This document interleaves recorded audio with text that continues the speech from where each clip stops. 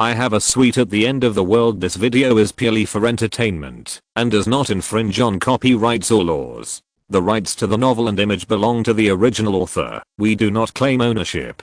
Don't like waiting and want to listen to this fanfic in full now? Subscribe to our Patreon, where you'll find the best fanfics. Chapter 126, Linling's Laboratory. With the return of the expedition team, the Fishbone base has returned to its former bustle. The construction of the base has also returned to normal. The construction team has transported batches of building materials out of the wall and carried out the expansion work as previously planned. The women rescued from the basement of the Grey Goo mercenary group were placed in an unused apartment building.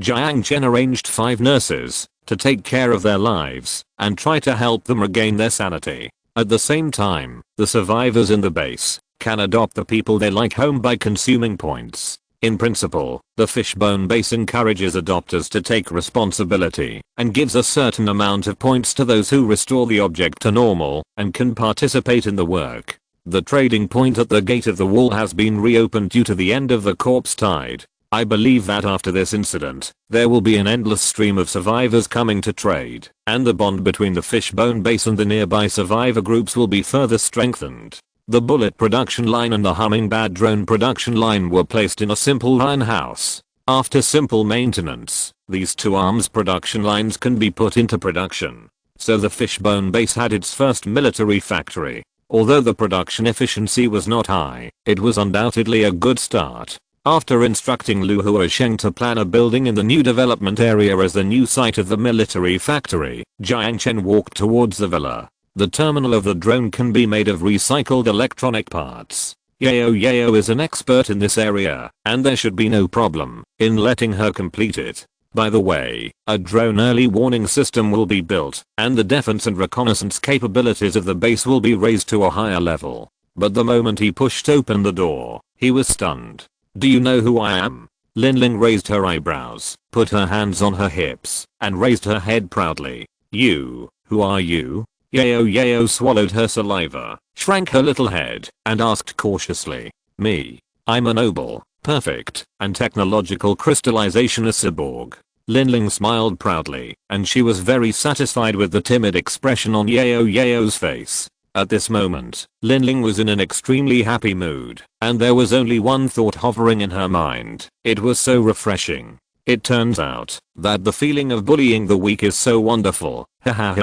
However, this joy did not last long, because she found Jiang Chen standing at the door, looking at her with a half smile. The corners of her mouth twitched stiffly, and Linling's arrogant expression froze on her face. After discovering Jiang Chen, Yao quickly fled behind him, as if she had found a savior, pouting her lips in grievance. Electronic man. Then what? Jiang Chen smiled at the beautiful girl with silver white skin and hair.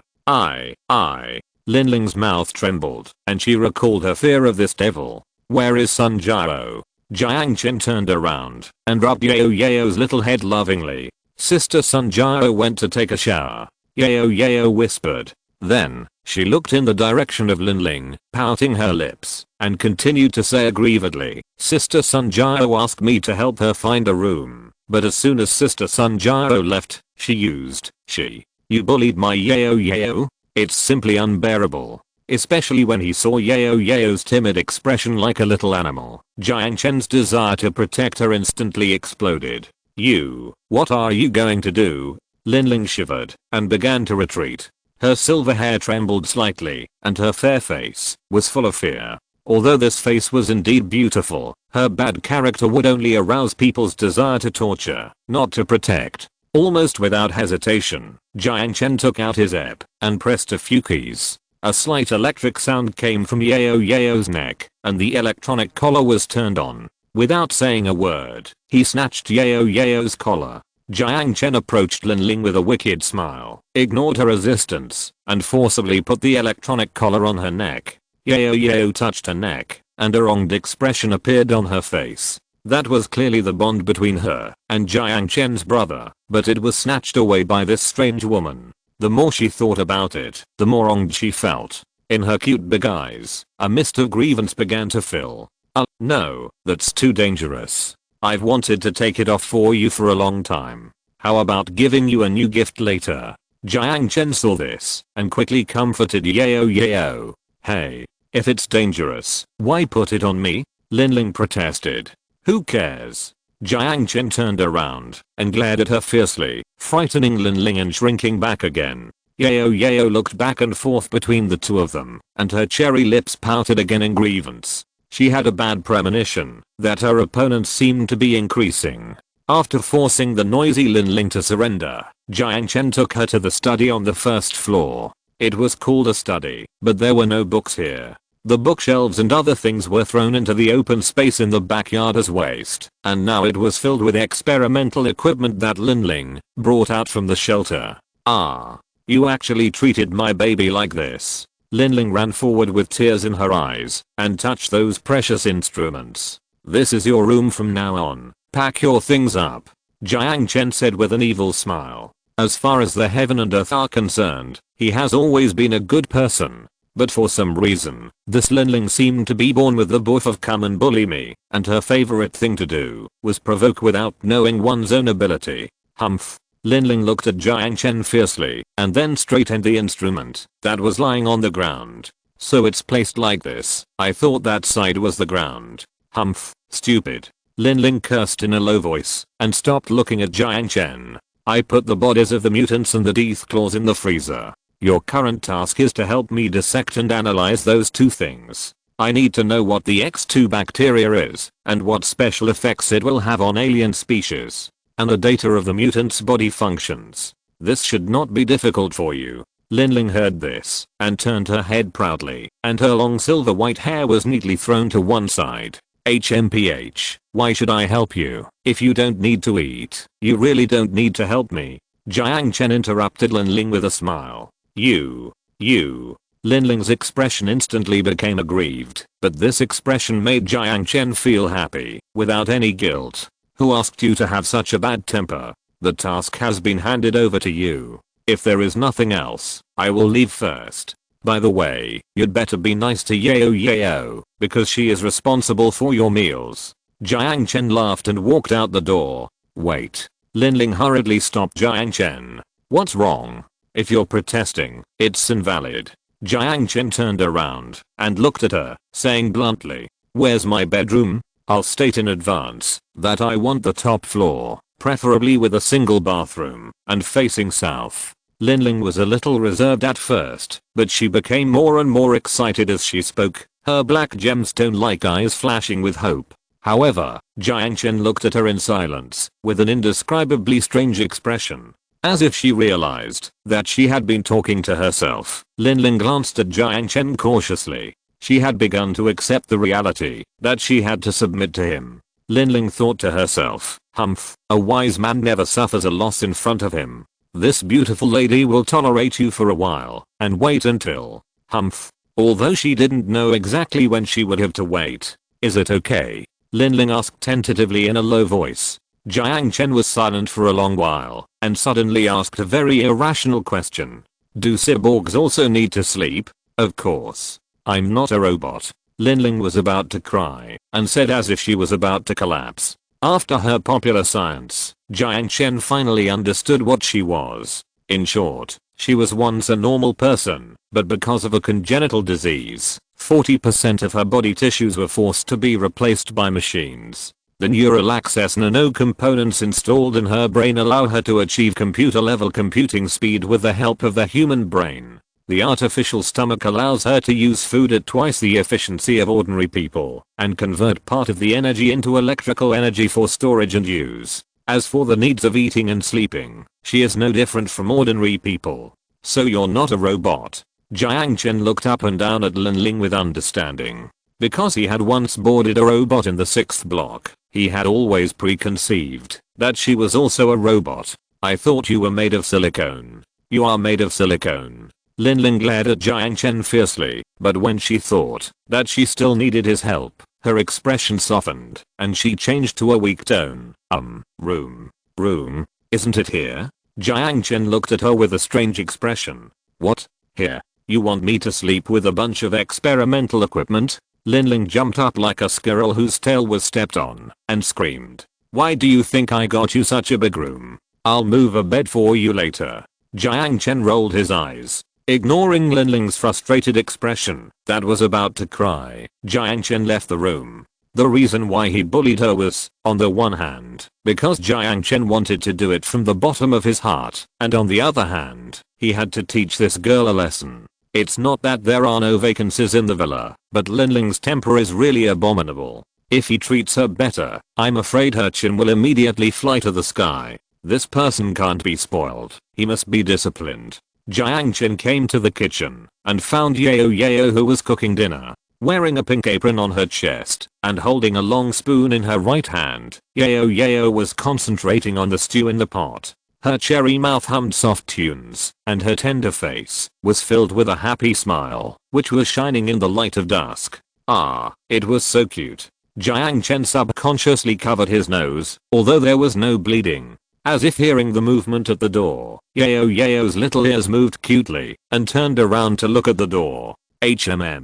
Brother, are you done? Wait a little longer, the rice will be cooked soon. After discovering that it was Jiang Chen, Yao's face turned slightly red and then turned around and continued to stare at the food in the pot. I'm done.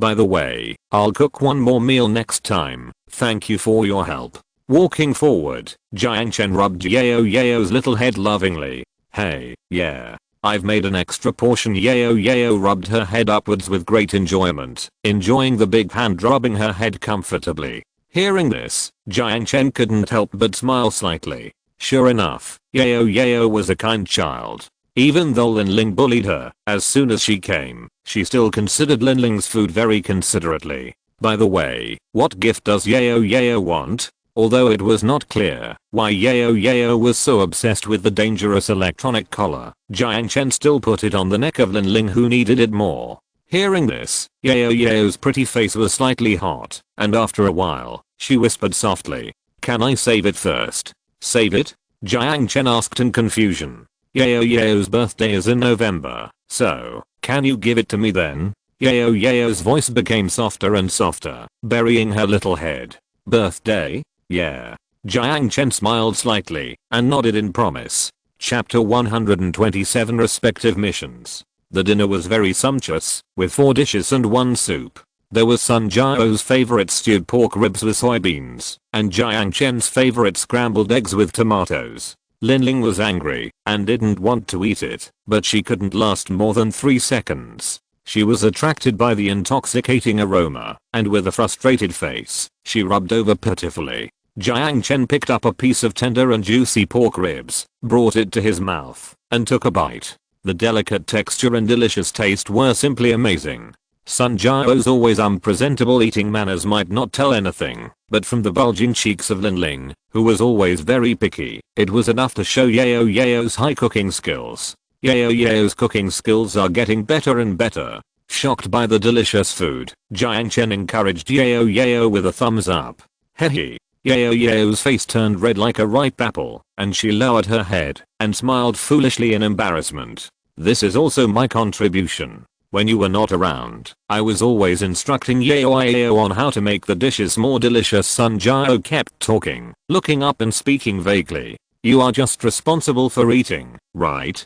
Jiang Chen complained. I can probably get 80 points. Linling swallowed a mouthful of rice and muttered proudly in a voice that only she could hear. After the meal, Jiang Chen and Sun Jiao walked to the kitchen with their bowls. After Linling finished eating, she wanted to run away, but was caught by Sun Jiao without any courtesy. Ignoring Linling who was rubbing the bowls hard in anger, Jiang Chen put the washed bowls in the cupboard and then took Sun Jiao, who had also washed the bowls, upstairs. Are there any banks near Qingpu? Jiang Chen asked straight to the point. To conduct economic exchanges with Ukrainian warlords and mercenaries, and to transfer funds to sensitive areas, using a Swiss account. To remit money would risk having the account frozen. Considering the security of the account, Jiang Chen decided to use the safest and most primitive payment method, gold. So, he had to find a way to get some gold from the end of the world. Bank? Do you need gold? Sun Jiao asked curiously. Yes. Jiang Chen nodded. Sun Jiao took out a computer pen and skillfully unfolded the holographic map. There is a pack bank in Sun Jiao, not far from here. Then you can bring someone to help me run a trip tomorrow. I need the gold in the bank's vault. Jiang Chen looked at the location on the map and said after a moment of silence, yes. Sun Jiao smiled charmingly and nodded. Then I'll leave it to you. Jiang Chen smiled slightly and was about to turn around to find Yao to discuss the drone. But at this moment, he found that the corner of his clothes was pulled. Sun Jiao pouted her little mouth, approached, and leaned close to his ear. I took a shower in the afternoon. Hearing this, Jiang Chen suddenly laughed. What are you laughing at? Sun Jiao stretched out her pink fist and lightly hit his chest with dissatisfaction. Nothing, I just think you're cute. Jiang Chen smiled and stretched out his hand, ruffling her black hair. Cute. I'm a queen. Sun Jiao puffed out her chest and rolled her eyes at Jiang Chen. Then her eyes wandered embarrassedly and she said calmly, do you want to come? Jiang Chen naturally understood what she meant, but he smiled slightly and shook his head. Sun Jiao was surprised and put her hands on her waist in dissatisfaction, raised her eyebrows and asked, why? Because we need harmony and love. When the gods fight, mortals suffer. Jiang Chen looked up at the sky helplessly. Wrong. I have something to say to Yao. Wait for me in the room tonight. Jiang Chen laughed evilly and touched Sun Jiao's face frivolously. Something? It can't be that kind of thing. Sun Jiao looked at Jiang Chen suspiciously. Ahem. It's impossible. You think too much. It's about drones. Jiang Chen was embarrassed and coughed. Sun Jiao pouted her lips and suddenly kissed Jiang Chen on the face, then jumped aside and said with a wicked smile, that's good. You can only eat Yao if you feed me enough. Jiang Chen rolled his eyes at the naughty girl, said nothing more, and turned to walk towards Yao's room. The door was open, and Yao was sitting at the table fiddling with electronic parts. There was a faint smell of shampoo in the room, and Yao's hair was wet, and it could be seen that she had just taken a shower. She was wearing cute little bear pajamas, and her 2 pairs of white legs were swinging happily beside the stool. Standing at the door, Jiang Chen knocked gently. Ah, brother Jiang Chen is here? What's up? Yao turned around and saw that it was Jiang Chen. A soft smile immediately appeared on her face. Well, I have something to ask of you, Yao. Jiang Chen walked up to her and touched her little head as usual and said with a smile. Yao tilted her little head in confusion, staring at Jiang Chen with her big eyes. Jiang Chen took out the wreckage of a hummingbird drone, which he brought out from the underground shelter. For a drone like this, can you design a drone control terminal? Yao took the plate-sized drone, held it in his hands, and looked at it carefully. Well, it shouldn't be a problem. For drones like this, if the number is small, EP can be used as a control terminal. However, if the number of drones exceeds 10, or even hundreds, the EP processor cannot support it. Yeah. No problem. A table-sized processor should be enough. Yao clapped her hands and nodded cutely. Do you need anything in terms of materials? I'm going to the 6th block tomorrow. Well, there are still quite a few electronic components in the warehouse, but some key parts seem to be missing. How about this? I'll write down the things I need on a list and give it to you tomorrow morning. Okay. Yao blinked her big eyes and said seriously. Of course. Jiang Chen rubbed Yao's little head lovingly. One more thing. Can Yao design a drone early warning system? When Yao heard Jiang Chen mention the drone early warning system, her eyes lit up instantly, and she nodded vigorously. Yeah. It just so happens that I've read a book on this recently. Just leave it to me. Yao raised her little head confidently. Then I'll leave it to you. Does your brother have any detailed requirements for this drone early warning system? Yao stretched out her little hand to take a pen and paper and waited for Jiang Chen to speak seriously. Looking at Yao's serious and cute look, Jiang Chen couldn't help but smile. Specific requirements are, be able to automatically perform patrol missions for 100 drones. Be able to set patrol routes through the terminal, be able to confidently avoid obstacles, and be able to immediately respond to attacks when encountering an enemy. By the way, it would be best if a facial recognition system and a heat source analysis system were added. After giving the details, Jiang Chen left Yao's room. However, the moment he stepped out of the door, he always felt that Yao's expression was a little resentful. Chapter 128 Thriving. The next morning, Jiang Chen personally led the 5 people who were about to undergo surgery to the 6th block, accompanied by 5 soldiers from the Fishbone base. The reason why he personally led the team there was, on the one hand, out of curiosity about how much the 6th block had changed after the expedition, and on the other hand, for the purpose of market research. Since the purchasing power of the 6th block has increased, the content of trade no longer needs to be limited to food. After the initial industrial capacity explosion is over, and the frantically running production lines have allowed everyone to change into powerful weapons, the demand for arms will definitely fall due to saturation. However, the upgraded hunting ability will only increase the number of subcrystals, and the survivors will even be able to expand their hunting radius and move towards the city center to hunt more subcrystals. After satisfying the most basic need of filling their stomachs, people with pockets full of subcrystals will inevitably begin to pursue quality of life. Born in response to market demand, a large number of small workshops will surely emerge like mushrooms after rain, and then transform into small factories and large factories under the affirmation of the market. A wide variety of goods will fill the shelves of every store, and the greetings between friends will change from the initial "did you get the nutritional mixture today?" to "how many subcrystals did you earn today?" Order will be restored on this land. Prosperity will be restored under this free order. And all this was facilitated by a war that lasted only a few days. Welcome to the 6th block, my friend. Zhao Chenwu held a cigar in the corner of his mouth and opened his arms to greet Jiang Chen from a distance. See you again. Is your investment in me worth the price? Jiang Chen laughed. Of course. Zhao Chenwu smiled and handed him a cigar, a good product before the war. One cigar costs 10 subcrystals. There was no need to think about it. Since Jiang Chen was standing here, it naturally proved that the danger of the Fishbone base had been lifted, and this also meant that the batch of food had been transported to Wanghei City.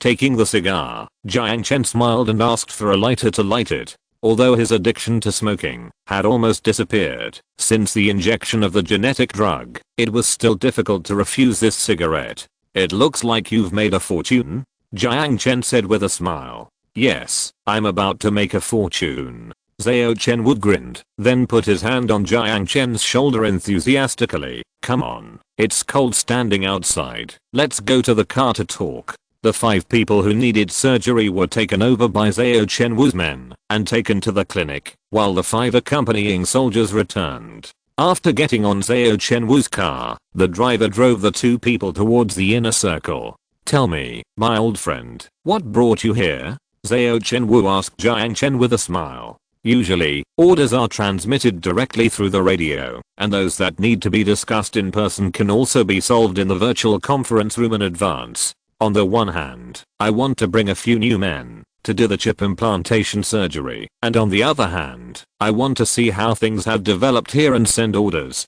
Jiang Chen glanced out the car window and handed the graphene card to Zhao Chenwu. It was still the white gate, and beyond the gate was still the terrifying infantry gun, but the skinny faces had been replaced with confident ones. Construction materials were piled up in the open space, and construction vehicles were busy outside the 6th block, as if they were starting an expansion project. The slums were sparsely populated and looked a bit empty. As if seeing the shock on Jiang Chen's face, Zhao Chenwu smiled, pinched the graphene card, pressed the start button on it, and then said casually, those buildings are newly expanded industrial areas, and the walls have to be expanded a few hundred meters outward. The slums are no longer selling people, and the parliament has introduced a bill to start a redemption system for refugees in the slums. Redemption system?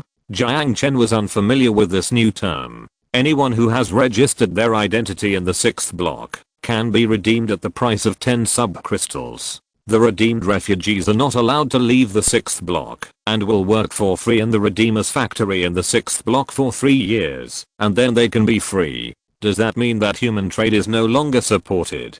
Jiang Chen asked with a frown. Officially, refugees will no longer be a burden on the 6th block, but I recommend you to go to the free market.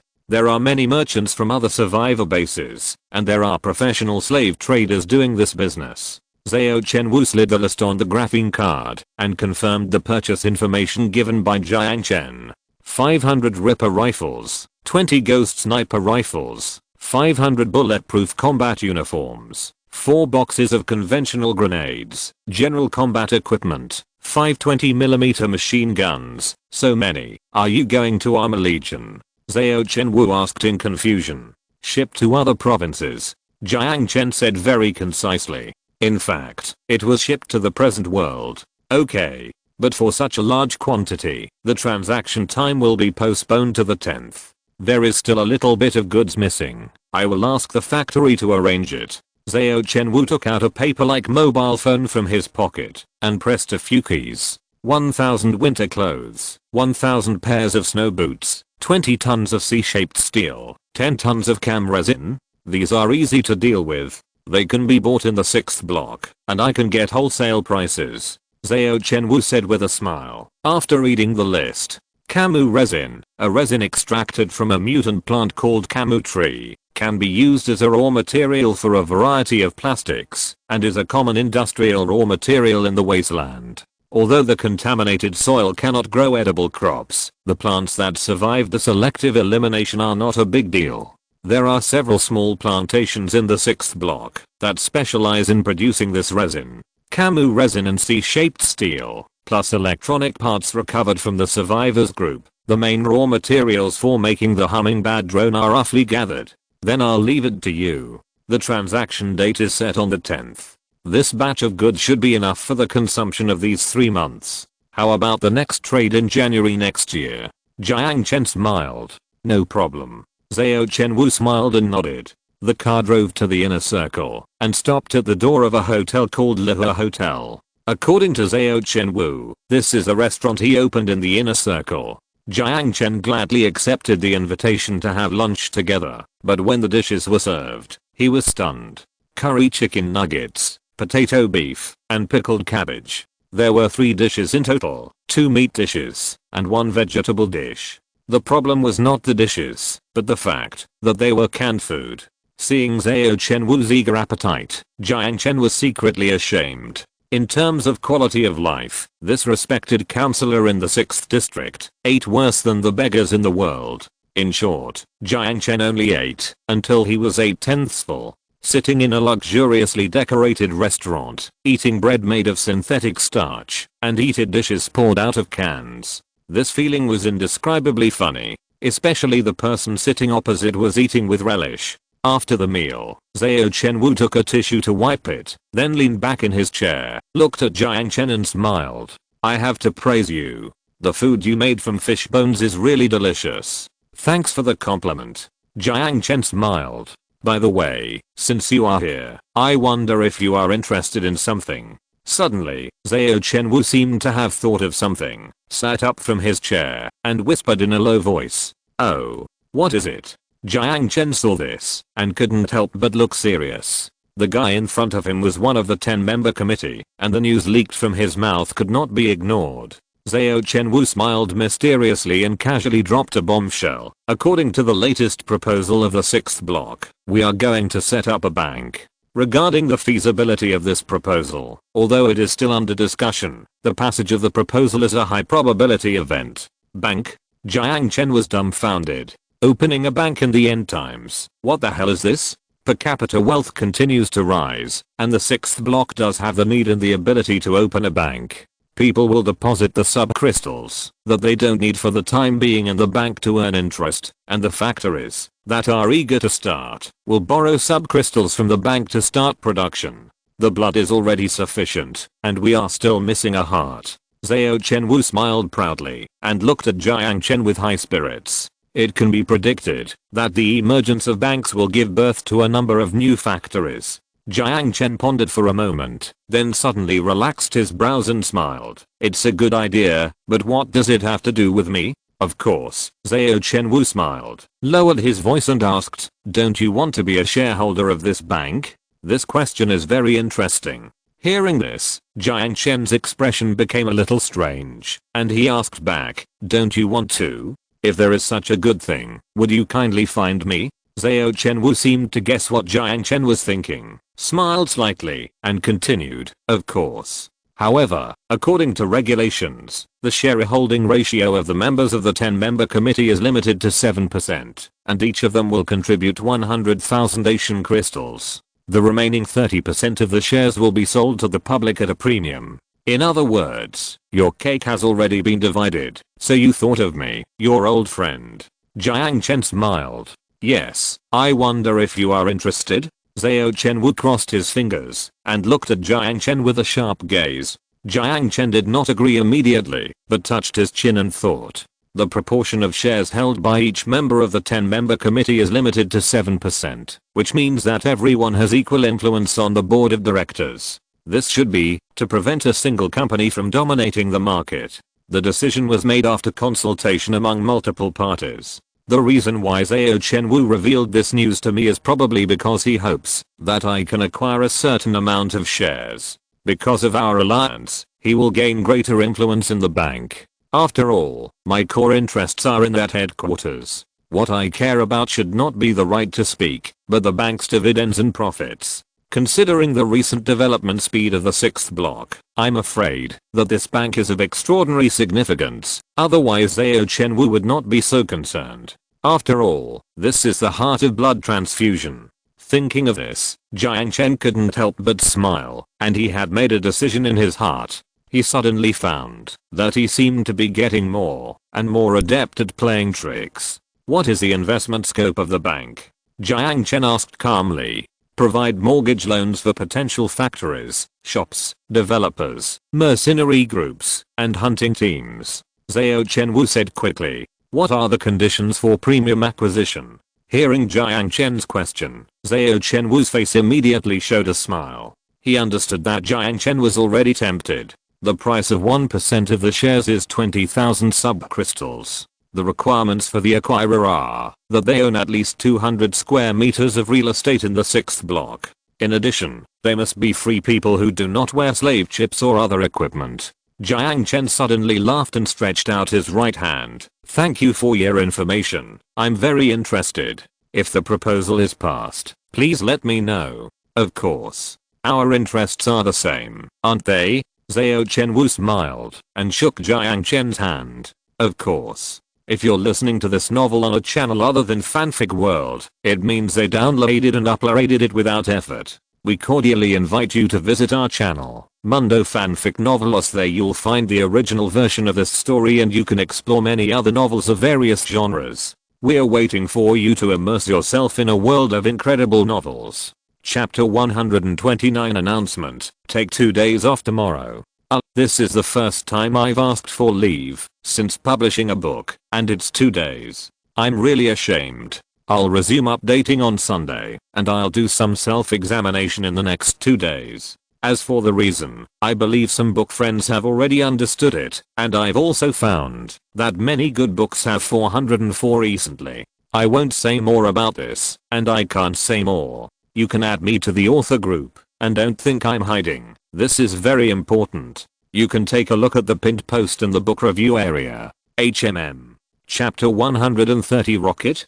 Coming out of the Little Hotel, Jiang Chen declined Zhao Chenwu's invitation to stay at the Paradise Island Hotel for free and walked straight to the development bureau of the 6th block. The inner circle has changed a lot. I remember that, when he came here a few months ago, he was impressed by the spider tank with a triangular barrel and the fully armed soldiers. But now it is the well-dressed pedestrians on the street. The radioactive dust in the sky is still oppressive, but the whole base has added a different style. That is prosperity. Zhao Chenwu's high-end car is no longer a rarity. There are fewer armored vehicles patrolling the streets now, and private cars are gradually increasing.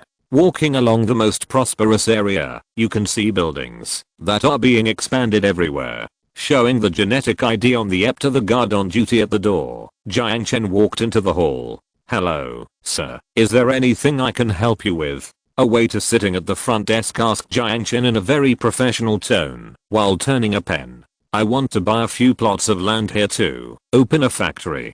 Jiang Chen casually flipped through the brochure on the front desk and said casually, Building a factory is fake, and we can just build a warehouse to fool people. The key is to get the 200 square meters of real estate certification. The 6th block is about to establish a bank, and 30% of the shares will be sold publicly. This big cake is too tempting. Imagine that there are probably no more than 20 factories and small workshops in the 6th block now. However, the per capita wealth has increased several times now. How many times will the total economic volume expand? It is no exaggeration to say that the number 20 will increase by more than 5 times within a year. The birth of the bank will undoubtedly speed up this process. How many people will beg for loans at that time? Investing in a bank is definitely a sure win. Buying an industry? You are welcome to invest in the 6th block. But sir, the land in the new industrial zone being developed has been sold out. Perhaps you can consider buying it from the holder. Sold out? So fast?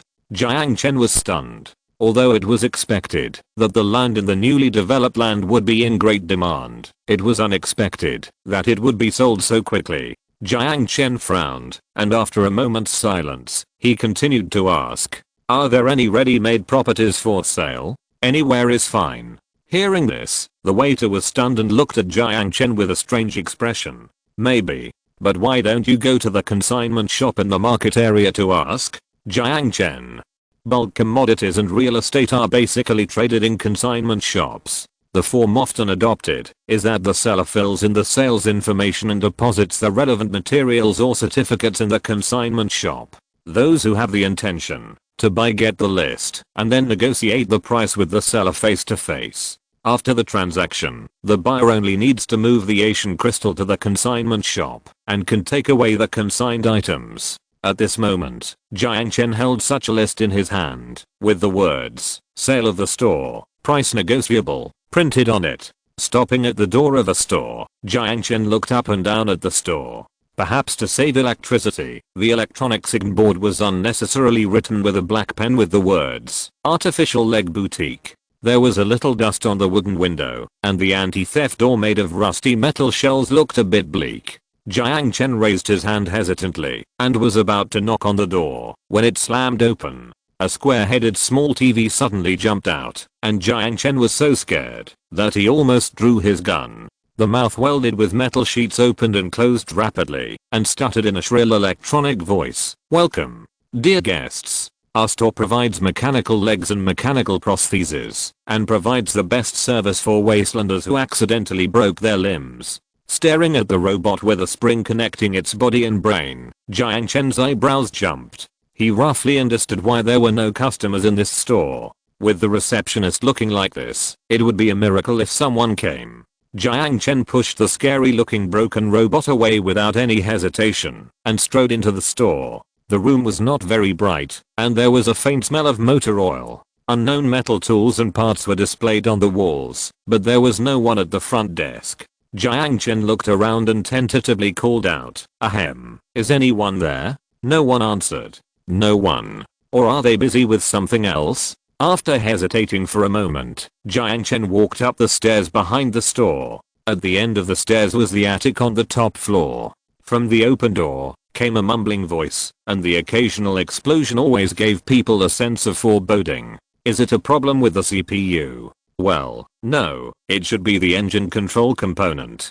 The door was open, and the roof was also open. The room was filled with strange equipment, and there was a small astronomical telescope in the corner, and a holographic device that seemed to be a nebula map. In the center of the room was a cylinder with a radius of about 1 meter and a height of about 2 people. The sharp head.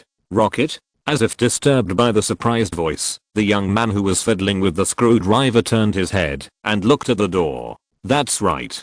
It's a rocket. He threw the screwdriver aside, rubbed his messy greasy curly hair, and laughed. Jiang Chen looked up and down at the two-person high firecracker, and suddenly laughed out loud. Haha, finally someone can see the charm of this thing I designed. However, the man misunderstood, and a happy expression instantly appeared on his face, and he opened his arms and walked towards Jiang Chen. Jiang Chen calmly avoided the hug that was obviously not showered for a few days and coughed. "The purpose of my coming this time is investment, right? I understand." "No, you may be mistaken. The man suddenly made a stop gesture with a mysterious expression, and then waved to Jiang Chen. "Let me show you something fun first." After that, the man quickly walked to the corner of the room.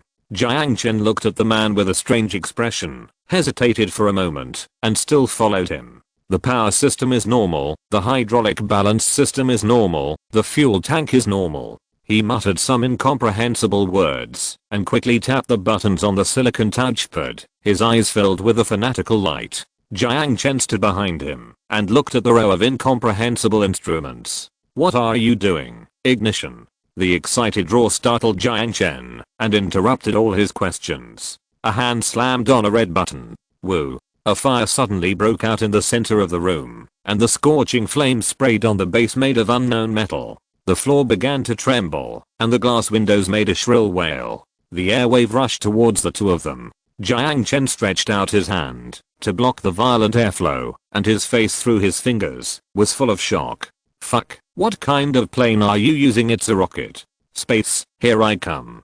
"Haha, launch." Facing the violent airflow, the man tried to stand firm, put his hand on the handle of the equipment, and then pushed it to the top.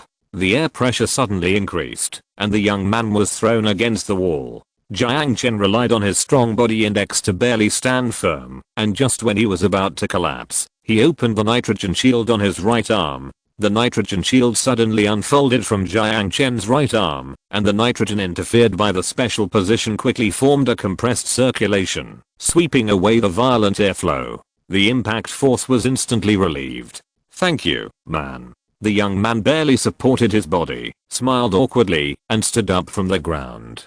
Turning off the nitrogen armor, Jiang Chen glanced at the black shadow that had already rushed into the sky, and turned back to glare at the man fiercely. F***KU? Launching a rocket in the house. Although what shocked him even more was that future technology would allow rockets to be launched in the house. How advanced would the fuel science and material science be? Hearing this, the man smiled awkwardly and scratched his hair. "It's okay. There is no rule in the 6th block that prohibits shooting at the sky." Jiang Chen was speechless. Patting his messy clothes, the man cleared his throat and stretched out his right hand to Jiang Chen. "Jiang Lin, the owner of the artificial leg boutique in the 6th block." After hesitating for a moment, Jiang Chen stretched out his hand and shook his hand, looking at him strangely. "Artificial legs? Can you tell me, what is the inevitable connection between artificial legs and rockets?" Jiang Lin smiled embarrassedly, touched his nose with his hand, and said, "The artificial leg shop is opened by my father." "What about now?" Although he asked this, Jiang Chen had roughly guessed what was going on. The son failed to inherit his father's business, threw the family business aside, and started a rocket business? "I'm not cut out for that." He shrugged somewhat dejectedly, but then he waved to Jiang Chen, as if he was interested. "I'll show you something interesting." After saying that, Jiang Lin left Jiang Chen behind again, and walked quickly to the other side of the room. Jiang Chen stared at his actions in a daze, sighed as if giving up, and followed him. According to the set program, my Explorer 8 will enter the synchronous orbit at the first cosmic speed. Look.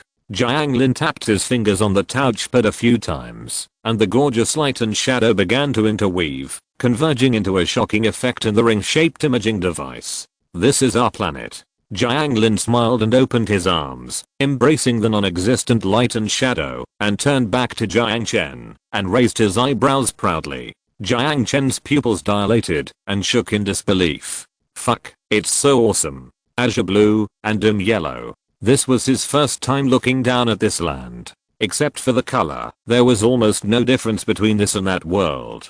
The azure blue belongs to the ocean, while the clouds, that should have been pure white, have been mixed with an unhealthy gloom. The unhealthy color belongs to radioactive dust, chemical dust and industrial waste gas. The soil in the northwest is faintly dark green, which should belong to some mutant flora. I remember Sun Jiao mentioned before that there seems to be a place called the United District in the north. South of Bayou, the creepy black can be seen in patches, which is the color of scorched earth. Because it is in low Earth orbit and runs synchronously with the Earth, Explorer 8 can only see the situation in Asia. But I think that side of the Earth should not be much better. From various angles, this planet is no longer suitable for human habitation. Although this sentence does not sound optimistic, Jiang Lin's tone is calm. After speaking, Jiang Lin stretched out his finger and clicked on the touchpad, and the screen's perspective instantly switched. Where is this? Jiang Chen recovered from the shock and stared at the rows of ring-shaped fragments on the holographic screen and asked. Space debris in low Earth orbit has formed a ring of planets in low Earth orbit. The battlefield of World War III is not just on the ground.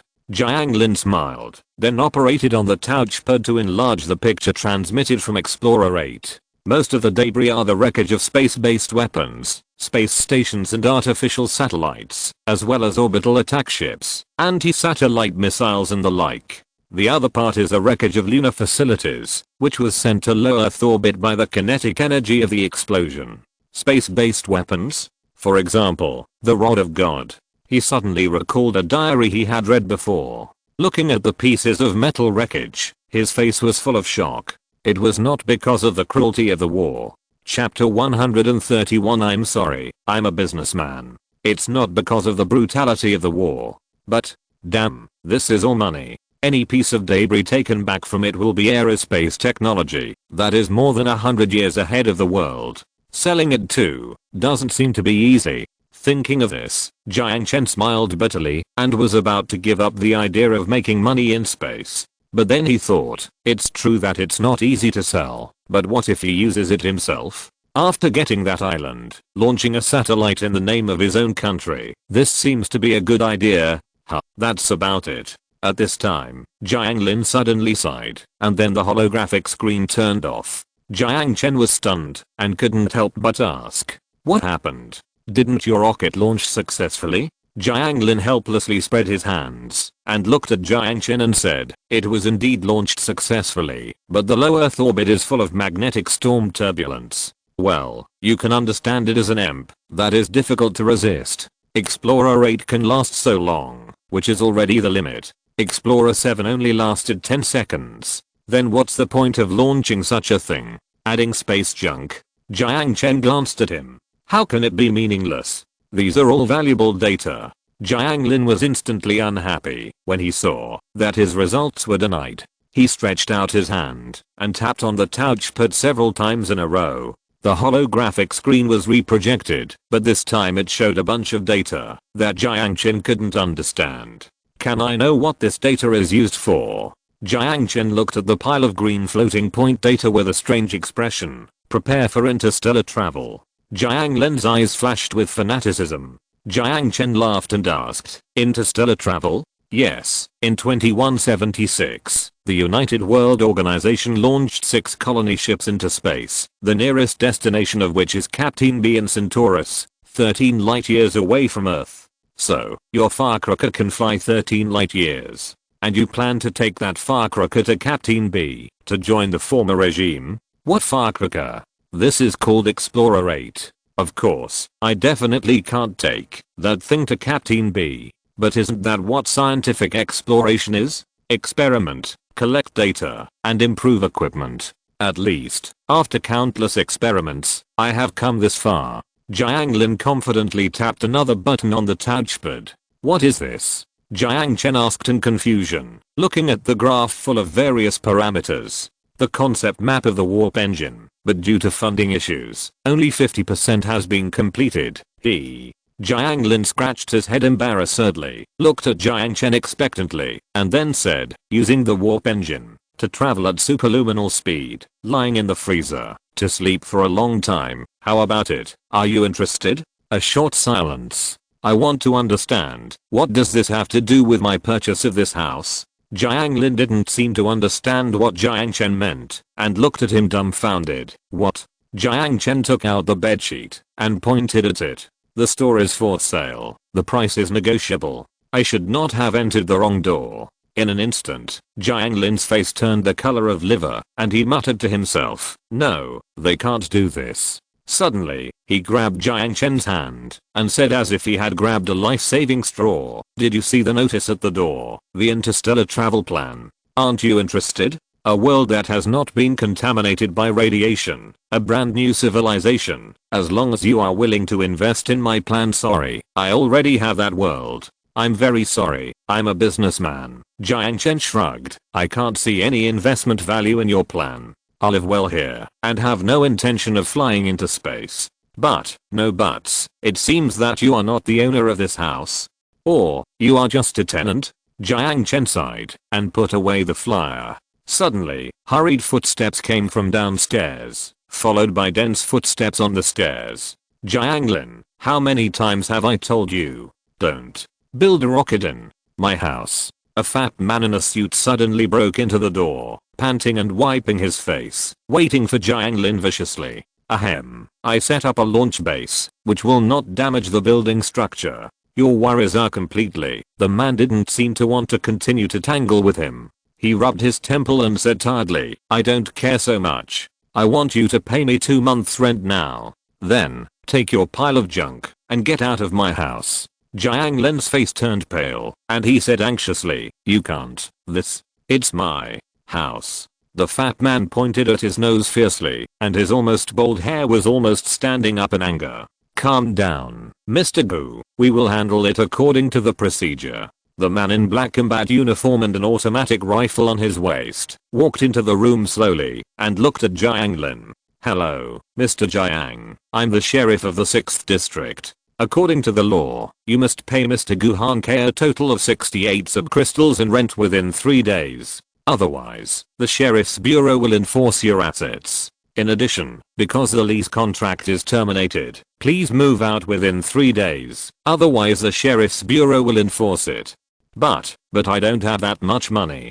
Jiang Lin stuttered. I'm sorry, but that's the law. You will be restricted from leaving the country within 3 days, unless the debt is paid off. The sheriff shrugged and looked at Gu Hanke. Are you satisfied with this result? I'm satisfied. Gu Hanke naturally didn't dare to get angry with the sheriff. Then he looked at the pale Jiang Lin and pointed at his nose viciously. You'd better get the money together within 3 days. Otherwise Jiang Chen, who was watching from the side, suddenly interrupted him and said impatiently, excuse me, are you the owner of this house? Gu Hanke was stunned for a moment, frowned and looked at Jiang Chen. Who are you? Jiang Chen. If this flyer is yours, we can talk about the price. Jiang Chen took out the flyer and tapped it with his finger. Hearing this, Gu Hanke's eyes lit up, and he immediately became energetic.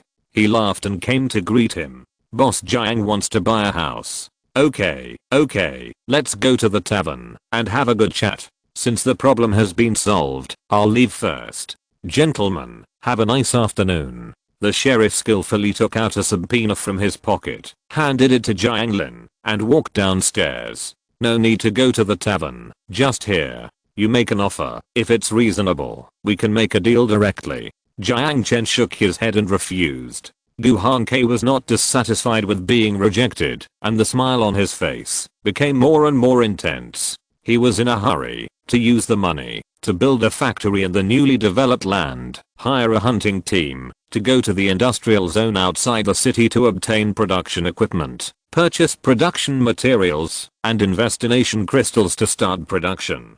The industry in the market area. He doesn't have only this one. How can collecting rent compare to making money from opening a factory? He didn't know that the 6th block was planning to open a bank. Otherwise he would definitely not sell this industry at a low price. Such a generous buyer is really rare. After a slight hesitation, Gu Hanke tentatively threw out a reasonable price. Considering the development prospects of the 6th Street district, my store is at least located in the center of the market area, including the warehouse at the back. The total area is 300 square meters, and the total price is 6,900 crystals. The rent is 34 crystals per month, and the price to rent ratio is around 200, which is reasonable. Jiang Chen thought for a moment and nodded. However, the development potential here is so high, and Gu Hanke is so eager to sell it, he must be in a hurry to use the money. His eyes moved slightly, and Jiang Chen spoke. No problem, I will pay 6,900 crystals in one lump sum. But I have a request. Transfer his debt to my name. Stunned for a moment, Gu Hanke calculated in his mind. 68 crystals is not a small number, but he is in a hurry to use the money now. It seems that he can't care so much. Gu Hanke glanced at Jiang Lin, turned to look at Jiang Chen, and said with a smile, "Okay, then as boss Jiang wishes, the debt will be transferred to your name." Jiang Chen nodded, then took the agreement handed over by him, glanced at it carefully, and signed his name. "Tomorrow, just go to the consignment house in the market to pay the money, and then you can get the property certificate consigned there. After all, 6,900 crystals are impossible for normal people to carry around. With the development of the economy, banks are really necessary." Of course, Jiang Chen, who has a storage space, is an exception. Seeing the creditor Guhan Ke leave, Jiang Lin breathed a sigh of relief and wiped the sweat from his forehead. "Oh, man, thanks. If it weren't for you, I really don't know how to deal with it." Jiang Chen held the IOU in his hand and looked at Guhan Ke with a half smile. "Thank me. It's too early." Jiang Lin was stunned when he heard this and looked at Jiang Chen in confusion.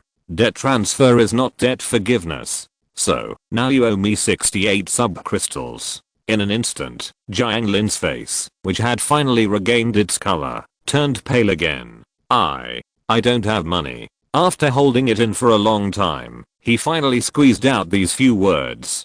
Jiang Chen was not surprised at all by his answer. He shrugged and continued. "You have two choices. Sell all the assets in the store at a discount. Considering the current boom in the military industry, there is still a large gap in metal raw materials. It should be no problem to sell your little gadgets at a scrap price." When Jiang Lin heard that his treasures were going to be sold as scrap, he immediately became anxious and shouted excitedly, "Impossible. Don't even think about it. These things of mine are worth at least tens of thousands.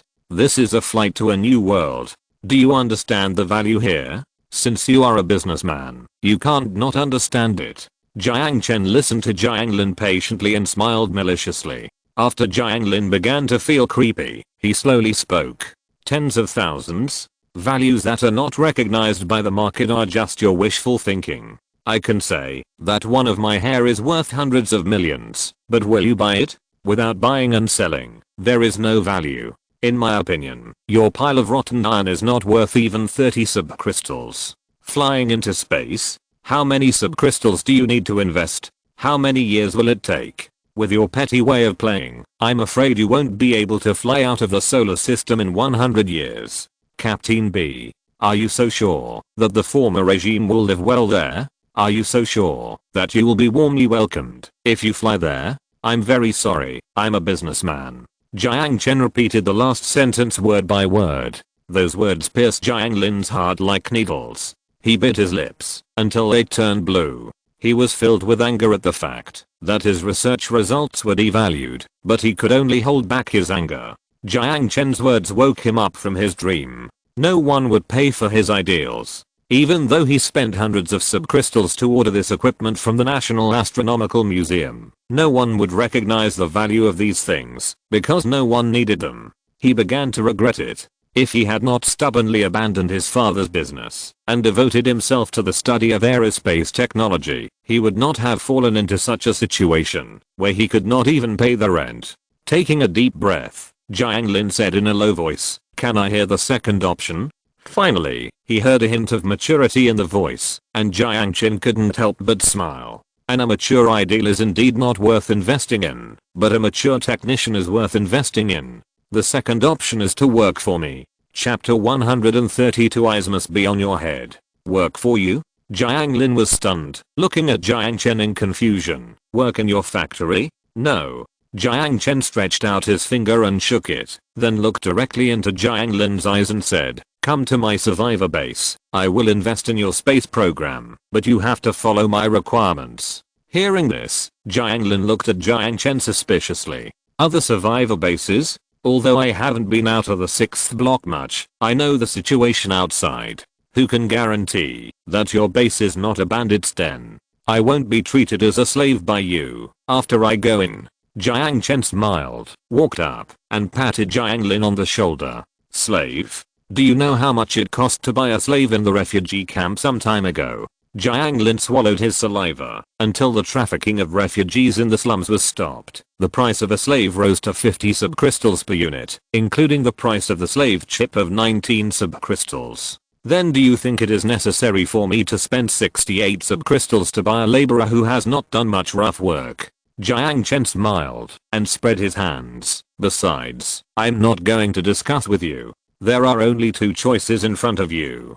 Sell your dream as scrap metal and then work in a factory to pay off the remaining subcrystals. Or sell your dream to me and I will provide you with resources and research directions. And you just need to install a chip on the back of your neck. After listening to Jiang Chen's words, Jiang Lin's eyes obviously struggled for a moment, but in the end he sighed as if in compromise and spoke under Jiang Chen's satisfied eyes. I choose the second one. Since Jiang Lin has nodded, the next thing is easy to handle. Jiang Chen told him to pack up all his things and then arranged for him to go to the hospital for the surgery to implant the slave chip.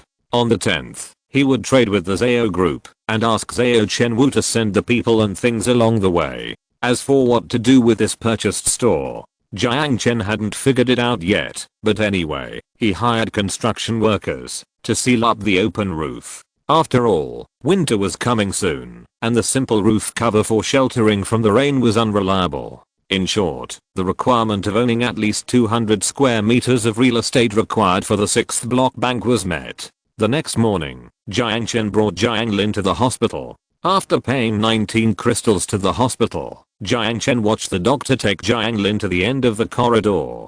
At this moment, he happened to meet 5 people who were walking out of the rehabilitation room.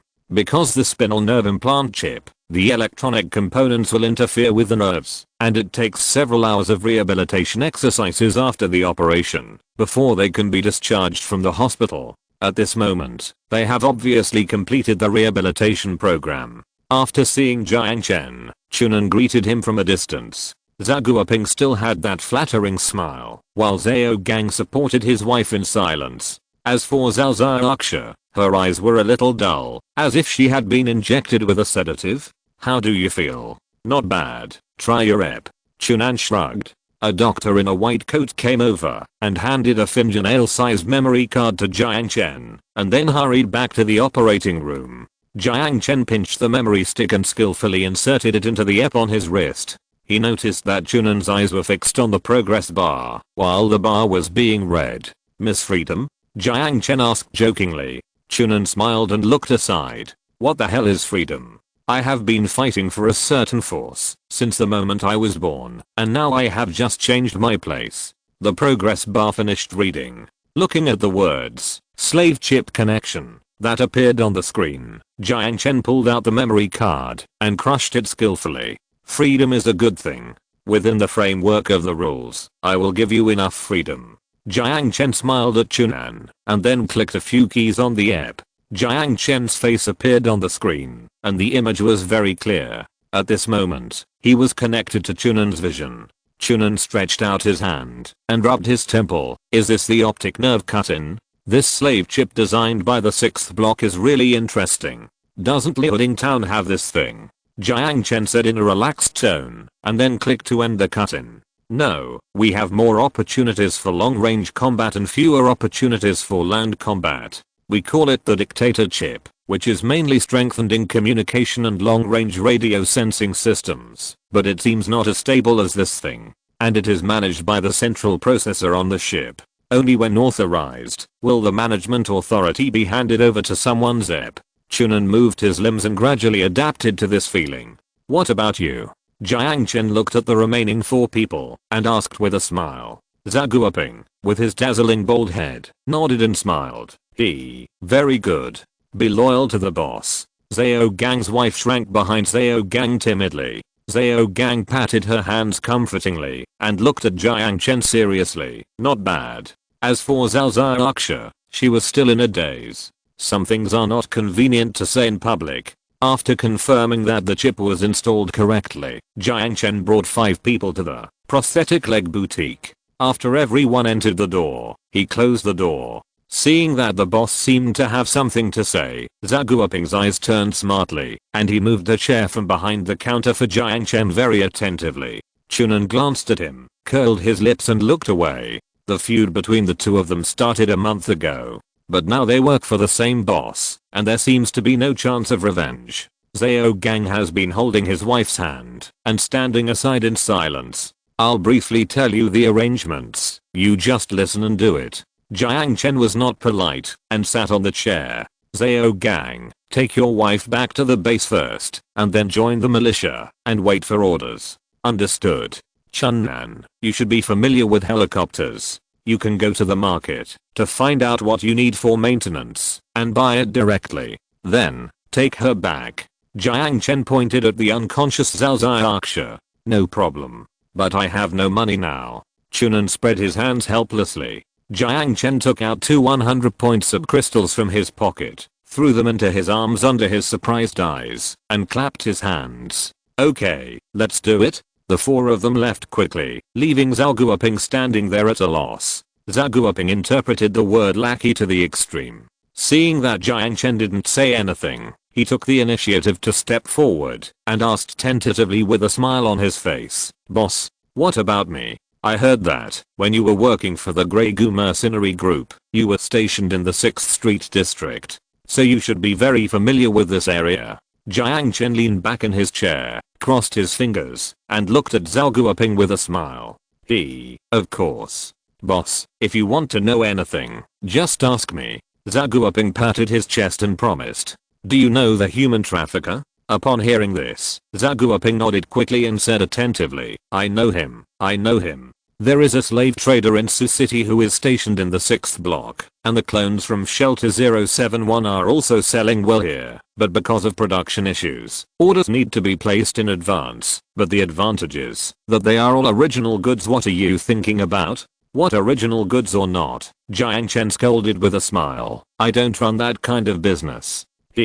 But boss, if you want, you can go to the Zenru Hotel to have fun. The newly made clones are like inflatable dolls. After being trained and educated, they will be more. Zhao Guoping smiled very *****. Okay, let me talk to you about business. Jiang Chen frowned and interrupted Zhao Guoping's flattery. Yes.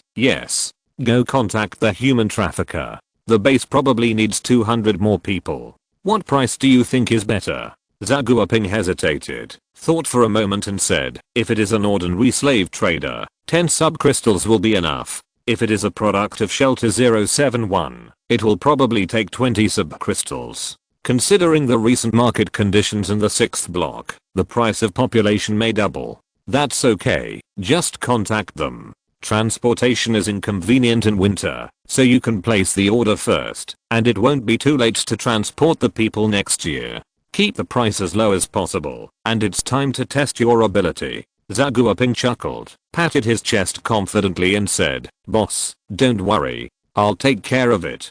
After explaining the population issue, it was time to discuss how to make use of this store. What do you think is a good use for this store? Jiang Chen looked at the decoration of the store and asked. After listening to the boss's words, Zhao Guoping rolled his eyes, touched his bald head and smiled. It depends on what the boss wants. If it's for making money, opening a food store will definitely make money. After pondering for a moment, Jiang Chen shook his head and said, the food store is not possible. The food business in the 6th block has been handed over to Zhao Chenwu. Fishbone Base needs an ally, and it is necessary to give up part of the profit for this. As far as I can see now, Zhao Chenwu is a relatively honest guy, and the benefits of maintaining cooperation are definitely greater than those of a mere food store. Moreover, this store is really useless for making money. Apart from food, Fishbone Base has nothing to show for itself that can attract people from the 6th block to buy.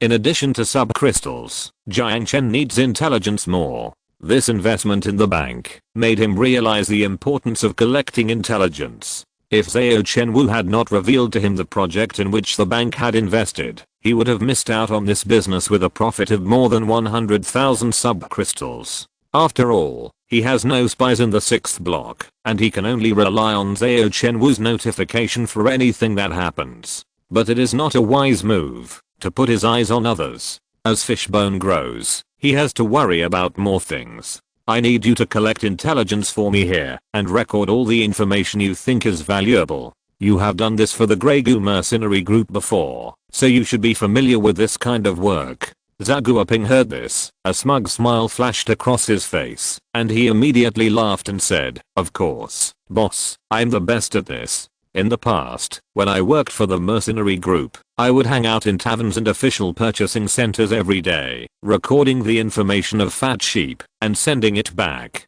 We can open our own tavern. Nothing can make people speak the truth better than alcohol." Tavern? Jiang Chen was stunned and looked at him with a strange expression. Is there a tavern in the 6th district? There is obviously no grain for brewing wine, but there is a tavern? They are all industrial synthetic wines that have been treated to remove methanol. It is harmless to drink a small amount. Industrial alcohol can be drunk. Damn, this alcoholic in the end of the world is also very hard working. But speaking of it, he actually forgot that selling alcohol is also a way to make money, and it may be more popular than the grain business. The tavern is up to you. You can hire someone to renovate this store. Send me a message when the renovation is done. Don't worry about the wine. I will take care of it. I wonder if those drunkards will crowd out the entire pub when they smell the aroma of beer, white wine, and red wine. The more Jiang Chen thought about it, the more he felt it was possible, and the smile on his face grew wider. Alcohol may be a rarity in the end times when there is a shortage of food, but it is nothing in this world. You can buy a few pounds of it in any supermarket. Zhao Guoping was secretly happy to see that his boss was in a good mood.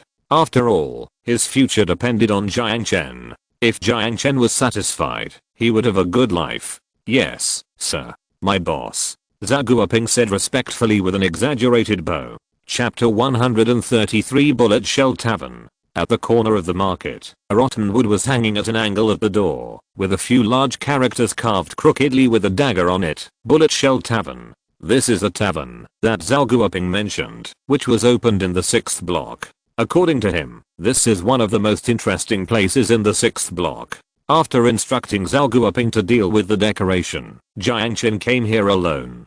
Because he didn't know the tastes of the people here, he needed to do a simple market survey. And the best way to investigate is naturally to come here and have a drink or two. Although the decoration here is not very bright, there are surprisingly many customers coming and going. A weirdo wearing a loose windbreaker sat at a table near the door and drank a pungent wine alone. The young man with a red scarf on his head stepped on a stool, holding a cigarette in his mouth and dealing cards to the table in a dazzling manner. The onlookers included lone travelers, wandering gangsters, and a profession that has only recently emerged in this area, hunters. The woman who was dangling under the light in revealing clothes leaned against the bar, waiting for tonight's prey to take the bait. Black market merchants hid in the shadows, selling harmless gadgets. The air in the tavern was turbid and the environment was noisy. This was Jiang Chen's first reaction when he stepped into this space. It should not be an illusion. When he stepped on the dry wooden floor, he felt at least 10 eyes cast in his direction. Some were friendly, but most were unfriendly. After a short pause, Jiang Chen continued to walk forward and went straight to the bar. "Won't you buy me a drink, handsome guy?" A heavily made up woman leaned against the bar and gave him a gorgeous smile. Jiang Chen smiled and ignored her, but looked behind the bar, where the bartender was silently wiping the glass. White shirt, black pants, looks pretty neat. But the fat belly made his action, which should have been very handsome, look a bit funny. "What's here?" Jiang Chen sat on the stool next to the bar and asked casually. Hearing Jiang Chen's question, the bartender paused his movements and glanced up at Jiang Chen. "First time here?" "Yeah. There are a lot of things. Wine, Nuka-Cola, e-fruit flavor, Kakati." After saying that, the fat bartender continued to wipe the glass that he had rubbed countless times. "There is also mole milk tea and cockroach juice." A young man sitting next to him whistled and laughed. "That stuff will not be sold to newcomers." The bartender did not look up. "It seems that I don't have a chance to see it." Jiang Chen shrugged and joked, and after a pause, he continued, "Give me 1 bottle of each of those 4 drinks." Hearing this, the bartender stopped his movements, turned around and opened the refrigerator, and quickly placed 4 bottles of oddly shaped glass bottles on the bar. 2, 1, 2, 3. A total of 8 subcrystals. Jiang Chen reached into his pocket, took out 8 subcrystals from the storage space, and lazily slapped them on the table. Such a tycoon's behavior attracted a round of whistles and a series of greedy eyes. The bartender took the subcrystal silently and did not say anything, continuing to work on the matter at hand. Looking at the 4 bottles of drinks in front of him, Jiang Chen's eyebrows twitched. These things looked suspicious. The wine was normal. Should it be white wine or something like that? Nuka-Cola looked the weirdest. The fluorescent liquid didn't look like something that could be drunk. As for the e-fruit flavor, it looked a bit like orange juice. The Kakati was green like seaweed, and there were strange residues floating in the turbid liquid. Can these things be drunk? Jiang Chen couldn't help asking. There was a burst of laughter behind him, and a big man walked up with a smirk, stepped on the stool next to Jiang Chen, and said nonchalantly, "Hey, rookie, those drinks are too difficult for you. Why don't you come and play with us? If you are lucky, 1 point of subcrystal can be multiplied tenfold." The tone and expression seemed to have him in their hands. The so-called playing, of course, is gambling. Jiang Chen glanced at him, not angry, but smiled. "How about we play a game?" Jiang Chen didn't care whether he agreed or not, and slowly took out a crystal containing 50 points of energy from his pocket, and shook it in front of the big man. "Play once for 2 crystals. Guess which hand this stone is in. If you guess it right, it's yours." The big man was stunned by Jiang Chen's abrupt action, and then his face was happy, thinking to himself, "You asterisk asterisk asterisk. I guess you 10 times in a row. No matter how you cheat, you have to be right once." But he is not stupid. If Jiang Chen plays twice and runs away, then his crystal will be wasted.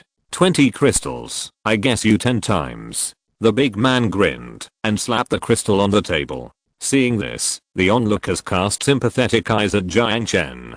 TSK, it's really unlucky to be targeted by Liu Mang. Hey, this rookie is going to be unlucky. As for those who looked at him with a gloating expression, most of them were the accomplices of this big man. Liu Mang, right? What a good name. Jiang Chen curled his lips and muttered to himself, but he didn't care and put away the 20 subcrystals on the table. "No problem, guess 100 times." He yawned, then threw the 50 points of crystal into the air and quickly crossed his hands and shook them. Liu Mang only felt a flash in front of his eyes, and the subcrystal disappeared from his sight. Seeing Jiang Chen lose move, those who were originally gloating changed their faces, and those who were originally looking at this side with sympathy instead changed to a gloating expression. There is something interesting to watch. A drop of cold sweat slid across Liu Mang's forehead. He didn't even see which hand the subcrystal thrown in front of him was hidden. Roughly estimated, this person's reflex nerve is at least above 25. Although he had also injected genetic drugs, the ones injected were more common E-level.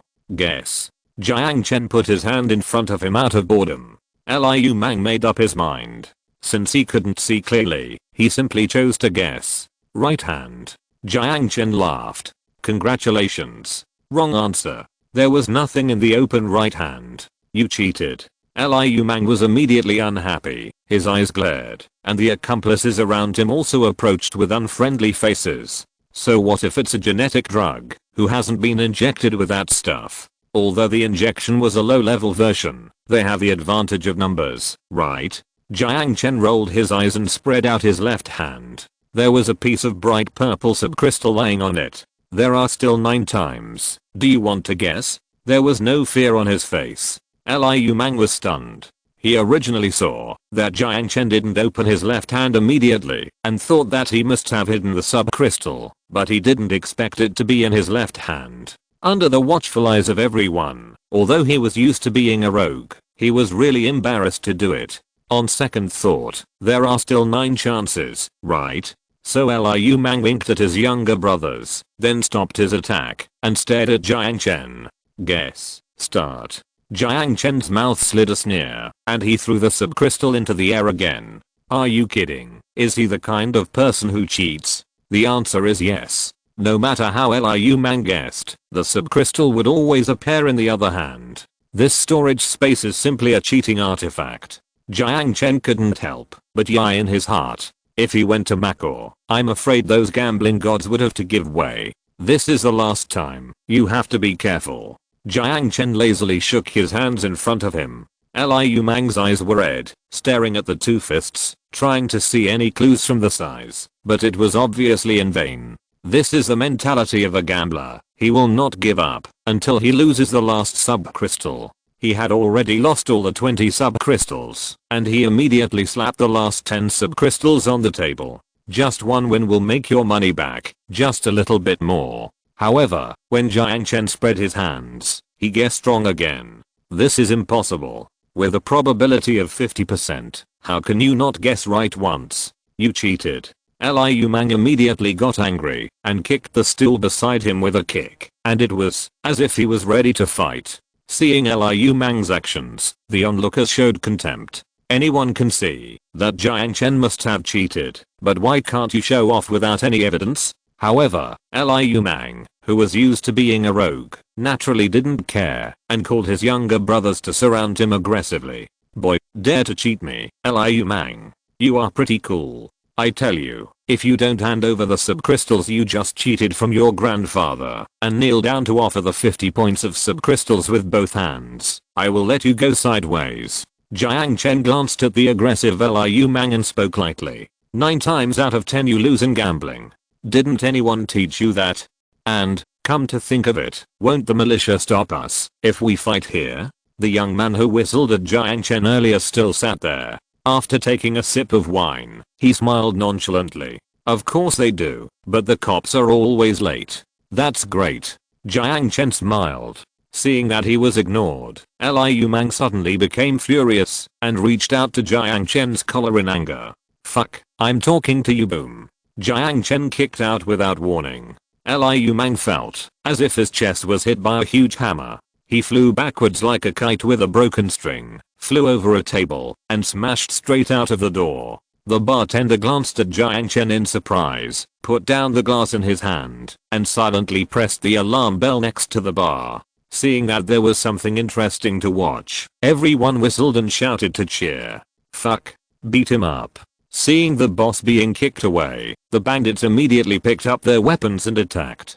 Jiang Chen calmly dodged a stick and turned frenzy instantly. He raised his hand to grab the dagger that was stabbing at him. With his surging strength, he easily pulled it aside and stabbed it into the shoulder of a bandit. Ah! The bandit screamed and fell backwards in embarrassment. Jiang Chen's hands did not stop. He pulled the bandit whose right hand was pinched to his chest and blocked the sticks that were coming. Haha, beautiful fight. Straight punch, give him a hook. Use a stool, idiot. Most of the onlookers were also good-natured people. Sometimes they cheered for Jiang Chen, and sometimes they cursed the bandits for not being good enough. A group of people beat one person and still took so long. There was a burst of ping pong, and the bandits didn't hit Jiang Chen with a few sticks. The weapons they picked up were almost all used to attack their own people. The frenzy was lifted. Cheers rang out, and the crowd cheered for the winner. The woman who had just approached Jiang Chen looked at him with brighter and brighter eyes, licking her tempting red lips. But Jiang Chen still didn't look at her. Clapping his hands, Jiang Chen glanced at the little minions lying on the ground. The young man who was sitting alone drinking laughed. I was going to wait until you couldn't beat me and then blackmail you for 2 glasses of wine. Obviously you don't have a chance. Jiang Chen shrugged and laughed. Fuck. Dare to hit me, Liu Mang, I'll beat your legs. Liu Mang walked in crookedly, cursing. But when he saw the little brother lying on the ground and the mocking expressions on everyone's faces, his mouth froze. Facing Jiang Chen's half smile, he looked at the little brother on the ground again, as if he couldn't accept such a reality. Do you know who I am? Seeing that he couldn't beat him, Liu Mang began to talk about cruelty, looking at Jiang Chen with vicious eyes. Oh. Who are you? Jiang Chen lazily picked up the e-fruit flavor, put it to his mouth, and took a sip, but the sweet taste almost made him spit it out. Shit, someone drinks this stuff? Everyone was also dumbfounded, thinking in their hearts, shit, someone actually drinks this stuff directly? Jiang Chen calmly put the drink back, with a half smile on his face. I'm very familiar with the people of the Grey Goo mercenary group. Haha, you have been hanging around in this generation. It is impossible that you have heard of their names. Liu Mang's mouth slid a sinister smile, staring at Jiang Chen's eyes, hoping to find a hint of fear in his pupils. However, Jiang Chen's reaction was destined to disappoint him. When he heard the name of the Grey Goo mercenary group, Jiang Chen almost laughed out loud. You are very familiar with them? Jiang Chen looked at him playfully. That's right. If you don't want to step into a coffin before you even step out of the 6th block, you'd better apologize to me and then pay for mental damages. Jiang Chen laughed and said nonchalantly. Liu Mang was stunned, feeling that this man's reaction was a little wrong. That's right. If you know what's good for you, you'd better take out the subcrystal quickly. Jiang Chen glanced at him and said slowly, since you are so familiar with them, do you know where they are now? Haha, isn't it in Sun Jiao? I know their boss very well. Liu Mang said proudly. No, they are in Qingpu. Jiang Chen shook his finger. The bodies were covered with formalin and hung on street lamps. Liu Mang was stunned and looked at Jiang Chen in disbelief. What are you talking about? Are you dreaming?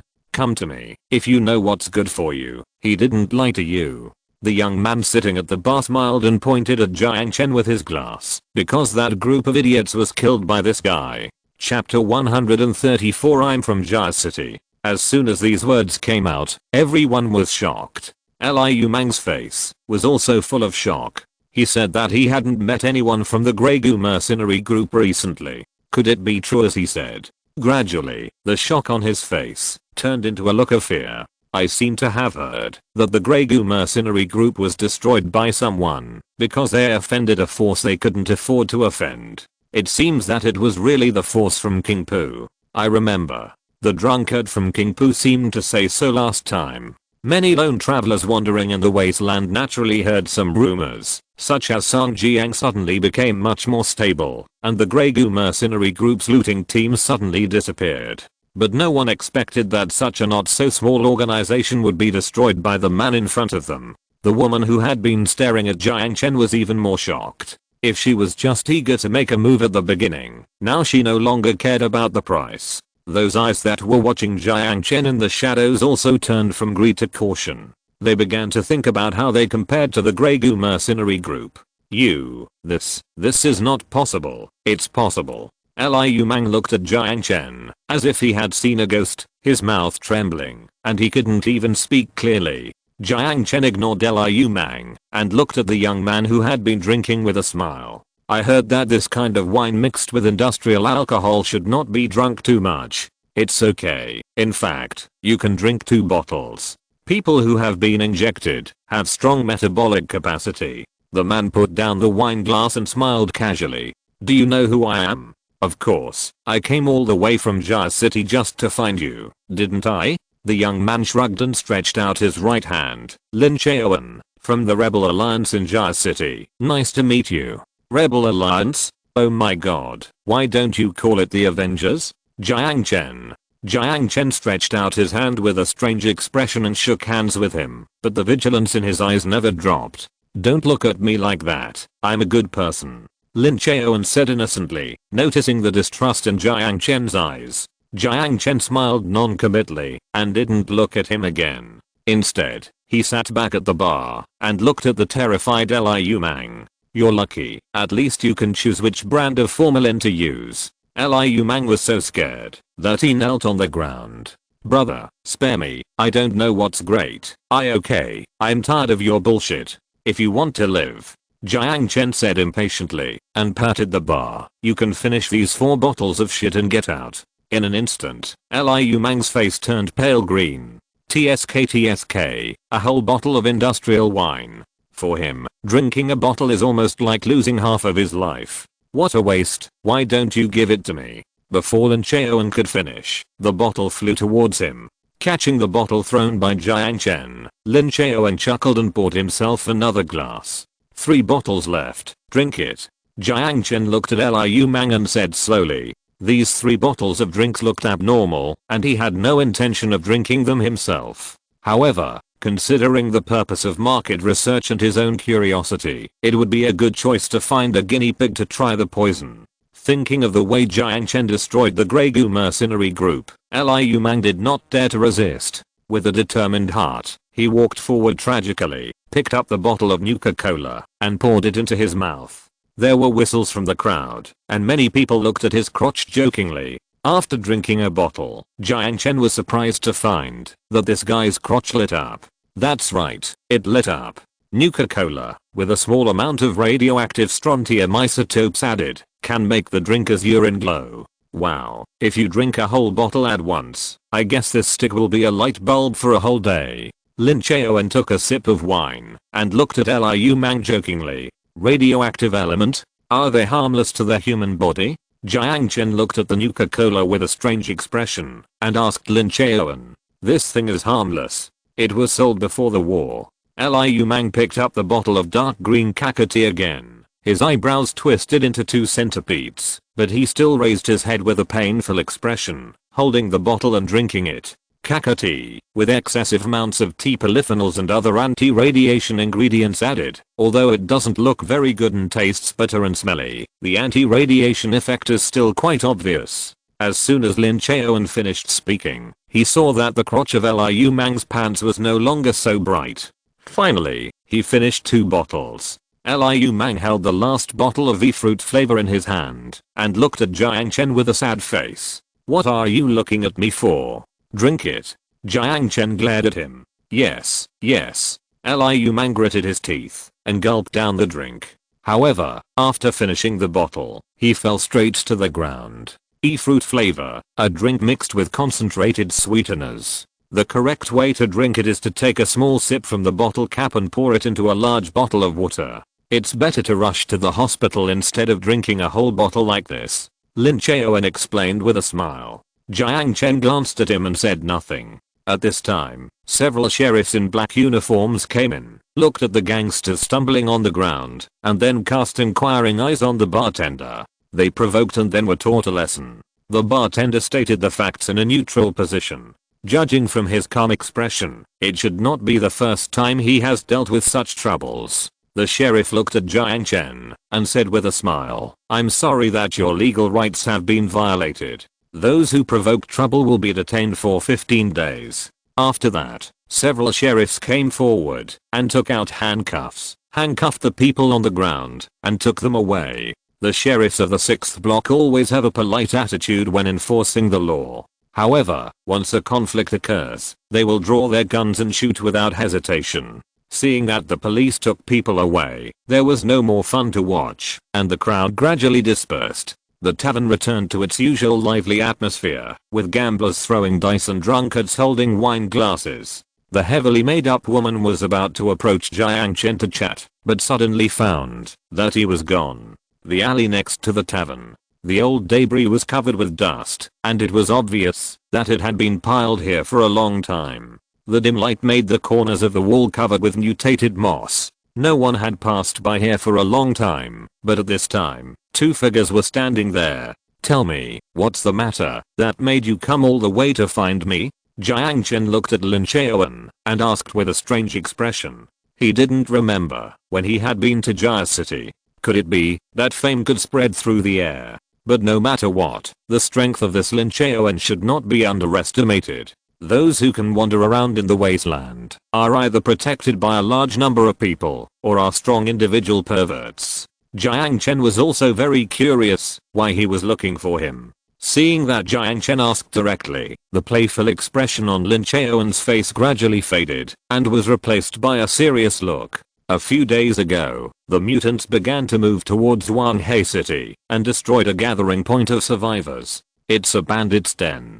Jiang Chen shrugged and added, whatever it is. I followed the mutants' trail to Sun Jiao, Wanhei City, but I only found traces of mutant attacks there. Later, I came to the 6th block and heard rumors about you in the tavern. According to the fragmentary intelligence, the real story seems to be the mutants wiped out the Grey Goo mercenaries, and you who happened to run into them wiped them out. That's not wrong. Then what? I've been trying to find you, but I only heard that you were in Qingpu district, but I don't know your exact location. I didn't expect to meet the boss of the Fishbone base, Jiang Chen, today. Lin Chaoan stared into Jiang Chen's eyes and said in a deep voice, so, what exactly do you want to find me for? Jiang Chen said nonchalantly, just kidding. He didn't intend to get involved with the mutants. Fighting with them is simply a thankless task. As if he had expected Jiang Chen's reaction, Lin Chaoen paused and continued. According to our intelligence, the armed forces of the mutants are gathering in the southwestern urban area of Wanghei City. Western urban area? Shit, isn't that Qingpu and Sangjiang? Are the mutants moving here? Jiang Chen's face changed instantly because his fishbone base is in Qingpu district. But at this moment, he suddenly thought of a question and looked at Lin Chaoen suspiciously. Wait, if you were in Jia City, the mutants moving to Wanghei City should be a good thing for you. Then why did you come to me? You don't know the grudge between us and the mutants, so you will naturally doubt my motives. The so-called rebel alliance is resisting the slavery of mutants. Lin Chaoen paused and continued. For several years, they have been active in Jia City with Site Number 7 as their gathering point. They capture, plunder, and enslave. Those who dare to resist will be executed, and those of the right age will be soaked in a jar to be reborn, becoming eunuchs like them. Their existence is asterisk, and we are united because of the same enemy. Jiang Chen looked at Lin Chaoen silently and spoke after a while. Why did the mutants come to Wanghei City? Since you are looking for me, you must have some idea of their intentions. That's right, Lin Chaoen nodded, then took out a computer pen and unfolded the holographic map. He pointed his finger at a location in the city center and continued. Kalman Pharmaceuticals was engaged in the research and development and production of genetic drugs before the war. It is rumored that it has a cooperative project with the military. So what? Jiang Chen asked nonchalantly. It is reported that this cooperative project aims to enable the Pan-Asian PAC people to gain radiation adaptability in a short period of time in the event of a global nuclear war and become the only adaptable people in the new world. The result of this project is the Fev virus. Jiang Chen's heart was shocked and he looked at Lin Chaoen in disbelief. He remembered that the mutants were the product of being soaked in the Fev virus. Fev virus? Is it used on our own people? Jiang Chen asked in disbelief. He had always thought that the legendary Fev virus was a biological weapon born in a laboratory to exterminate the enemy's people. But he didn't expect that the virus was designed to target our own people from the beginning. Nothing spreads faster than a virus. This is the most efficient way. However, the Fev virus has not been completed. The semi-finished product can only work with the assistance of special culture fluid, and it will make people ugly and infertile. We are not discussing whether the pre-war regime's practices were humane. The key is that those eunuchs who were defective products seemed to have obtained some kind of intelligence and were convinced that the building of Kalman Company contained a modified Fev virus that could lead them to a higher level of evolution. And this modified version of the virus is said to give them the reproductive ability they have always dreamed of. Upon hearing this, Jiang Chen's face changed completely. Why don't you go to that pharmaceutical company before them? Can't you just destroy that modified Fev virus? Lin Chaoen rejected this proposal flatly, shaking his head and said, impossible. First of all, this company is located in a high radiation area. Unless you have power armor or radiation proof clothing, you can't get close to that area simply by relying on the iodine in EP. Moreover, even if you reach the Kalman Pharmaceutical building, you can't enter without a security password. The security robots there will eliminate all unidentified targets who try to break in, then blow up the whole building. Jiang Chen said viciously. Lin Chaoen gave Jiang Chen a strange look. What kind of explosives do you think should be used to blow down a building that can keep its main body intact next to a nuclear bomb crater? Jiang Chen was completely helpless now. Fuck, why don't you go to the 6th district officials to tell them about this? Lin Chaoen looked at Jiang Chen and smiled bitterly. The parliament won't believe it, and I'm not sure I can convince at least 5 members. And strictly speaking, this is our trouble in Jia City. Even if the mutants get the modified virus, they will just go back to Jia City to take a bath and harm the survivors there. Do you think the 6th district will abandon its golden period of development and fight a thankless war? Then what's the point of you coming to me? Because the mutants will pass by your doorstep, there is no reason for them to let go of the fat meat at their mouths. Lin Chaoen shrugged and said very straightforwardly, you said my fishbone base is fat meat. Jiang Chen smiled disapprovingly. Power armor can't play a mobility advantage in defense, especially since you don't seem to have many power armors, at least from the traces on the battlefield. They still have a lot of mutant troops of 40 people. Jiang Chen narrowed his eyes slightly and looked directly into Lin Chaoen's eyes. Lin Chaoen fearlessly met Jiang Chen's gaze, put away his laptop pen, and stretched out his right hand again. We can cooperate for the common enemy. Chapter 135 for the common good.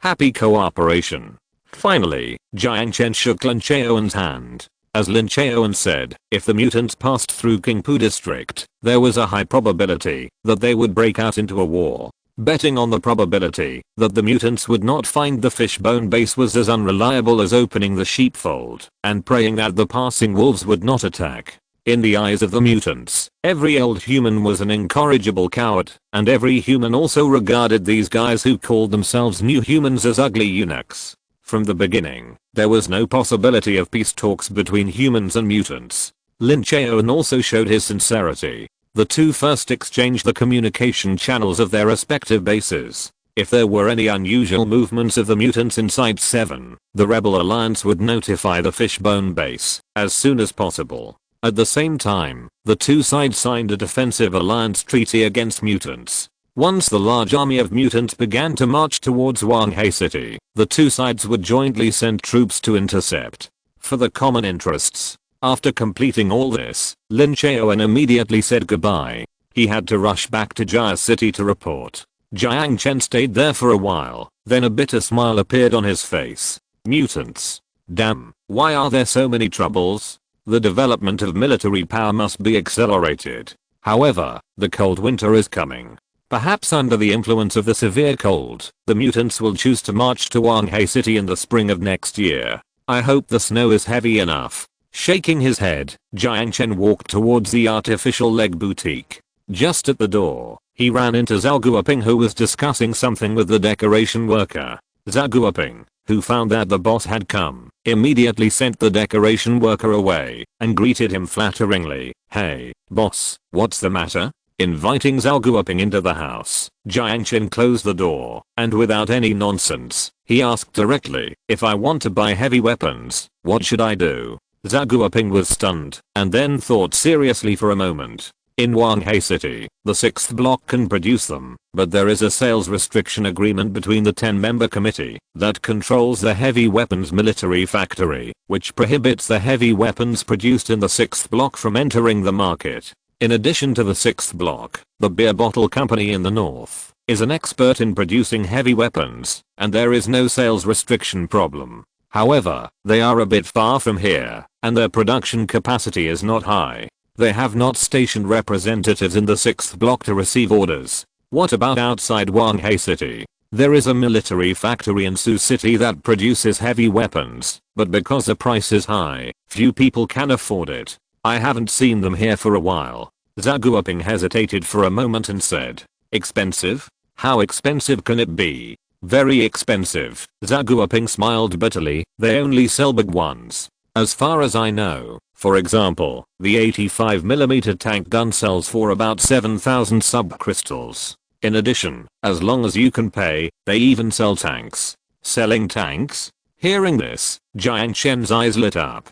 Please keep an eye out for me. If they come, notify me immediately. I will go back to the Fishbone base in a while. I will leave the things here to you from now on. Jiang Chen patted his shoulder and encouraged him in a casual tone. Do a good job. I have confidence in you. Regardless of how Zhao Guoping, who was overjoyed, nodded and flattered him behind his back, Jiang Chen left a few hundred subcrystals in the store as startup capital and turned around and left the artificial leg boutique. It was already early October, and the plan in the world was about to start. For this reason, he needed to go back and make some preparations. After leaving the 6th block, Jiang Chen went to the entrance of the sewer guarded by the Zhao group. Speaking of which, as the economic exchanges between the Fishbone base and the Zhao group deepened, the sewer also benefited from it. Not only were the moss and stains on the road surface cleaned up, but the intricate forks were also sealed with composite door panels, and voice-controlled cold light lamps were installed in the corners for lighting. taking the elevator back to the surface. The soldier in charge of guarding the elevator immediately saluted when he saw him. After nodding, Jiang Chen walked along the closed cement corridor and headed into the fishbone base. Jiang Chen found Zhao Gang at the shooting range outside the wall. "How do you feel?" Jiang Chen asked with a smile, while looking at Zhao Gang. "Not bad." Zhao Gang nodded. Since the incident, this man has changed from being cheerful to being taciturn. 10 out of 10. Good guy. This is not just okay. Chen Weiguo walked up with a rifle and said with a smile. Looking at Zhao Gang unexpectedly, Jiang Chen nodded with satisfaction. "I'll give you a task." "Yes." Zhao Gang nodded and agreed, without asking what the task was. Taking out a holographic computer pen from his pocket, Jiang Chen clicked on the location of Site 7. "I need you to go to Site 7 and bring back information about the mutants. Their gathering point, combat effectiveness, number of people. In short, the more detailed the better. As the saying goes, knowing yourself and the enemy, you can fight 100 battles without danger." Fishbone Base is still in the dark about the mutants, entrenched inside 7. However, from the last firefight alone, it can be seen that the mutants are not to be underestimated in terms of armor or firepower. In addition, Jiang Chen did not completely believe Lin Chaoen's words. It is much more reliable to send someone to take a look than to listen to others. "Understood. When should I leave?" "Tomorrow. You can prepare today. Tell Chen Weiguo if you need any equipment and take it directly from the armory. 10 nutritional mixtures and this rifle are enough." Zhao Gang shook his head. "If it's just reconnaissance, the possibility of a firefight is not high. Although the base has compressed biscuits, in terms of convenience, it is definitely far less than the nutritional mixture that can replenish water and fill hunger." "That's right. Then I'll leave it to you. Go quickly and come back soon." Jiang Chen patted his shoulder and said solemnly, "Yeah." As Jiang Chen expected, he just nodded and had no objection to the mission. After returning to the villa, Jiang Chen happened to meet Lin Ling, who was humming a little tune coming out of the bathroom. Seeing her happy look, he couldn't help but make a joke. "Won't water get into the cyborg when it takes a shower?" Hearing this, Lin Ling's eyebrows were raised. She was about to retort, but she froze there when she thought about how she was being controlled by someone at the moment. Seeing that she was unusually not venomous, Jiang Chen was also a little surprised. "By the way, how did you complete the task assigned to you?" Do you think doing scientific research is like flying a plane? Just masturbate and you'll come out?" In the end, Lin Ling couldn't stand the temptation of the venomous tongue. Jiang Chen looked at her with a strange expression. He really couldn't connect such vulgar words with a girl with an elf-like appearance. "Although I haven't done scientific research, have you ever flown a plane?" Lin Ling blushed, cursed secretly dead pervert, and quickly ran away with her head down. It's really fun to tease this girl. Looking at Lin Ling's embarrassed look, Jiang Chen smiled evilly. "But business is important." Shaking his head, Jiang Chen put Lin Ling's matter aside and went to the second floor to find Sun Jiao. "You're back." After seeing Jiang Chen, Sun Jiao's eyes lit up. She put down the things in her hands, curled her lips, and greeted him happily. "Yeah."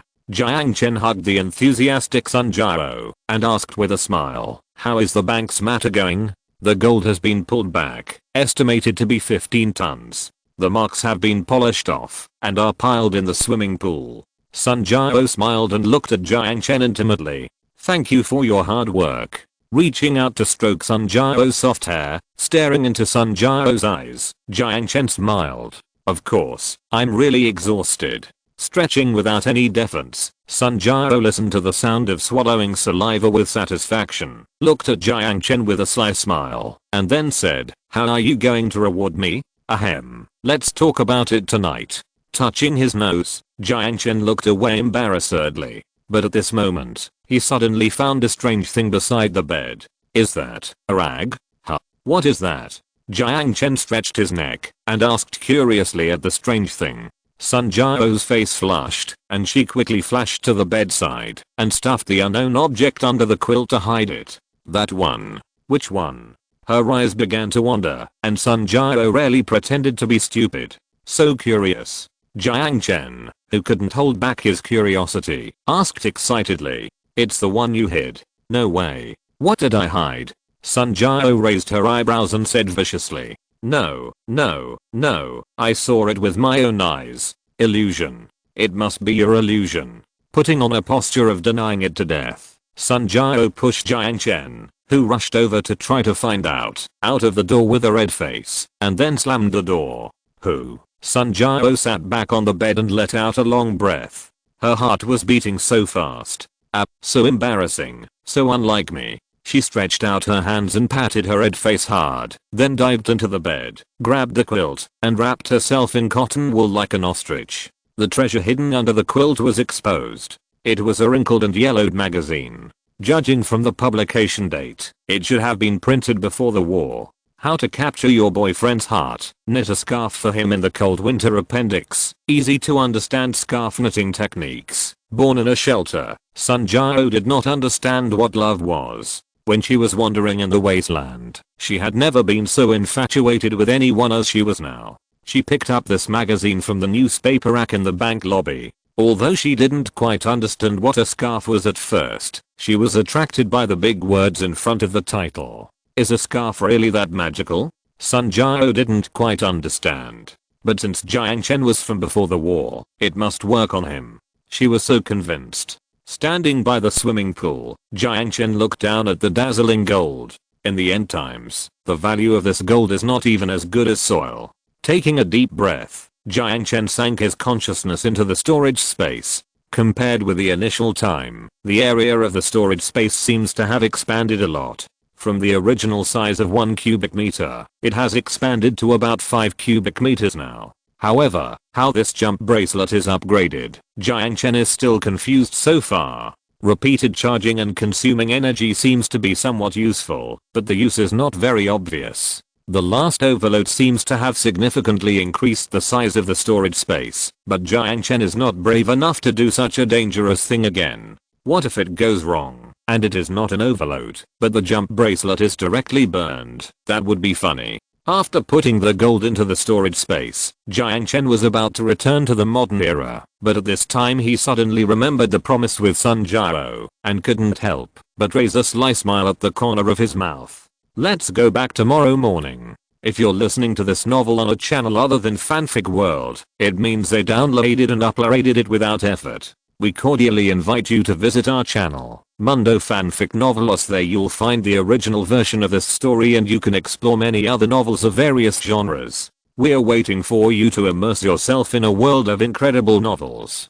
Chapter 136. Close the door. It was already noon when Jiang Chen came out of Sun Jiao's room. Recalling the beauty of last night, Jiang Chen couldn't help but smile.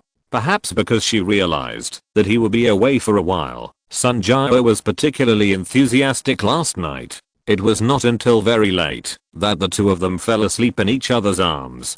After stretching and relaxing his stiff muscles, Jiang Chen walked towards the bathroom. He gently tapped the touchscreen button, and the warm water slowly filled the wash basin. Taking a deep breath, Jiang Chen leaned on the edge of the pool and immersed his head in the water. He held his breath. Lifting his head from the wash basin and shaking it happily, Jiang Chen looked at himself in the mirror and let the wet water droplets slide down his hair and cheeks. Well, it's been 3 months. Reaching out and touching his chin, Jiang Chen suddenly recalled 3 months ago, that is, July. It was midsummer, and he had just arrived here and met a girl who was almost starving to death. Jiang Chen smiled. He didn't know why he suddenly wanted to laugh. Maybe it was because the experience in the past 3 months was too wonderful, or maybe it was because of his own transformation, or simply because he was too happy. Shaking his head to shake off the water droplets on his hair, Jiang Chen reached out and took the electric razor. Well, things in this world are really convenient. He put the thin plastic shell on his mouth and just pressed a button. In just 1 second, all the beards were shaved clean. This world is full of treasures. Just talk about the bathroom he was standing in at the moment. Digital shower equipment, smart water control toilet, multifunctional bathtub with sauna effect, and even the paper for wiping buttocks can beat the current technology by several streets. This fate is really wonderful. Jiang Chen shook his head and looked out the window. Facing the window was the wall of the new development. The steel scaffolding, the workers working on it, and the engineers directing the construction. He suddenly thought of the beginning, when he just wanted to get some gold here and go back to be a wealthy man with no worries about food and clothing. When he had money, the first thing he thought of was to use it for corruption, squander it, and enjoy the luxury that he could only admire before. But it seemed that he had already got all these things now, or had gotten them a long time ago. Then his power. Jiang Chen looked at his right hand silently. The water behind his hand reflected his face that was gradually growing manly. Since the $500 million were in hand, the seeds of ambition began to grow in his heart. It seemed that it was from that time that troubles began to increase. Sometimes, he even couldn't help but wonder if he hadn't walked into this mansion when he first came to this world, hadn't met that naughty but lovely queen, and hadn't met so many people who couldn't let go. He secretly got the gold, secretly took it to the world to resell it, and quietly made a fortune. If he encounters a coveted black force, he will change cities, or even change nationality, instead of relying on his own strength to make it retreat. If he encounters a mutant bacteria that is difficult to resist, he will leave this area. Anyway, this place is just an ATM for him, and there is no need to risk going there to eliminate the source of bacterial spread. But that seems to be another kind of life. Enjoying a life of wine and meat in the present world, and exploring secretly in the end times. Without any fetters or any scruples, it seems safer, more suitable for survival in this dangerous world. But it's not exciting. Jiang Chen smiled and shook his head and walked out the door. Yes, if there are no such beautiful encounters, what is the meaning of living? In terms of production capacity, no living thing can beat a machine. At the door, he happened to meet Yao, who was walking to the bathroom. Yao walked in a daze, rubbing her sleepy eyes with her little hands. The pouting of her little mouth looked like a small cherry picked in the morning. Because of anemia, she was very bad at dealing with the morning. Although she seemed to be very concerned about her little problem, Jiang Chen didn't mind it. After all, the confused little loli was so cute. Especially when she was half asleep, she would unconsciously lean over and hug something warm. Ahem. Don't ask him how he knew. Just as Jiang Chen was smiling and preparing to say hello to Yao, her originally confused face suddenly turned red. The body temperature that was originally hovering below the normal value instantly climbed to the critical value. Ah. Good morning. Good morning. What's wrong with you? Jiang Chen looked at Yao, who was burying her head in confusion, and asked with concern. No, nothing. Hey. The cute big eyes looked to the side subtly, and the little hands moved to the back to play. I always feel that she is not in a good mood. Just when Jiang Chen was confused, Linling happened to walk towards the bathroom. Seeing Jiang Chen standing at the door, Linling's fair face instantly turned red, but she didn't act shy like Yao. Instead she fiercely glared at Jiang Chen, who embarrassed her. Pervert. Fuck, what's wrong with me? Confused Jiang Chen didn't bother to retort, and looked back and forth at Yao and Linling with a question mark in his mind. However, the two of them had no intention of speaking. Yao seemed to want to say something, but her trembling lips had some unspeakable meaning in them.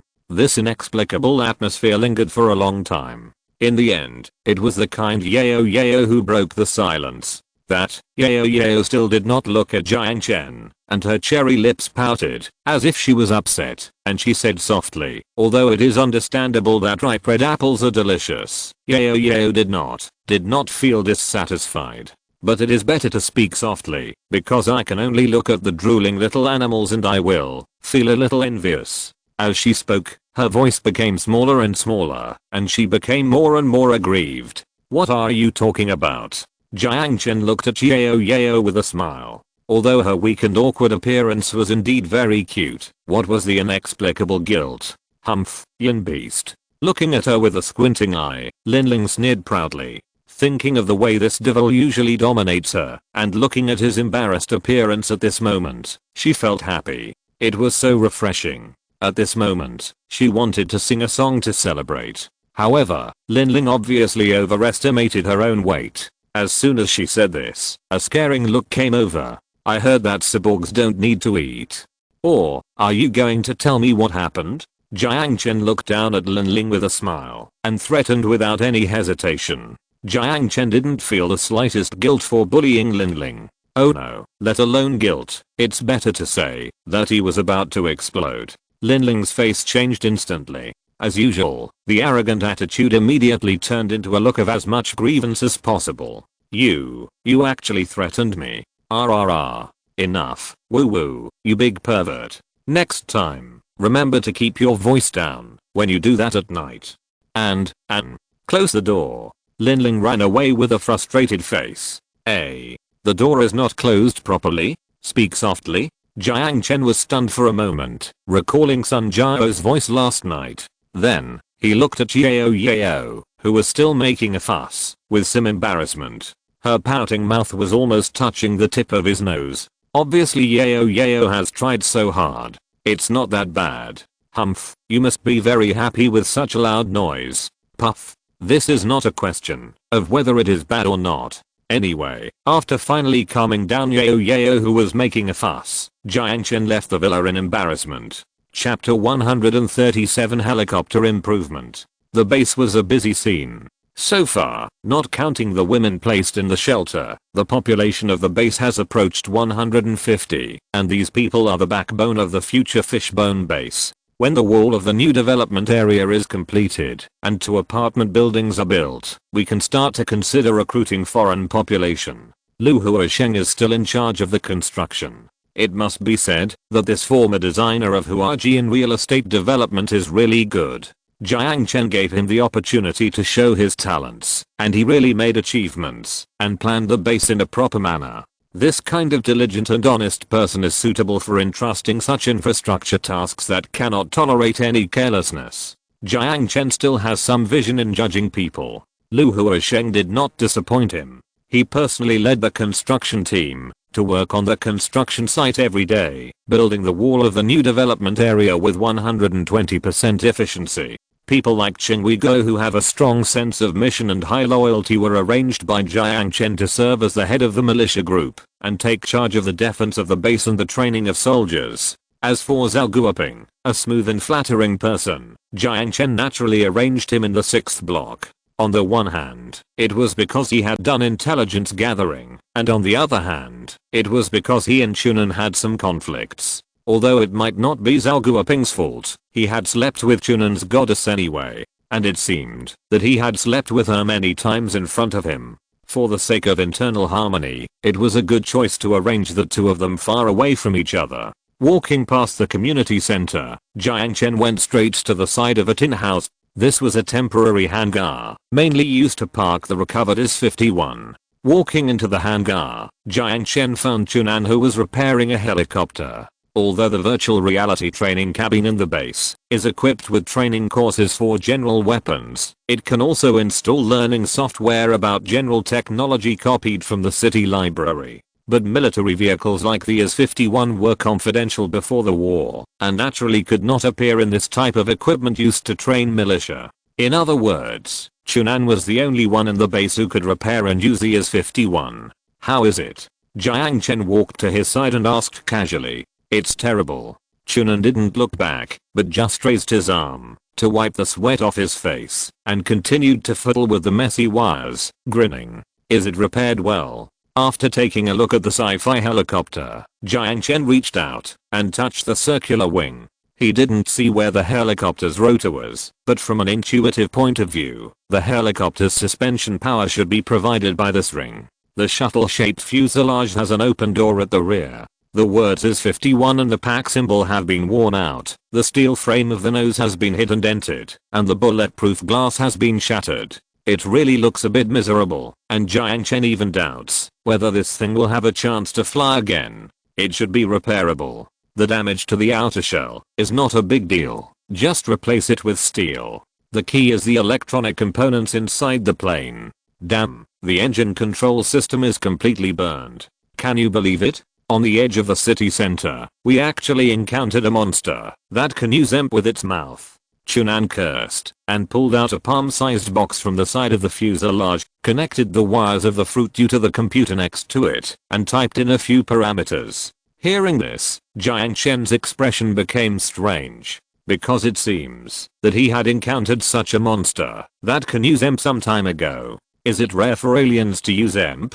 Chunan turned around and looked at Jiang Chen in surprise. Are aliens that use EMP very common? Jiang Chen was stunned. Speaking of which, although he knew that Chunan was stranded in this area because of a mission crash, he never asked him about the details of that mission. The mission was to eliminate the extremely mutated creatures and then recover the subcrystals. We sent out 2 helicopters and a team of 12 power armored soldiers. After arriving at the destination, I hovered the helicopter above the yellow-green floating object as ordered. Then, our captain called for artillery support. The artillery exposed the main body. The airborne soldiers parachuted, killed, and recovered the subcrystals. This is a routine, and it's not my first mission. It was a very beautiful shot. The electromagnetic cannon fired from Liuding Town directly hit the building, and the concrete blocks collapsed backwards like an avalanche. But just when we thought it was done, we just needed to go down to recover the subcrystals and return home. At this point, Chunan paused, smiled mysteriously, and continued. The flesh red barrel half a building high sprayed red beams into the sky. It didn't hit anything, but the 2 helicopters were paralyzed in an instant. Then the monster seemed to explode. I think the airborne guy should have succeeded. But who knows? Chunan shrugged and stuffed a processor into the fuselage. Liuding Town didn't send anyone to rescue you? Impossible. Chunan curled his lips. For Liuding Town, pilots are something that can be mass produced. The only valuable thing is this iron lump, but the crash site is still too far from the port. I almost flew half of the city. Jiang Chen fell silent. At this moment, he suddenly recalled the description of the bugs that invaded the shelter by the artificial intelligence when he was in the underground shelter. Don't say you can't stop it. Even if it misses, your iron lump will turn into an iron coffin. Clean particles. Jiang Chen muttered to himself. What is that? Chunan asked in confusion. Nothing. Jiang Chen chose to avoid the topic, saying that he would ask Lin Ling about the crane particles later. By the way, after the helicopter is repaired, see if you can make some improvements to this thing. Improvements? Yeah. For example, add a .50 caliber machine gun to the side and weld a cannon or something on it. Unlike Liuding Town, the Fishbone base is based on land and has no need for long-range combat. Converting this Yunzi 51 into an aerial gunboat is more in line with the combat needs of the Fishbone base. Do you think a helicopter is a truck or something? If you want to weld a machine gun or something on it, just poke it with an electric welder twice. Chunan couldn't help but complain. Any questions? Jiang Chen was stunned and asked with a frown. It's a big problem. Chunan shook his head, pulled the thread off the computer, picked up the screwdriver again, and fiddled with the parts inside the fuselage. Balance is a big problem. Random modification may cause the helicopter to not fly at all, or it may flip over directly at a certain height. Then just don't randomly modify. Jiang Chen laughed and patted Chunan on the shoulder. I'll leave this troublesome matter to you, the expert. Anyway, I need you to add some weapons to this helicopter. The stronger the firepower, the better. Hearing such an amateur commission, Chunan couldn't help but hold his forehead and sighed helplessly. I'll try my best. Weld a machine gun on the side of the fuselage and design a new fire control system. As for the artillery, it should be no problem to install it on the rear door and arrange a gunner to operate it manually. But if you modify it like this transport helicopter will become a military helicopter. Okay. Jiang Chen just smiled at Chunan's complaints. Just what I want. I have so many classes these past 2 days. I'm so busy. Today's 2 chapters are only 2K. Woo woo. I tried my best. Chapter 138 Harmonious Interlude. After leaving Chunanli, Jiang Chen walked around the base again. To be honest, when everything was on track, there were few things that needed him to do personally as a boss. As long as the general direction was planned, someone would naturally take care of the details. For now, the only thing that he couldn't do without was to transport food back and forth to the modern world. In short, the expedition and its aftermath were finally dealt with. As for the troubles of the mutants, they would have to wait until the beginning of next spring to worry about it. Things in the apocalypse were also over, and the next step was to return to the modern world to deal with the mercenaries. Before leaving, Jiang Chen went to the warehouse and found Wang Qing, who was doing routine checks on the supplies. This freckled girl was much more mature than when she first came to the base, and she gradually developed a hint of a professional woman between her eyebrows. I remember that, when she first arrived at the base, she was as timid as a little squirrel. It was because of her timid character and her A-level evaluation in accounting that he entrusted her with the task of warehouse manager. To be honest, Jiang Chen, as a boss, was deeply gratified to see his subordinates grow up. After hearing Jiang Chen's purpose, she skillfully took out a tablet terminal and reported to him the situation of the base's supplies. The trade supplies with the 6th block have been sorted out. There are not many remaining food supplies. At the current consumption rate, it is only enough for the base to consume for 10 days. Wang Qing's voice could not help but carry a trace of worry. The details of the supplies were strictly recorded on the list, accurate to which warehouse each bag of rice was located and how much it weighed. And this comprehensive software was designed by Yao, the little lolly. The update of the New Era game has been handed over to Du Yankang.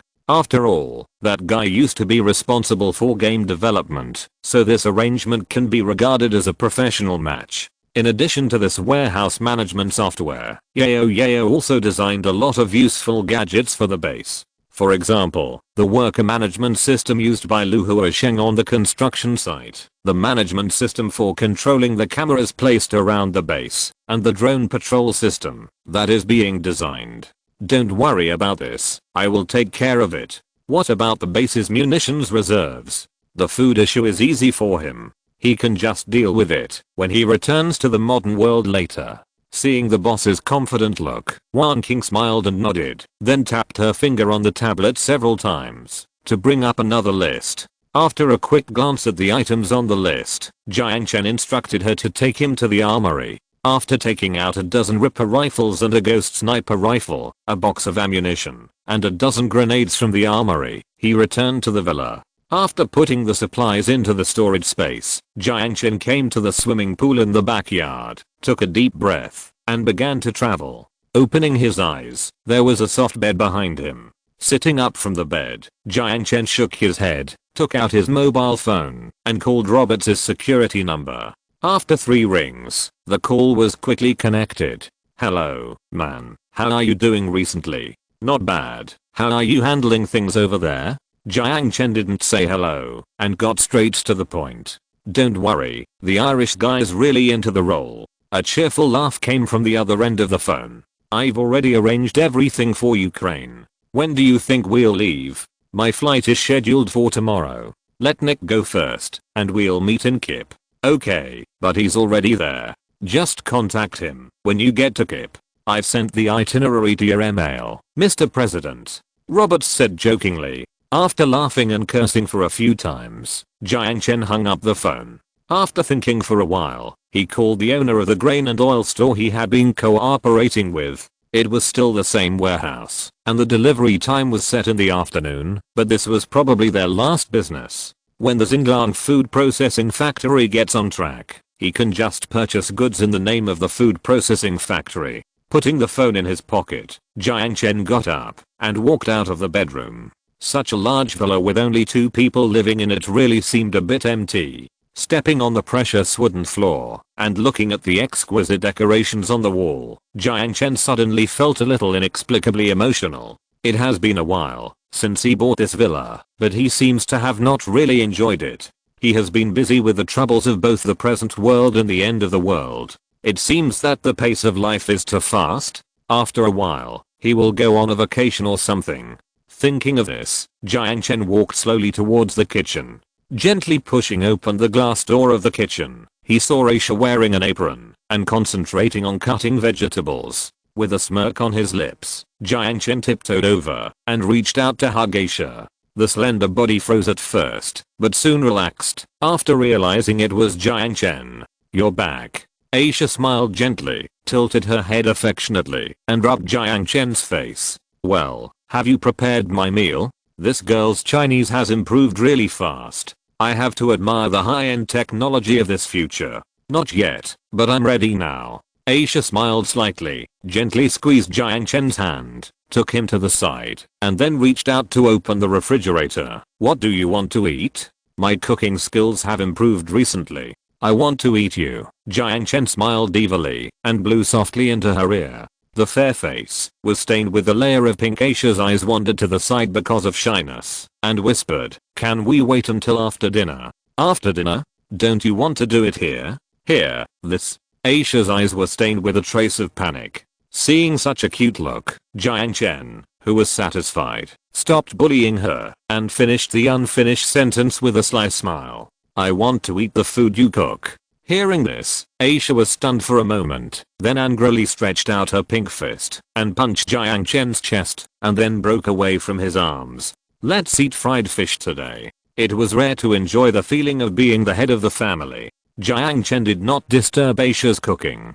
After all, he did not want to eat burnt dishes. He leaned comfortably on the sofa in the living room, enjoying the American blockbuster played in the home theater worth tens of thousands of RMB. Although it was not as high-end as a holographic cinema in the Paradise Island Hotel in the 6th block, it gave him a different kind of enjoyment.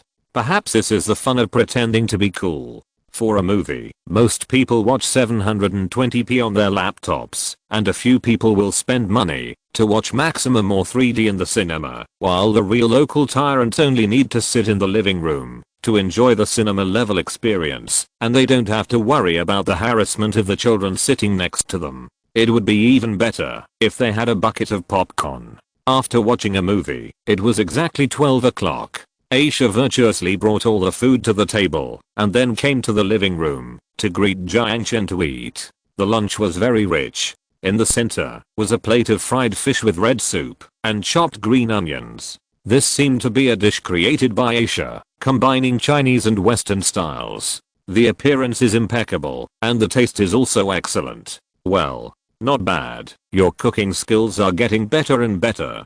Jiang Chen gave a thumbs up and praised. Aisha smiled gently, "As long as it suits your appetite. How have you been recently?" "Fortunately, the environment here is very stable." Aisha sighed, looked down at the dishes in front of her, and said silently, "It's just like heaven." Jiang Chen was slightly stunned, looking at Aisha's cheek, but the words he was about to say were stuck in his throat. "What's wrong?" Aisha tilted her head slightly, looking at him in confusion, as if she had noticed Jiang Chen's hesitation. "Well, I'm just a little hesitant." Jiang Chen sighed, smiled bitterly, and said, "I was originally planning to take you to Ukraine tomorrow. You must be disgusted to go back to that kind of place after just escaping from the war." Hearing this, Aisha stood up silently, walked gently behind Jiang Chen, put her arms around him, and gently put her face against his. "I'm yours. I'm willing to be your sword and fight for you. If you need me, don't hesitate, just use me. I have never treated you as a prop." Jiang Chen said softly, reaching out and placing his hand on her slender hand. "I have never treated anyone as a prop. If you dislike weapons, don't force yourself." Blocked. The silence lasted for a moment, and Aisha removed her fingers. "If I disliked weapons, I wouldn't have accepted the virtual reality training in the first place. That thing shouldn't belong here." Hearing this, Jiang Chen was not surprised, but still smiled bitterly. "You know everything?" Although the mutant who appeared out of thin air last time should have revealed something, Aisha never asked, so there was no chance for him to explain. "Yeah." Aisha nodded gently. That training unlocked new weapons and training content after passing the level, including more powerful rifles and even guns that don't use gunpowder. Guns that don't use gunpowder? Is it a Gauss rifle? Du Yankang seemed to have misunderstood. At that time, Jiang Chen meant to add restrictions to the virtual reality training system, limiting weapons and equipment to the time period of 2000-2020. As a result, he seemed to understand that it was designed as a game mode that was gradually unlocked, and the next part of the content would be unlocked after passing the level. Forget it, I know it now. If it was Aisha, there would be nothing to worry about. As if she felt the trust coming from her body temperature, Aisha gently closed her eyes. "Tomorrow, we'll go to Ukraine." Since Aisha didn't object, it would be hypocritical to dwell on this question. "Yeah." Aisha nodded meekly. "Can you use a sniper rifle?" "The ghost sniper rifle." Yes. She was familiar with that gun in the virtual reality training system. After arriving in Ukraine, I need you to protect me in the transaction. Because it is in a sensitive area, and the identity of the transaction object is also unusual, you may have a firefight with the civilian. Armed sniper Aisha chuckled and pressed her soft fingertips gently on Jiang Chen's lips. Your desire to protect is excessive. I'm not a child anymore. Hearing this, Jiang Chen was stunned for a moment, and then a relieved smile appeared on his face. That's true. Enjoying this moment of silence, Jiang Chen suddenly remembered something, smiled evilly, and leaned close to Aisha's ear. Come to think of it, it seems to be after dinner now. Thinking of what she promised Jiang Chen in the kitchen, Aisha's face couldn't help but turn red, and she lowered her head shyly. Well, then, go back to the room. No. Go back to the kitchen. Jiang Chen smiled evilly. Yes, very evil. Pure keywords. Kitchen, refrigerator, cabinet, apron, masochistic, crazy, think for yourself. Chapter 139 Arrival in Kyiv. Boryspil International Airport. A young man in a black jacket and casual pants, carrying a travel bag, walked in the deserted airport hall, looking around. What is the purpose of your visit to Ukraine? The middle-aged man in police uniform raised his eyelids, looked at him twice, and fiddled with the passport in his hand. Oriental faces. If it was 2 years ago, this was not uncommon. But in today's Kyiv, any foreigner's face is worth a second look. Travel. The man smiled, showing a mouthful of white teeth. The middle-aged police officer was obviously stunned, and looked at him strangely again. Have a nice trip. There was no problem with the passport, and the police officer said no more. He mechanically picked up the stamp and stamped it, and then let him go. After walking out of the airport, Jiang Chen stretched comfortably and looked around the unfamiliar streets. The sky in Kyiv is very clear. Bright sunshine, clear blue sky, clean and tidy streets, and lush trees on both sides. Baroque and Byzantine Russian-style buildings can be seen everywhere, and the brightly colored brick walls are like a medieval town. In addition to the modern street lights and bus stops, there is a strong cultural atmosphere everywhere. I heard that Donetsk and Luhansk in the east are fighting, but the war has obviously not yet affected this place. However, even so, the streets are still a bit desolate. Jiang Chen was a little regretful that he could not see the rumored Ukraine, where beauties are rampant. Of course, the purpose of this trip is not to see beauties. After a while, a private car stopped in front of him. The window was lowered, and a red-nosed head popped out. Excuse me, do you need a taxi? Jiang Chen barely understood the general meaning of the Russian accented English. Of course, take me to the Premier Palace Hotel. Hearing this, the driver also looked at him twice more. Although Jiang Chen's Chinese English made him a little difficult to understand, as a real person, he immediately recognized the word Premier Palace Hotel. Anyone who can afford to stay in a 5-star hotel must be a wealthy person. Jiang Chen opened the car door, sat in the passenger seat, and fastened his seatbelt. The sturdy Ukrainian driver started the car skillfully and drove it smoothly on the road. I heard that if you want to take a taxi in Ukraine, you must negotiate the price with the driver first, otherwise you will be easily ripped off. It is only about 30 Ukrainian fare, but some drivers will even ask for 150 Ukrainian fare after arriving at the destination. But Jiang Chen didn't care much. He didn't care about the taxi fare as he was not short of money. Tell me about Kip. Where is the fun place here? Jiang Chen smiled and talked to the driver next to him. Central Street and Independence Square are both good. It's a good place for shopping. The driver was also very talkative. He held the steering wheel and told Jiang Chen about the fun places in Kip. If you are interested in the history and culture here, you can go to Jinmen. Many foreign tourists like to take pictures there. There is also a memorial on the right bank of the Dnieper River. These places are quite interesting. When talking about the historical buildings in Ukraine, the weather-beaten face showed a proud expression. Oh, can you tell me about the memorial? Jiang Chen asked casually with interest. Although his destination for this trip is Donetsk in the east, he probably doesn't have much time to visit this beautiful city, but it's not bad to listen to the oral account of this local. But for some reason, when Jiang Chen asked about the memorial, the driver's face was slightly shrouded in a haze. To commemorate the victory of the Patriotic War. Damn it, I remember that this was a beautiful place when I was young. What about now? I think it's pretty good here. Jiang Chen looked out the window. The weather here is clear and sunny, and it is a good place to travel. It's terrible, the driver said lightly. The gunmen are divided into two groups, and the innocent people are caught in the middle. It was not like this here in the Soviet Union. Jiang Chen glanced at him and didn't say anything. For the locals, this seems to be a sad topic. The domestic textbooks seem to simply give a black and white photo, which is his only intuitive understanding of the whole incident. He vaguely remembers that when the Lenin statue was torn down, the Ukrainian people cheered. Surprisingly, when Kiev ushered in democracy, those faces were also cheering.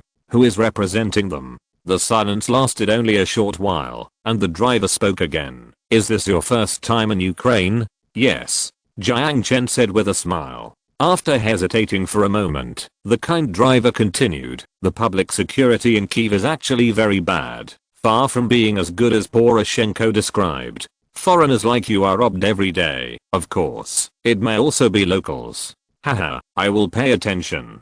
Jiang Chen smiled non-committally. Robbery? He didn't think anyone in this world could beat him. Seeing Jiang Chen's indifferent expression, the driver didn't say anything. After all, he had already reminded him. Also, some policemen may make things difficult for you on your passport. In this case, the easiest way is to give him $100, or insist that you have never heard of this law, and insist on contacting your embassy before paying the fine. Well, I'll pay attention. Jiang Chen gladly said he would listen to the kind reminder of the kind driver. The car drove to the destination. When getting off the car, Jiang Chen left $100 on the seat and waved his hand to indicate that he didn't need to change. The driver was not polite, but he looked at him with gratitude. Life was getting harder and harder. This $100 might not be a big deal for Jiang Chen, but it was a big profit for him.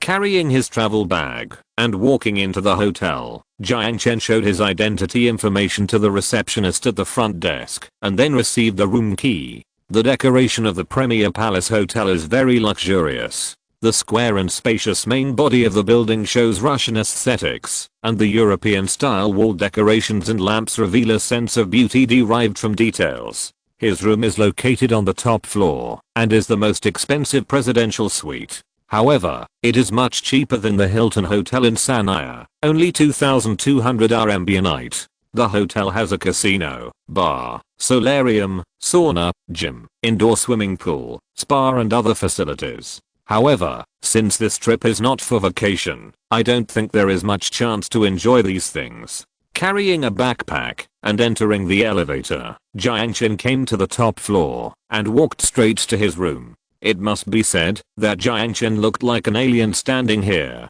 Most of the people coming in and out of this place are gentlemen in suits and leather shoes, wearing casual clothes like him, walking on the top floor full of presidential suites. It does look a bit eye-catching. But who cares? Being able to stay here has proved his financial strength. When Jiang Chen took out the key, a tall blonde with blue eyes came up to him with a smile. Do you need any help? Surprisingly, although she was a little awkward, she actually spoke Mandarin. But on second thought, Jiang Chen couldn't help but curse inwardly. Damn, how many compatriots must have received to speak Chinese so fluently? No, thank you. Jiang Chen smiled politely and refused. If it was a vacation, he, who had always been shameless, would not mind having something with this foreign beauty. But since he had something important to do, he could only restrain himself. She looked at Jiang Chen unexpectedly. In her impression, few wealthy people from China would refuse to have a beautiful encounter with her. But she didn't say much, smiled generously, and then left with a graceful figure.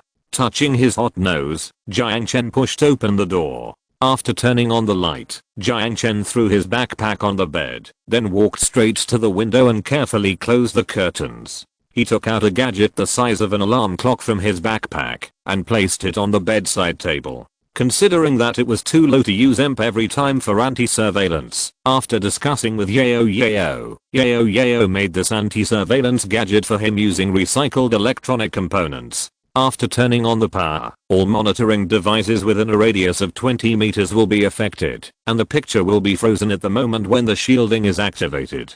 including communications. The communication bands that are not included in the whitelist will be forcibly intercepted. Although it may be a bit unnecessary, it is always better to be prepared. Taking out his mobile phone, Jiang Chen called Aisha, who had set off first. "How are you doing? We have arrived in the suburbs of Donetsk." According to the plan, the two of them were to go to Ukraine separately. Not only did they stagger their flights, but Aisha would go to the suburbs of Donetsk, an area controlled by government forces, one day in advance. Although Jiang Chen was still a little worried, Aisha repeatedly said that there was no need to worry. In the virtual reality training system, she received an A in the final assessment of the sniper project. Coupled with the enhancement of genetic drugs and the sophisticated weapons that are far ahead of their time, it seems that there is really no need to worry too much. Perhaps, as Aisha complained, Jiang Chen is sometimes overprotective. "Well, I will meet Nick tomorrow and then go to Donetsk. I will send you the itinerary later. Remember to pay attention to safety." After saying that, Jiang Chen hung up the phone. Glancing at the still clear sky outside the window, Jiang Chen stretched his body, took out the laptop from his backpack, skillfully connected to the hotel's Wi-Fi, and then opened the email. Sender, Roberts, information, Makhanoff, male, 36. Senior official of the government army, rank of colonel, commander of the 92nd Mechanized Infantry Brigade. Note, current President Poroshenko's confidant. Greedy for money. Looking at the two words greedy for money, Jiang Chen raised a meaningful smile at the corner of his mouth. The above are 3080 words, and the following are free of charge. I suddenly heard from other authors that my collection on Nook is 190,000. I don't know about other places, but the average subscription of the main site has been dropping. I still beg you to subscribe to support. Even if it's $1 to subscribe to a few chapters, it really doesn't cost much. There is no chance of publishing for those who write about the end of the world, let alone games, so I rely on these subscriptions. I really don't want to do the anti-piracy chapters, but I will code in the dormitory after class every day, and I even quit LOL. Is it really good to hide my enthusiasm like this? To be realistic, if what I write is really so bad that it is not worth even a few cents, I can only choose to take the postgraduate entrance examination, and after graduation I will go to SYNOPSIS to do geological exploration or something. Having said so much, I beg for subscriptions. This should not be too much. In addition, the outbreak will be postponed for one day, to October 4th. I will take the bus today, so I have to use my saved manuscripts. Chapter 140, Smoke of War. Ukraine, located in Eastern Europe, is the largest country in Europe besides Russia. It became independent in 1991 when the Soviet Union, CCCP, collapsed. Because of its fertile soil, Ukraine, as the world's third largest grain exporter, has the reputation of Europe's granary. At the same time, Kyiv, Ukraine, topped the list of the world's top 10 beauty capitals selected by the world-renowned travel magazine Tourist Digest. There are delicious food and beautiful women. In general, this is a beautiful place. However, the smoke of gunpowder has cast a shadow on this beauty. The root of the evil has been buried since the hasty reform in 1991. On January 9, 2014, a riot in the name of civil cooking brought the country to turmoil. On the evening of March 29, 2014, Crimea moved the time forward 2 hours and officially switched to Moscow time. Like a flag, eastern cities followed suit, and Donetsk and Luhansk declared independence one after another, officially igniting the flames of civil war. Strictly speaking, I'm Belarusian, but I spent my childhood in Ukraine. My father was a Soviet soldier, and met my mother in Kyiv. Nick held the steering wheel, holding a cigarette in his mouth. Early this morning, Jiang Chen left the Premier Palace Hotel and took a taxi to the place where he and Nick agreed to meet. This pickup truck was bought from the local second-hand car market. At this moment, the two were driving on the highway to Donetsk. In other words, you were a member of the government army? Jiang Chen asked casually. I guess so, I used to be. Nick grinned, but the organization has been destroyed, and it's not an exaggeration to say that I'm a deserter. Is the combat effectiveness of the government army very weak? Very weak. Nick blew a puff of smoke and glanced at the truck passing by the window with a complicated expression. It was full of wounded soldiers pulled back from the front line. The combat effectiveness of the soldiers is uneven, and the corruption at the top is deep-rooted. More importantly, no one is willing to fight for this country. Western Ukraine was once the border between the Soviet Union, CCCP, and NATO. The munitions warehouses store millions of tons of artillery shells, mines, bullets and other munitions, left over from the three major military districts of the former Soviet Union. To this day, the Ukrainian army is still using these free ammunition depots. It is precisely because of this that Ukraine's national arms industry has declined to a terrible extent. The Ukrainian Army's Phoenix National Defense Battalion even pulled the 122mm howitzer that had fired salutes over Kyiv for decades onto the battlefield and used the bank's money transporter as an armored vehicle. At the same time, the shortage of military funds has also made the soldiers have no intention of fighting. The salary of a company commander is only equivalent to the monthly salary of a soldier in Kazakhstan, Central Asia, which is only more than 1,500 yuan in RMB, which is not as much as a waitress in a Chinese restaurant. The salary level is difficult to make a living, the training level is low, and it has become a trend to privately sell inventory weapons and equipment to subsidize the family. It is very ironic that when a large number of equipment on the front line is damaged, and there is no new equipment to be replenished, ordinary people can buy an armored vehicle for $10,000.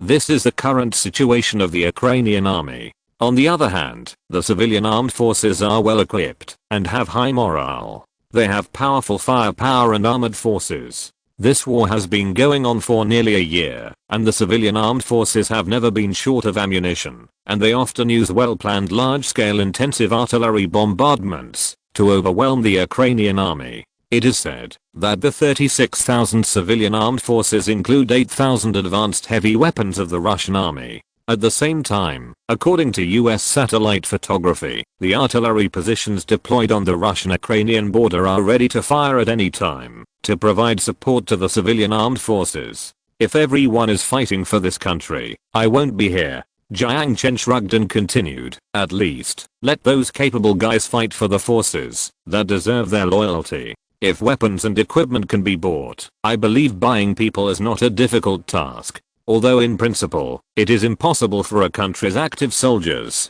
to be sold to others as mercenaries, but that is in principle after all, isn't it? If they can even sell tanks, what else can't they sell? By the way, the reason why Jiang Chen didn't buy a tank back was, on the one hand, because future tanks would not burn oil, but a large fuel rod similar to power armor, and high energy batteries used by some magnetic levitation tanks. On the other hand, the armor in the world today is too thin, and the material level is not at the same level. It is no exaggeration to say that the assault infantry vehicle at the Fishbone base can even be compared with a German Leopard to a 6-main battle tank in terms of armor strength. Of course, the effect of armor inclination on shell penetration is not discussed here. Loyalty? Haha.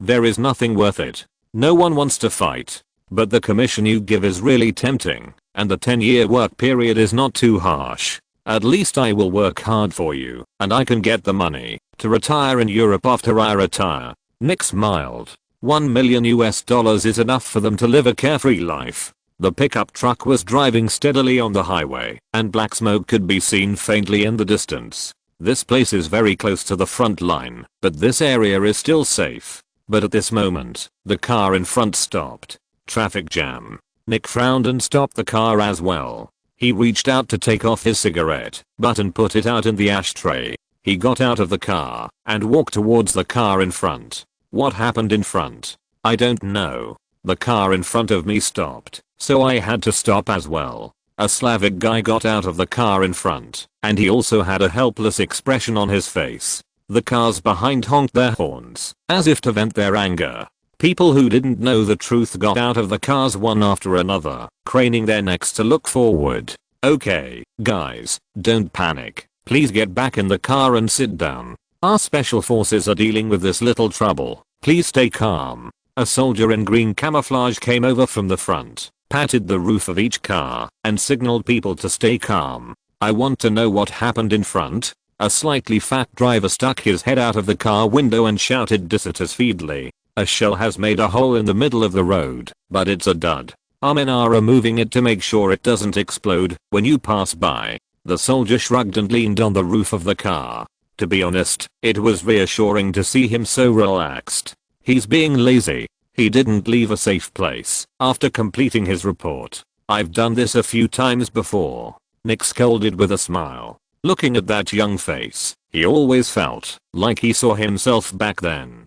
Jiang Chen looked at Nick unexpectedly. He thought he was the kind of meticulous person. Because it's not worth fighting for. After thinking about it, Jiang Chen understood it immediately. Are these duds common on the front line? Jiang Chen looked at the deserting soldier and asked Nick casually. "A lot." Nick, who sat back in the car, grinned and lit another cigarette to kill time. Both sides are squandering Soviet weapons, but these things have long passed their shelf life. Take the Tochka-U tactical missile, which has a guaranteed life of only 10 years. If it leaves the launch vehicle, you have no idea where it will fly to. The soldier not far away was leaning against a car, chatting with the driver in the car with a smile, and took the cigarette handed over by the driver. Jiang Chen's eyebrows jumped. He was very worried about the combat effectiveness of the Ukrainian army. If it was this kind of asterisk, he would not even want it for free. As if seeing Jiang Chen's concerns, Nick smiled and said, "He's probably a new soldier.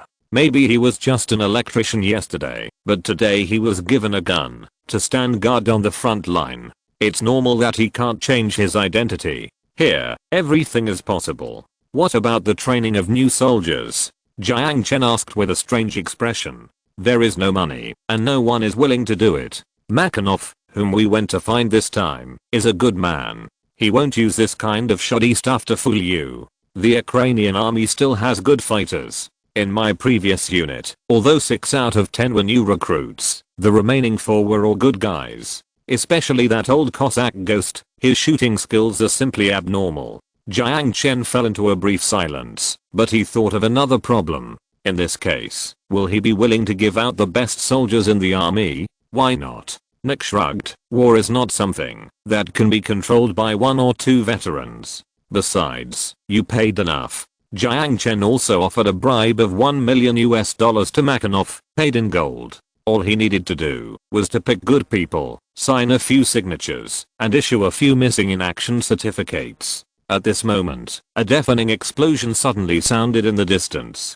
Billowing smoke rose, and looking at the mess in the distance, many people cursed in shock and anger. Some people also took out their mobile phones and started taking pictures and videos. The soldier was obviously also startled by the explosion, staring blankly at the front of the highway. After a long time, the soldier looked at the Ukrainian driver who was chatting with him just now. Maybe our guys successfully detonated the dud. The car in front moved slowly. The danger has been eliminated. In any case, a bomb cannot explode twice. Seeing this, Nick also started the car.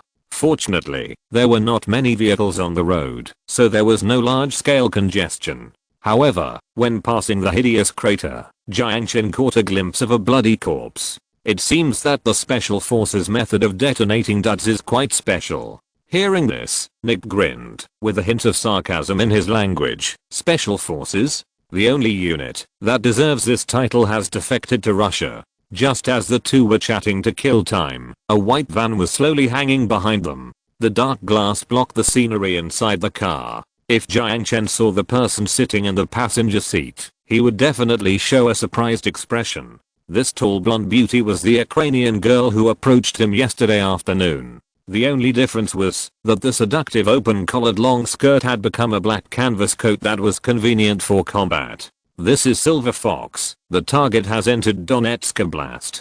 "Roger that. This is Vulture. Proceed with Plan B." "Understood." The bright red lips outlined a charming smile. Chapter 141. Of course not. Entering the suburbs of Donetsk, the road suddenly became rugged. The streets were lined with broken walls and ruins. Jiang Chen even had the illusion that he was in the end of the world for a moment. Under the ruins, traces of living people could be vaguely seen. People who had nowhere to go, built simple shacks in the destroyed homes, and looked at the patrolling Ukrainian soldiers with hostility.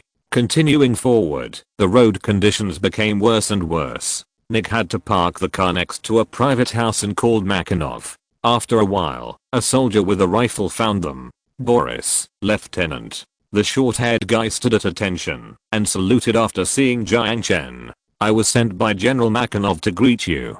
Jiang Chen. Jiang Chen simply reported his name, smiled and stretched out his hand to shake his hand. His palms were covered with calluses, and he was obviously a veteran who had experienced many battles. Retracting his hand, Boris nodded. Please follow me. Jiang Chen and Nick followed him, after taking out a black suitcase from the car. However, what they didn't know was that a body was lying on the side of the road about 400 meters away from where they parked. The uniform and equipment had been stripped off, the pupils were dilated, and there was a bloody hole on the forehead. The wreckage of the armored vehicles and tanks. This is the crossfire zone. A taciturn girl walked on the deserted street. She was covered in black clothes. Only her thin lips were exposed under the shadow of the cloak. She carried a guitar case on her back, like a musician walking under the ruins. She lifted the sleeve of her right hand, and a watch-shaped computer flickered with a faint fluorescence. It was EP. On the screen was a map of the area. Using radio wave signals to map tactical maps is one of the amazing functions of EP. Yesterday, she had walked through the area. The small blue dots on the map were the coordinates of the transmitter carried by Jiang Chen. Is it here? Aisha muttered to herself and silently walked towards the half-destroyed residential building. It's very dangerous there. It was hit by a shell a few days ago. It may collapse at any time. The refugee curled up beside her tried to warn the girl, but the girl just glanced at him and then pulled out her pistol. The refugee raised his hands in fear and stepped back. Leave. Perhaps he understood Aisha's English, so the man tentatively stepped back 2 steps, and seeing that she had no intention of shooting, he turned around and ran away. Seeing that the unrelated people left, she put away her pistol and turned around and went upstairs with her guitar case on her back. Aisha climbed up the broken stairs skillfully and easily reached the top floor, just like what she learned in the virtual reality training system. She opened the guitar case, took out the parts of the sniper rifle from it, and skillfully connected the barrel. After a slight adjustment, Aisha took out a city camouflaged cloak and put it on her body. Then she lay on the dusty ground and set up the sci-fi ghost sniper rifle. Aisha is already in place. Aisha muttered to herself while lying on the ground. Well, continue to stand by. Jiang Chen reached out and gently supported his ear, put his wrist to his lips and whispered. Boris walked in front to lead the way. Nick walked aside, observing the surroundings silently. Jiang Chen, on the other hand, looked very relaxed, as if he had no sense of being on the front line. The bumpy mud road, with a row of 2-meter-high wooden boards on the side of the road, formed a simple wall. On the front line, this kind of thing is usually used to interfere with sniper reconnaissance or black guns. How long will it take? Jiang Chen glanced at the tank that had broken down on the side of the road and shouted to Boris, who was walking in front. Soon, it's just ahead. Boris gave a very vague answer. By the way, can I ask you a personal question? Jiang Chen asked with a smile as he walked to his side. Of course, if it doesn't involve sensitive information. What is your position in the 92nd Mechanized Infantry Brigade? Judging from the calluses on his hands, this guy must be quite capable.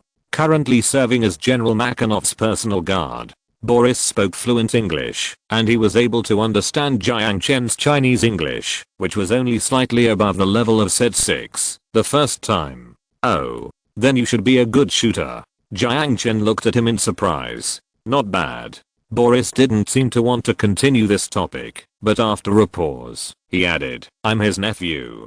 The three continued to move forward for a while, but at this moment, Nick, who was looking at the roadside, frowned and stopped. He had been silent all the time, but suddenly interrupted and asked, has the 92nd Mechanized Infantry Brigade advanced so far? Of course not. Boris shrugged and said something that made the two confused. Nick reacted the fastest, and his hand reached for his waist in an instant. However, Boris, who was well prepared, was obviously one step faster than him, and the rifle in his hand was already pointed at him. I advise you not to move, even if there is another one pointing at you a few hundred meters away besides the one in my hand. Boris grinned and said in a relaxed tone, but his eyes looked at Jiang Chen. I'm very sorry, Mr. Jiang. Someone wants to talk to you.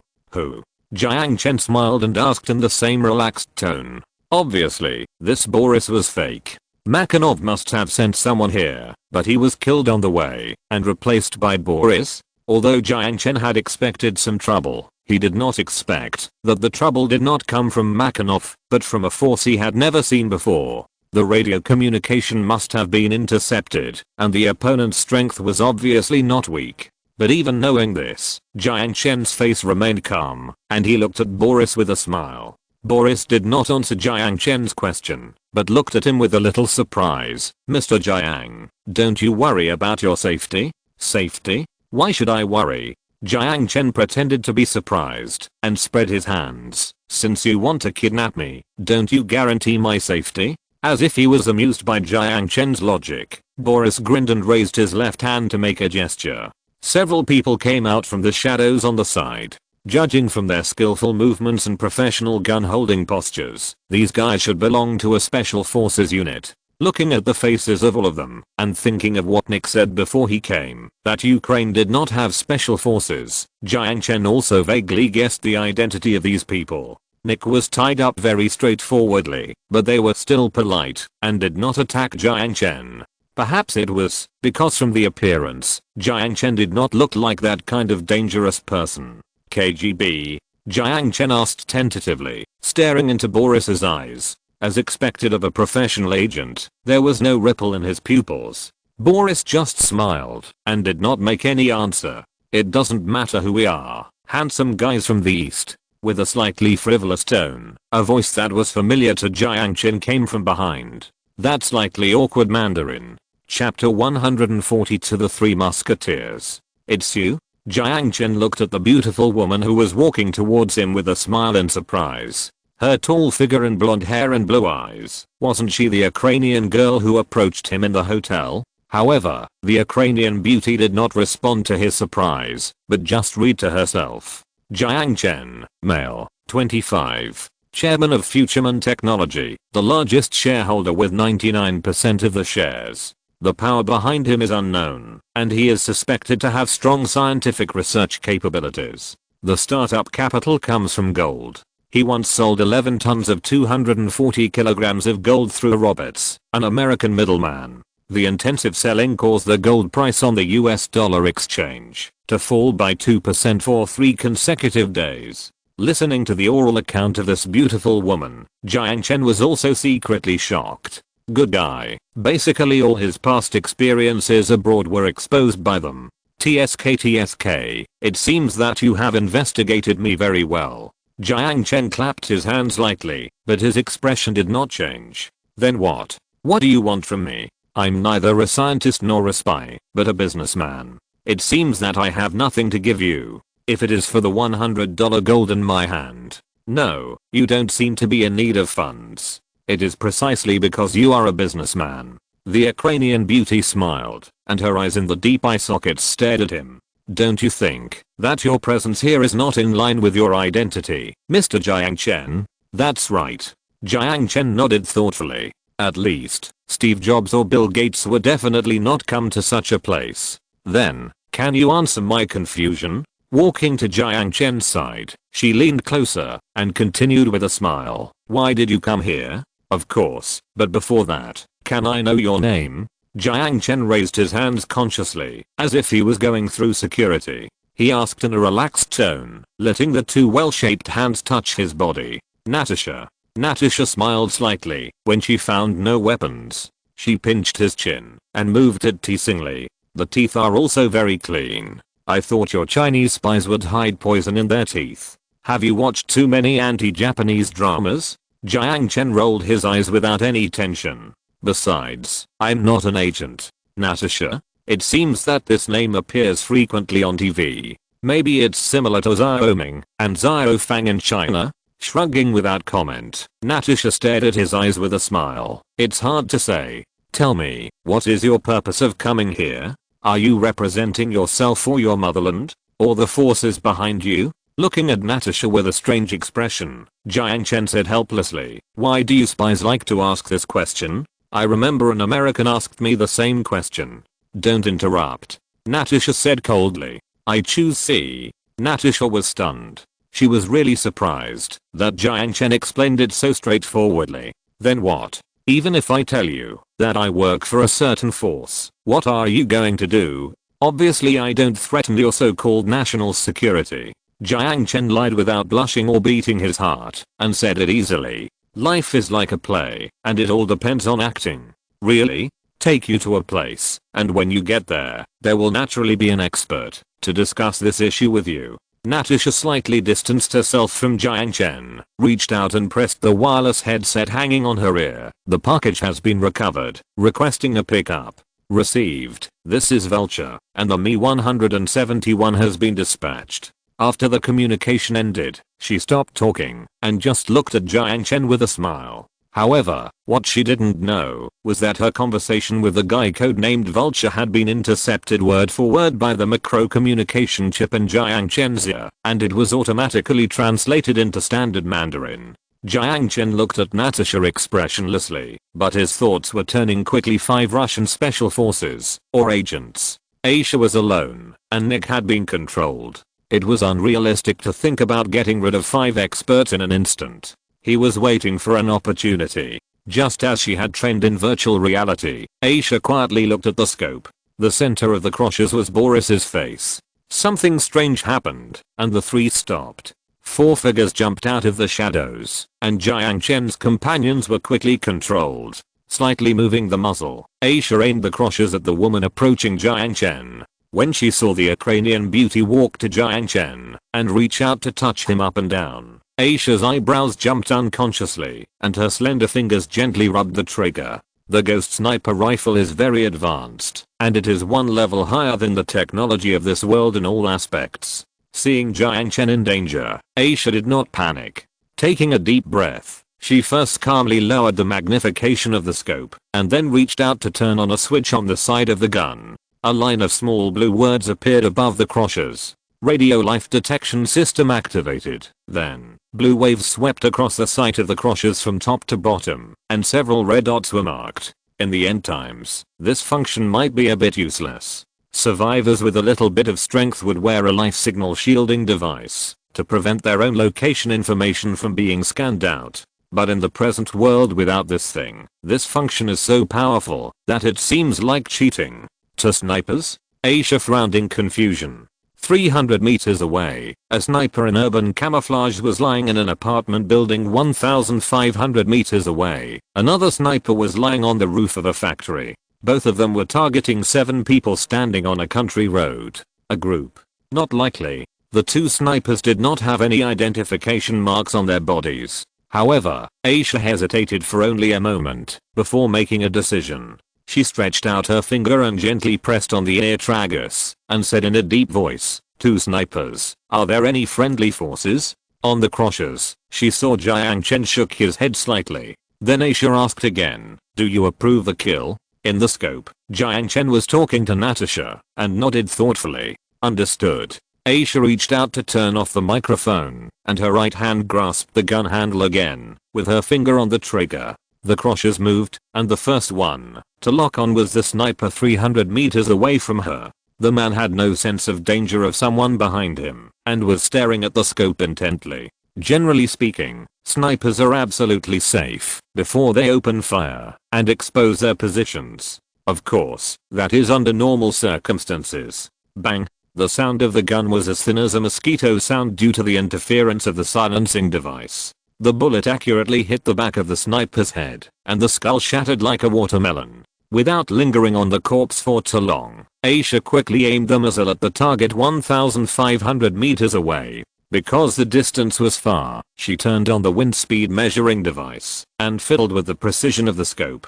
Wind speed 4 km/h, precision 1,500 meters. Aisha muttered silently, and pulled the trigger again. If you're listening to this novel on a channel other than Fanfic World, it means they downloaded and uploaded it without effort. We cordially invite you to visit our channel, Mundo Fanfic Novelos. There you'll find the original version of this story, and you can explore many other novels of various genres. We're waiting for you to immerse yourself in a world of incredible novels. Chapter 143 Chaos. The target was killed. Jiang Chen smiled when he heard this. Natasha didn't know why, but she always felt that the smile on this oriental man's face made her feel a little uneasy. At the same time, in an underground military facility thousands of meters away, Saber 01 has lost contact. Is it a Russian sniper? Call Guard 01 to execute Plan B.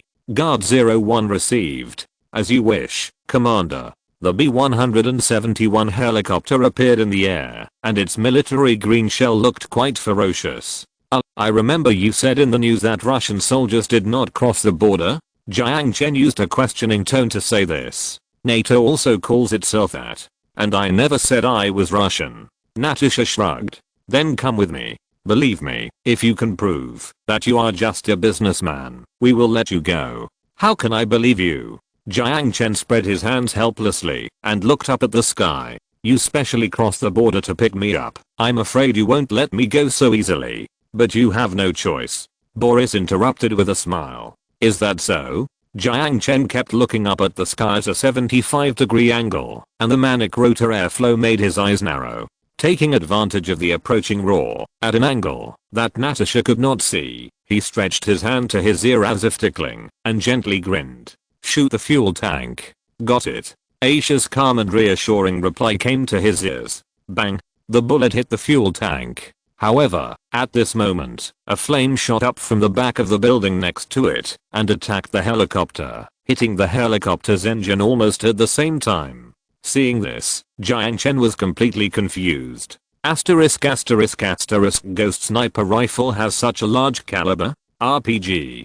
Damn it. The helicopter tilted to one side like a mosquito that was slapped and fell to the ground without warning. Natasha's first reaction was that Jiang Chen's men were playing tricks, and she quickly raised her rifle and aimed at Jiang Chen. But at this moment, gunfire suddenly burst out from the wooden house across the path. The bullet splashed a string of wood chips and dust on the wooden boards and mud. Jiang Chen rushed to the bunker on the side without hesitation. The KGB agent who was caught off guard also looked for bunkers on the spot and hastily fought back. However, the opponent was obviously well prepared and had the upper hand in both numbers and firepower. Natasha gritted her teeth, stretched out her hand to hook Jiang Chen's neck, hid behind the bunker, and pulled out a pistol with her other hand. Is she your man? No. If she was, why the hell would I hide? Jiang Chen said in a somewhat embarrassed manner. When the bullets came at him just now, he was also scared. But the touch from his back was quite comfortable. The racial advantage of the Slavs. Then shut up. Keeping this extremely indecent posture, Natasha raised her hand and leaned out of the bunker to fire a few shots tentatively, but immediately several rounds of bullets came and suppressed her. Damn, haven't you always been asking? Do you want me to kill her? Aisha's voice came to his ears, and it always felt that the tone was a bit subtle. Jiang Chen shook his head hurriedly. Now he hasn't figured out the situation on the other side. If he rashly kills Natasha, it will only make the situation more complicated. Anyway, he should wait until they finish fighting before taking action, right? However, when he shook his head, the back of his head rubbed against something that shouldn't be rubbed, and Natasha's cold eyes immediately stared at him. What are you doing?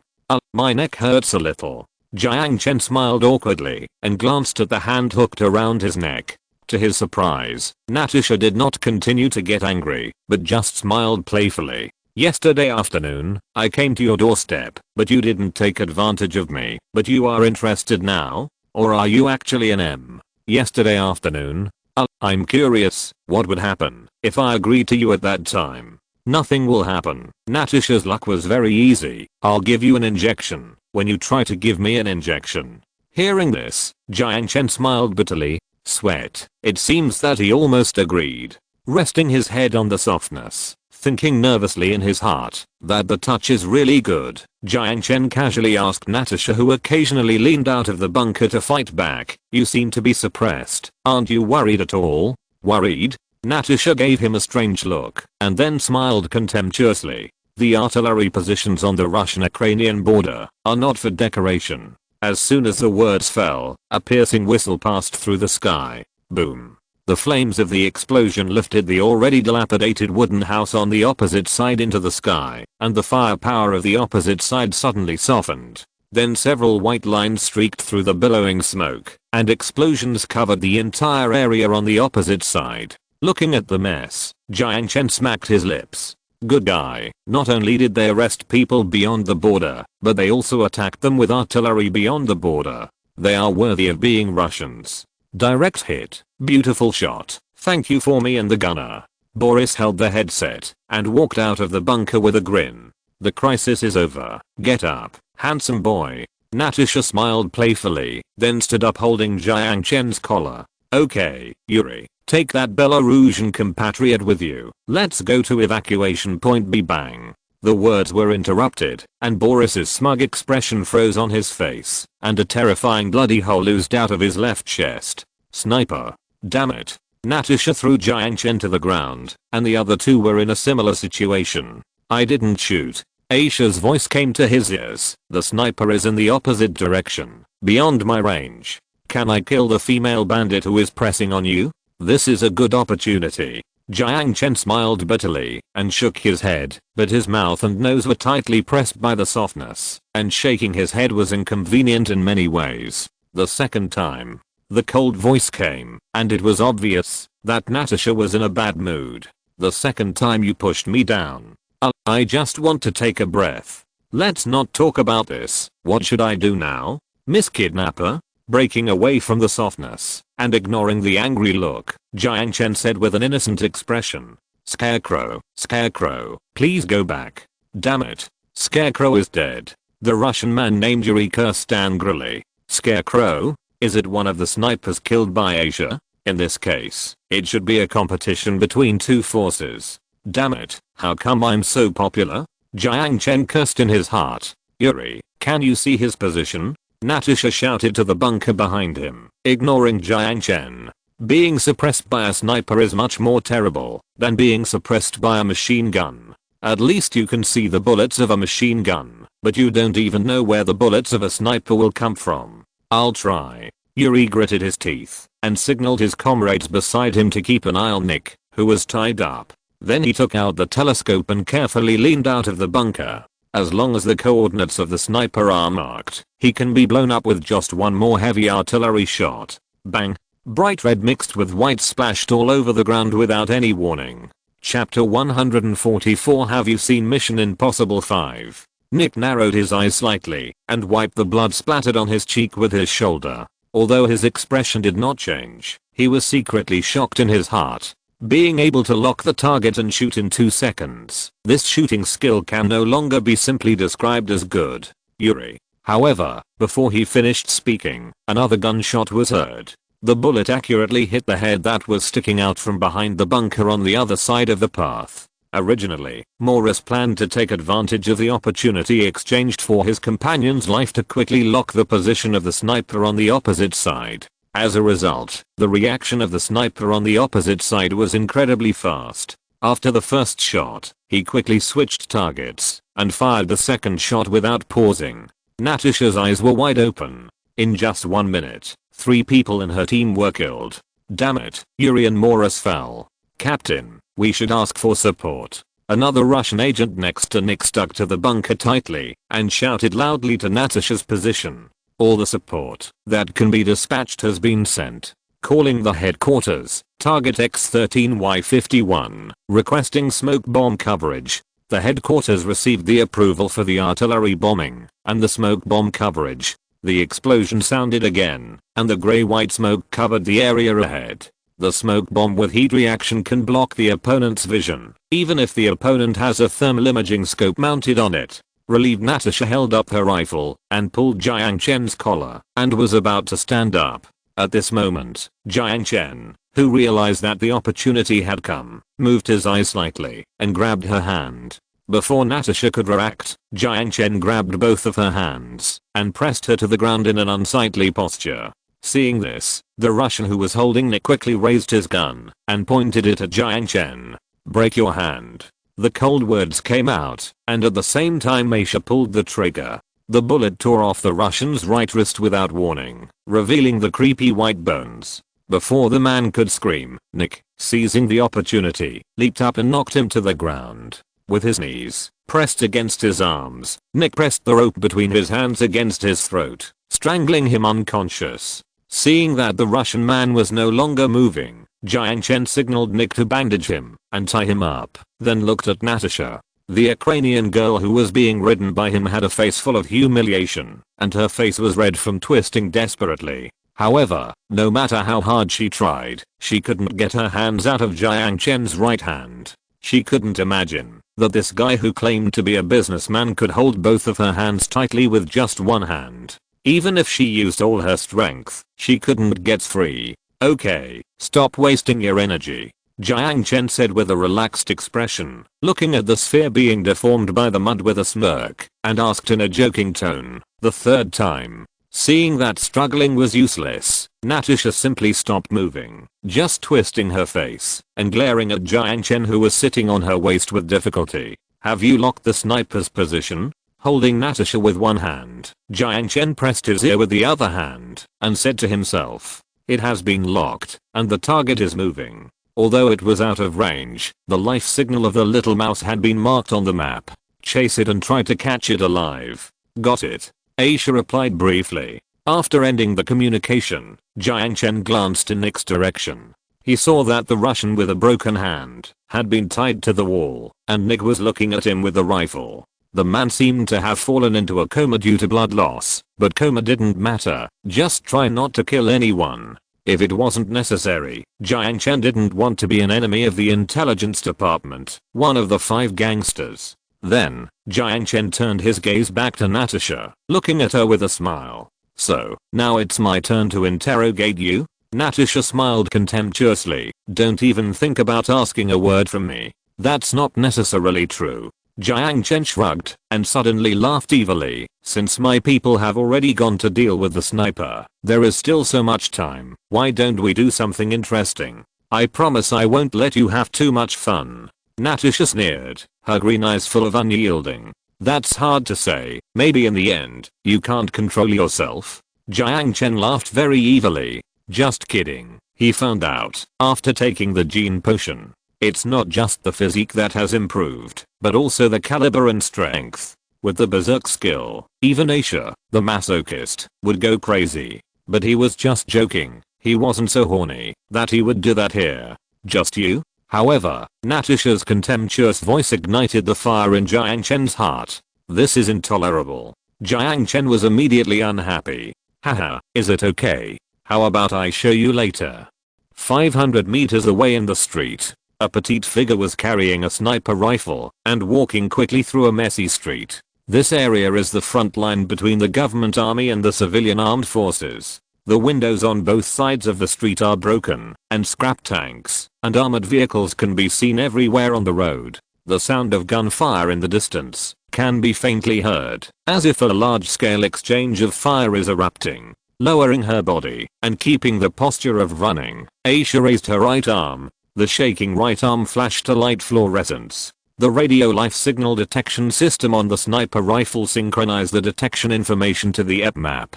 At this time, the red dot on the map has stopped moving. It seems that the sniper has reached the backup sniper point. If the target was to be killed directly, it would only take one shot from a distance. The sniper whose coordinates had been exposed would be no different from a dead man. However, if the target was to be captured, it would be necessary to get closer. As she got closer and closer to the target, Aisha's running steps gradually became more cautious. Soon, the distance between her and the target was shortened to the extent that she was only one street away. Aisha stuck to the wall and looked at the other side of the street. It was an abandoned office building. The revolving glass door was broken, and a scrapped armored vehicle was tilted at the door. Removing the sniper rifle from her back, Aisha leaned in the scope and scanned the building at close range. After confirming the specific location of the target, Aisha pulled out the pistol tied to her waist, took a deep breath slowly, and then rushed to the other side of the street.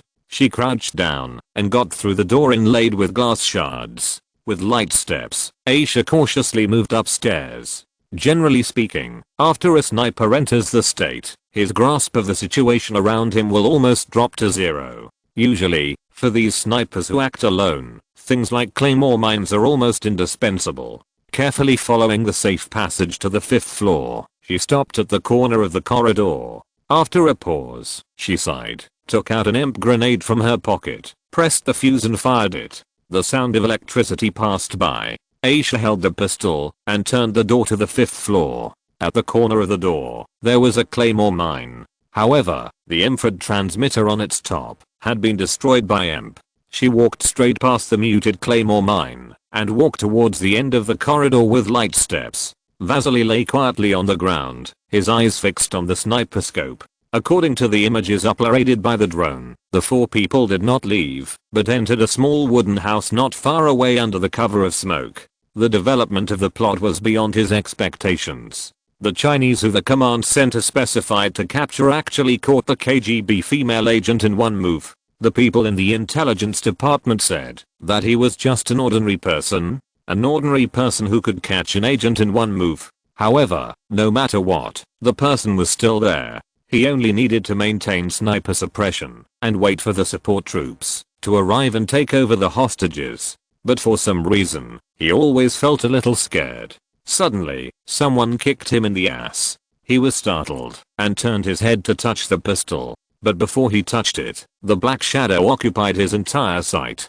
The headset fell to the side. Aisha looked at the blood on the butt of the gun in silence, and then looked at the Russian with a crooked nose. Saber 02, Saber 02, please reply if you get it. After crushing the headset with one foot, Aisha took out a pair of handcuffs from her pocket and handcuffed the unfortunate guy. She reached out and turned on the microphone.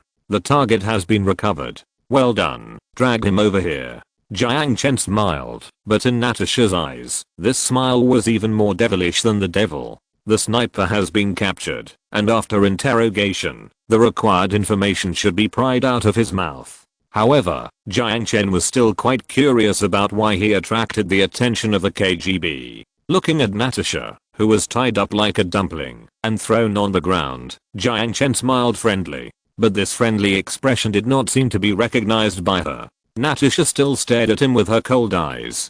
Don't look at me like that. Jiang Chen spread his hands innocently. I said I'm just a businessman, but you all stick to me like flies. Did I provoke you or offend you? Flies. What do flies like to stick to? Natasha sneered. Jiang Chen was stunned for a moment, then laughed out loud. You try to provoke me. What good does it do you? Natasha bit her lip and didn't answer.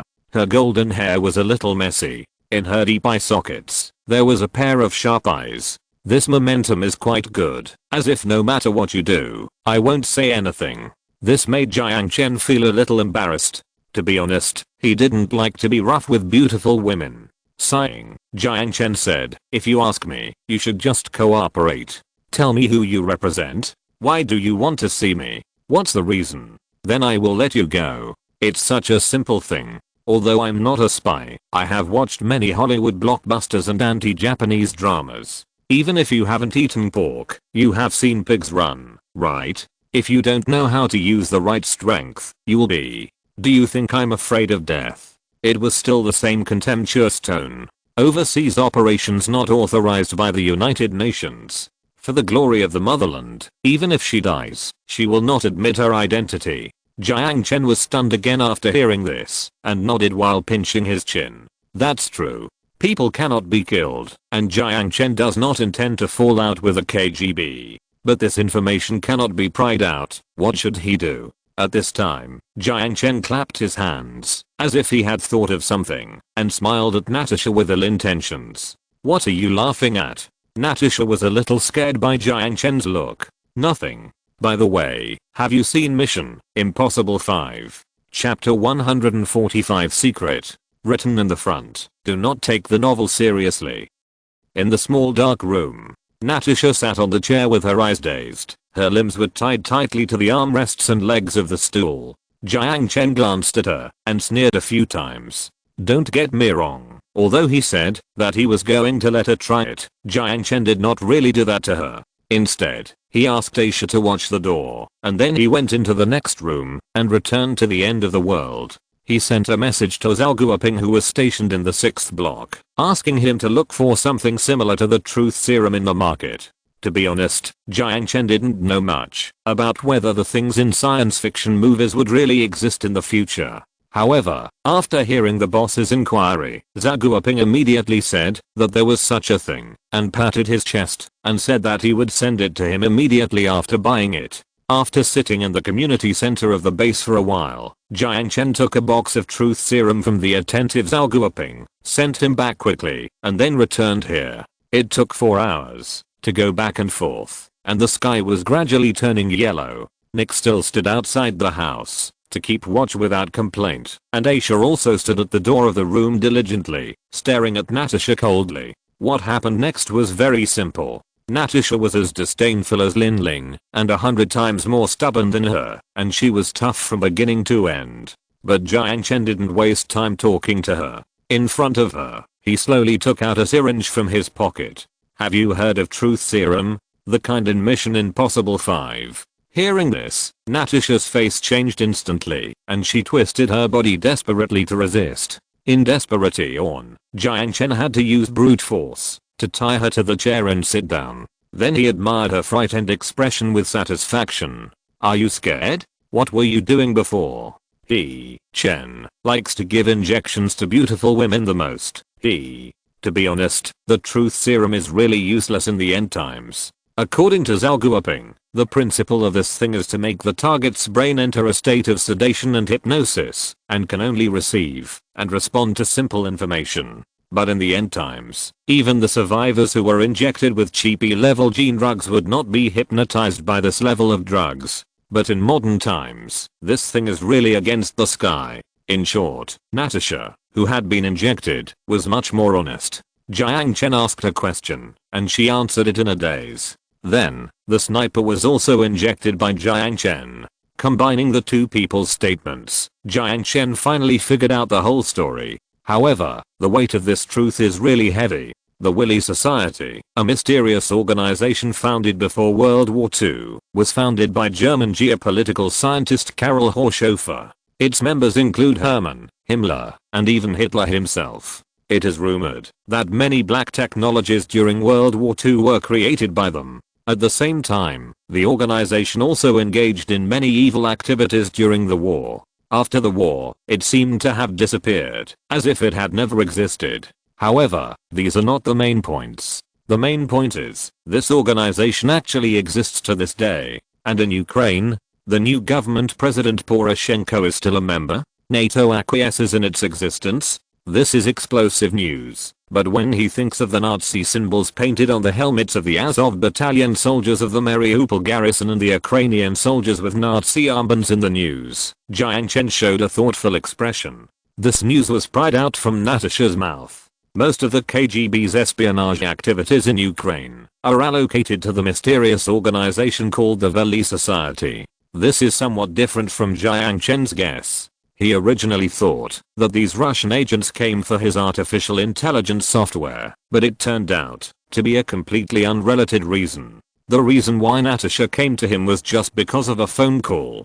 Half a month ago, when the KGB was eavesdropping on General Makanov, Poroshenko's confidant, they accidentally intercepted an interesting communication. It was a call from a man named Roberts. 3 keywords: Jiang Chen, gold, mercenary. It was also a coincidence that about a year ago, Roberts had not yet touched Iranian crude oil. He honestly played the role of a middleman and sold arms and supplies to the Ukrainian government army with the tacit approval of the White House. At that time, he was honored to be on the KGB's blacklist, and the KGB did plan an attack on him personally led by civilian armed forces. If there was no Slav guy next to him who was very capable, he might have confessed there. Later, because Roberts got rid of Ukraine, his name was naturally crossed off the blacklist. But Natasha didn't expect to see this name again. After some investigation, Jiang Chen's resume was handed to her. But this resume was so clean that even she found it incredible. So, Jiang Chen was targeted as soon as he got off the plane. Makanov isn't a flying member of the Willy Society, and the KGB wants to know the purpose of Jiang Chen's contact with him. The original plan was that Natasha would approach Jiang Chen in the hotel, take the opportunity to inject him with anesthetics after entering the room, and then transport him out of the hotel through special channels and take him to a temporary base for interrogation. However, what she didn't expect was that Jiang Chen was not as good and lustful as the intelligence said, and he actually rejected her approaching. So she had to ask her superiors for instructions and launched Plan B, waiting for Jiang Chen to leave Kyiv and arrive in Donetsk before intercepting him. The closer to the east, the more favorable the situation is for them. Unfortunately, it was not just the KGB who targeted Jiang Chen. The Valley Society itself was also confused about Jiang Chen, an Oriental man who tried to contact Makarov. It was nothing when Roberts contacted Makarov before. After all, he was from the United States. But Jiang Chen's identity is a bit intriguing. Also belonged to a mysterious organization. They couldn't even find a little information about the forces behind him. It was only through the existing information that it was preliminarily inferred that Jiang Chen belonged to an organization with unknown purpose and unknown base, but with strong scientific research capabilities and financial resources that should not be underestimated. As for Jiang Chen himself, they, like the KGB, only found a resume of further study that was no different from a piece of waste paper. It looked fake, no matter how you looked at it. Well, although Jiang Chen wanted to say that this thing was really true, smart people always like to think too much, so let them fill in the blanks themselves. They also started monitoring Jiang Chen as soon as they got off the plane, but during the monitoring process, they found an interesting person, Natasha, a KGB agent. The agents of the Willy Society could not sit still at the time because Jiang Chen had contacts with KGB people, but they did not alarm the enemy because this was a once-in-a-lifetime opportunity. Let's not talk about Jiang Chen. If they operate properly, they can even catch all the Russian spies behind Natasha. So, they also waited patiently for Jiang Chen to arrive in Donetsk and patiently waited for the Russians to make the first move. In short, he was being targeted by two troubles, the Valley Society and the KGB. However, as long as he was in Ukraine, he could not get rid of these two troubles. Are you okay? Aisha looked at Jiang Chen with concern and asked softly. No, help me watch her. Jiang Chen rubbed his temples tiredly and walked out the door. Outside the wooden house, Nick was standing guard with a rifle. Seeing Jiang Chen coming towards him, he stretched out his hand and greeted him. What's the situation? Everything is normal. The Russian special forces seem to have gone to our previous location, and the pilot was rescued by them. No problem. Do you have a satellite phone? I have to discuss it with Roberts, that idiot. This place is far from the crash site, and they can't find it. Nick smiled, took out the satellite phone from his pocket, and threw it into Jiang Chen's hand. At this moment, Roberts, who was far away on the other side of the Atlantic Ocean, was lying comfortably in a villa in Los Angeles, enjoying a good life. Next to him was a girl who was confused about life and was about to talk to him all night about her dream of Hollywood. At this critical moment, the phone on the bedside table suddenly rang. Although he was a little reluctant, he immediately answered the phone after seeing that the caller was Jiang Chen.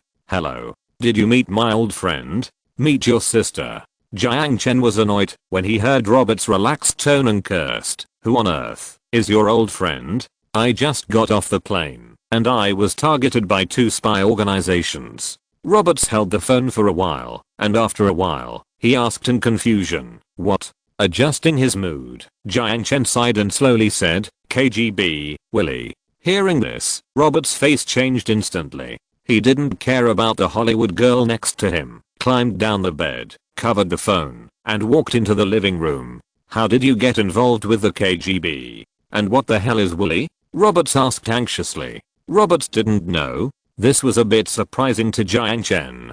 Didn't you hear about it when you were in Ukraine? It seems to be an organization with some connection to the German Nazis in World War II. Damn it. What a mess. Your old friend Makarov seems to be a member of the Valley Society. Then, Jiang Chen repeated the information he had obtained with the truth serum. Listening to Jiang Chen's statement, Roberts' expression gradually became solemn. I always thought it was just a rumor. I didn't expect it to really exist. Yeah, it does exist, but what does it have to do with me? I just want to know how to leave Ukraine now. I'm afraid I'll be arrested if I return to Kyiv. Going east to Russia will be the same. Should I swim across the Black Sea? Damn it. Jiang Chen cursed. Don't be impatient. Wait. Let me think about it. Roberts closed his eyes and suddenly opened them. No one was killed, right? He naturally thought it was a Russian agent. No, I tied him up. Jiang Chen took a deep breath and said slowly, that's good. There's still room for maneuver. How about selling those 2 Russian agents to the CIA? I know an acquaintance working in Ukraine. F***KU. Jiang Chen immediately cursed. Another acquaintance of yours? Roberts was also quite helpless after being scolded, with a bitter face. I can't do anything. Who knew that Makarov had this identity? Damn, when I sold him arms, I didn't care what his identity was. Seriously, man, if you sell people to the CIA, they will send a helicopter to pick you up on the aircraft carrier. Then, they should let you get off the ship in Greece and help you arrange a flight back home. Okay, I'll think of other ways. Jiang Chen hung up the phone. Nick took the satellite phone from Jiang Chen's hand and asked casually, did Roberts think of a way? He's much dumber than before. Jiang Chen cursed and returned to the house. Are you kidding? Getting involved with the CIA again? Not enough trouble? Willie will be fine, at least for now. It should only be active in Ukraine. The KGB is not so bad. After all, this is not the time of the former Soviet Union. If you arouse the interest of the CIA, I'm afraid that they will follow you around the world with the money of American taxpayers. Pushing open the door of the wooden house, Jiang Chen saw Aisha fiddling with the scope of the sniper rifle in her hand. After adjusting his mood a little, Jiang Chen tried to put on a relaxed expression and asked with a smile, what are you doing? Aisha saw Jiang Chen coming back and smiled at him gently. Maintaining the gun, exporting tactical video. Tactical video? After a slight hesitation, Jiang Chen's eyes lit up instantly. I have thought of a way. Chapter 146 The Best of Both Worlds. Natasha woke up from her coma and tried to open her sore eyes. When she realized her current state, she immediately cast a sharp look at Jiang Chen who was sitting opposite her. What did you do to me? Obviously, she had no memory of the time after the injection of truth serum. Her clothes were messy, her hands were tied to the armrests, and her feet were tied to the legs of the stool. A man and a woman were alone in the same room, and there was too much room for imagination. Nothing. Jiang Chen smiled and spread his hands. I'm pure. Bah. Natasha cursed in her heart and looked at Jiang Chen without saying a word. KGB. Jiang Chen spoke, but Natasha's face did not react at all. As long as she didn't admit it, what could he do to her? Seeing the unyielding expression on Natasha's face, Jiang Chen smiled, then put a smartphone on the table and pressed the play button. I'm from the KGB. What's your purpose in Ukraine? To engage in espionage and provide intelligence support to civilian armed forces. The male voice was naturally Jiang Chen's, and the female voice was naturally Natasha's. Natasha's face changed instantly, and her hands and feet struggled violently, trying to get rid of the restraints and seize the smartphone. Seeing this girl so noisy, Jiang Chen just shrugged and poked the screen a few more times. Before you calm down, I decided to show you something more interesting. Ignoring Natasha's murderous eyes, Jiang Chen stood up the phone and played the video with a smile. The video has high pixels and the perspective is a sniper scope. A B-171 Russian-made helicopter appeared in the picture, and then the camera shook. It should be Aisha who fired. At the same time, an RPG hit the helicopter. The helicopter flew sideways and crashed. Then it was suspected that the Ukrainian special forces opened fire on everyone. Of course, the Ukrainian special forces were just a joke. Then, Boris in the front row called for an artillery attack. Several heavy artillery shells directly covered the target area, blowing the group of soldiers into the air. Then there was a scene where Boris was shot in the chest, the guy named Yuri was shot in the head, and then Morris. Later, Aisha shot and broke the hand of another Russian agent, but this part was cut off. Natasha's face changed, and her limbs stopped struggling. I believe you also realize what effect this video will have if it appears on websites like YouTube. Military operations were launched in another country without authorization, and border artillery positions carried out artillery shelling on targets in another country's territory. TSK, TSK, this pixel is much clearer than the American satellite. I remember that the White House has not yet captured the footage of you firing. Is this big news in my hand? By the way, I also intercepted the communication of your call for artillery fire. Jiang Chen smiled happily. Natasha's face was pale. He knew very well what serious consequences would be caused if this video was uploaded to the internet. Give me that video. No. Jiang Chen said with a smile. You will be hunted by KGB agents. Natasha threatened. If anything happens to me, the video will be automatically sent. You will not get any benefits. Jiang Chen crossed his fingers and said nonchalantly. Natasha was silent, and suddenly, she changed to an ambiguous expression. If you are willing to give it to me, I will give you some unexpected services. Aisha, who was standing at the door, glanced at her, and her expressionless look was unexpectedly scary. Don't you want to ask your little follower to leave? I will make you very comfortable. Natasha seemed to have changed into a different person, and the eyes in her deep eye sockets were deep and charming. To be honest, Jiang Chen was a little petrified. No need. Who knows how many people you agents have worked with? I might as well spend money. Jiang Chen crossed his legs calmly, hiding his indecent appearance, and continued with a smile. Besides, she is not a follower, but my wife. Hearing this, Aisha opened her eyes wide, with mist in her eyes. Natasha glanced at the girl who seemed to be in heat, and continued to look at Jiang Chen with a smile. That's not necessarily true. I'm still an original product. Oh, who would believe it? Besides, let's not talk about this. Let's make a deal. Jiang Chen said impatiently. He was really afraid that he would be so pretentious for a long time, and finally he couldn't control himself. Trade? Do you think you are important enough to trade with a country? Natasha's eyes turned cold, and she smiled with narrowed eyes. Country? Haha, not really. I'm just making a deal with your intelligence minister. Jiang Chen ignored Natasha's sarcastic expression and said directly, if the video appears on the internet, my intelligence minister's political career will probably be over. Someone has to take the blame, right? Then what? Just pretend it doesn't exist. Jiang Chen spread his hands and looked at Natasha with a smile. I will let you go, and that unlucky guy with a broken hand. You and I have kidnapped each other, so we are even. If you attack me, I will make the video public. If you don't want this video to exist forever, just don't provoke me. Do you think we will let someone else get hold of the handle? Natasha sneered.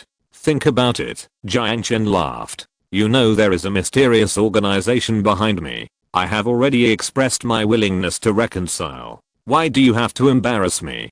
Do you want to risk getting into trouble and losing your job, or do you want to keep silent and pretend I don't exist? The choice is entirely yours. I can return your communication equipment to you now. How about you talk to your boss yourself? Natasha's eyes flickered slightly, and she finally breathed a sigh of relief. Okay. What happened next was almost what Jiang Chen expected. The KGB minister named Bart readily agreed to the deal. First of all, the conflict between the two parties was written off. The KGB would no longer attack him, and he would leave Ukraine within 3 days, and the content of the video would be kept absolutely confidential. If the secret was leaked, the KGB would send agents to hunt him down.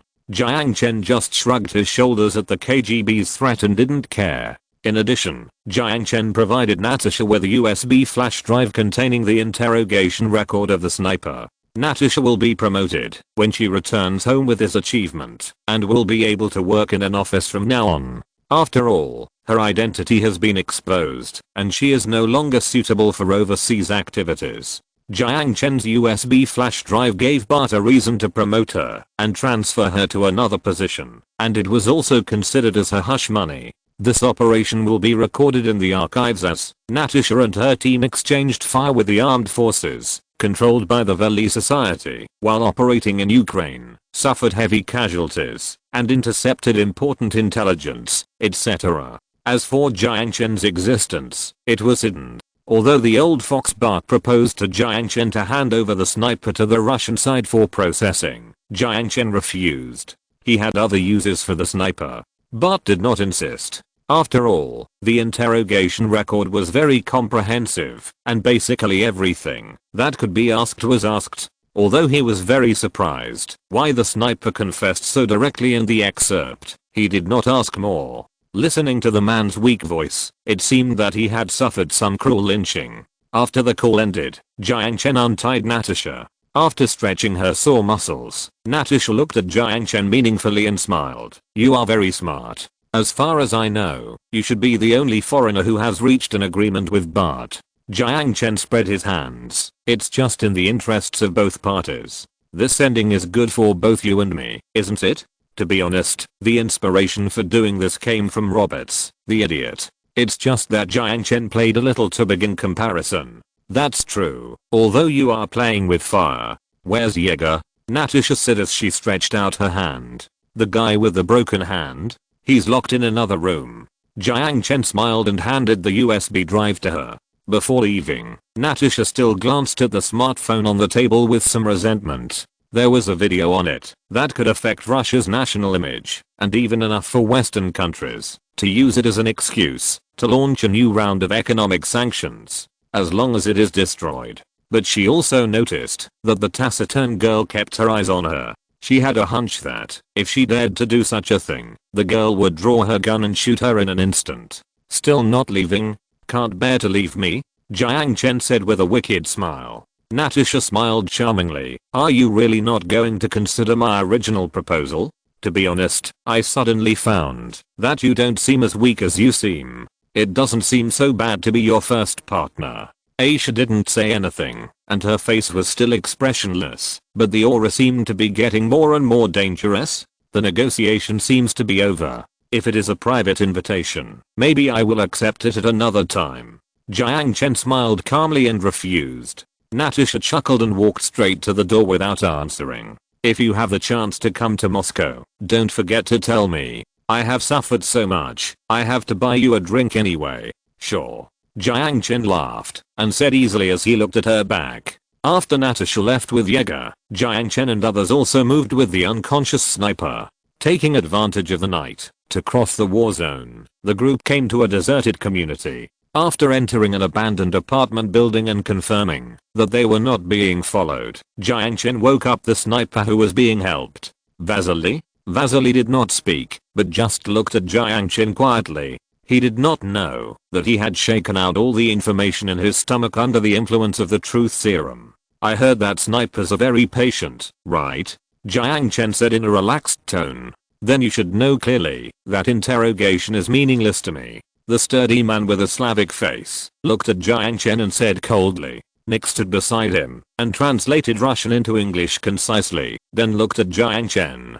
Seeing that Vasily still didn't speak, Jiang Chen continued, "I don't intend to interrogate you. I just want to ask you for contact information. Well, how should I put it? I want to do business with the organization behind you." Chapter 147 Mercenaries. To be honest, Jiang Chen didn't care about Ukraine at all. He just wanted to buy a few capable veterans, train a mercenary army loyal to him, and complete his island seizure plan. As a result, he was tricked by the intelligence of Roberts, the idiot, at the critical moment. Makhanov's hidden identity made the situation complicated. Because of the KGB agent with a wild imagination and the Vili agent who was tit-for-tat with him, he was passively involved in this undercurrent. Fortunately, these troubles were solved. No matter what conspiracy the Vili had, let the KGB worry about it. Walking side by side with Makhanov in the 92nd Mechanized Infantry Brigade, the two chatted and laughed. Nick followed behind the two. Because Makhanov's English was good, he didn't need him to act as an interpreter, so he walked silently as usual. As for Aisha, Jiang Chen still arranged her far away just in case. Although it was not in the most dangerous area, it was at least the front line, and the conditions here were naturally quite difficult. Soldiers usually slept beside the dirt piles in the trenches, using the wooden boxes storing ammunition as tables, sitting around and eating cold canned food and black bread. Seeing these soldiers eating, drinking, defecating, and urinating, which were not as good as the survivors in the fishbone base, Jiang Chen couldn't help but have the illusion that he was too kind. "We have a lot of good guys in the 92nd Mechanized Infantry Brigade. If you think any of them are good, just tell me, and I'll talk to him. Of course, as long as they are not stupid, they won't refuse." Makarov laughed. Seeing the general rarely go to the front line to check on the post, those listless soldiers were somewhat spirited up and saluted when they saw him coming. Looking at the appearance of these soldiers, Jiang Chen doubted whether they could really resist the offensive of the civilian armed forces. But even though he thought so, there was no expression on his face. "Oh, if I took away the ace or something in your army, wouldn't you feel bad?" Jiang Chen said half jokingly. The man with the hooked nose had a very sharp gaze, a very shallow scar on his side face, and a very capable figure. Just by looking at him, Jiang Chen really couldn't connect him with the corrupt officials who embezzled state assets. It was said that he was also the confidant of the new government president. What's the pain? Makarov spread his hands and smiled. What if I have another 100 guys who can fight? Can they beat those volunteers from Russia? The outcome of the war is not something we can control at all. Let's not talk about those things. Let's talk about reality. I owe my own salary for several months. If I don't sell equipment, how can I pay the wages of my subordinates? There was one thing he didn't say. The $1 million in gold was enough for him to live a carefree life in any country. So what if he was Poroshenko's confidant? He had too many confidants, and he didn't care about his life or death. With the money, he didn't care what this hellhole would become. Jiang Chen smiled and didn't say anything else. Before coming here, he had reached an agreement with the Veli Society. He will leave Ukraine within 3 days. His purpose of coming here is just to pick a few mercenaries as bodyguards. This deal is only private. Although there is indeed an undisclosed organization behind him, he has no intention of getting involved in Ukraine. The captured sniper will be returned after he leaves the country safely. If he encounters an accident during these 3 days, the location of the sniper will be automatically sent to Russia, and the hostage will be taken over by the Russian side. Vasily did not know that he had been given a truth serum, and the Willy Society would not know that part of their information had been leaked to the Russian side, so the sniper still has recycling value for them. Therefore, in order to prevent Jiang Chen from getting into trouble within these 3 days, let alone plotting against him, the Willy Society even sent several agents to protect him secretly, to prevent the KGB from doing bad things secretly. But obviously they thought too much. Jiang Chen had reached an agreement with the KGB. Even before he left the country, there must have been agents watching him from a distance, but they would never do anything to him again. Besides soldiers, do you need tanks? For a T-64, I'll only charge you $1 million. Tanks? Where would I put them if I bought them? Jiang Chen scolded with a smile. Are you kidding? Do you think I don't know that those things are the legacy of the former Soviet Union? More than 400 T-64s are lying in the tank graveyard in Kharkov. I don't know how many layers of dust have fallen on them. It's a miracle to find a running one. They are all rotten goods that no one wants, even if they are sold to steel mills. Walking along the trench to an open space, Makarov and a man who looked like a deputy commander whispered a few words, then pulled out 2 stools and sat down with Jiang Chen with a smile. The next thing was very simple. The soldiers of the 92nd Mechanized Infantry Brigade came in batches for the interview, mainly by the veteran Nick, and Jiang Chen just sat aside to review them simply. In order to prevent agents from other organizations from mixing in, I will use Truth Serum to ask them a few questions later. It took about 2 hours to finally finish these troublesome things. Ukraine does not have special forces, but there are still many old guys in the army who are as capable as special forces. Most of them are Cossacks. They are natural warriors with excellent individual combat effectiveness. The equipment has been unloaded. Jiang Chen led this team of veterans who had been expelled from the army to an abandoned warehouse about 2 kilometers away from the barracks.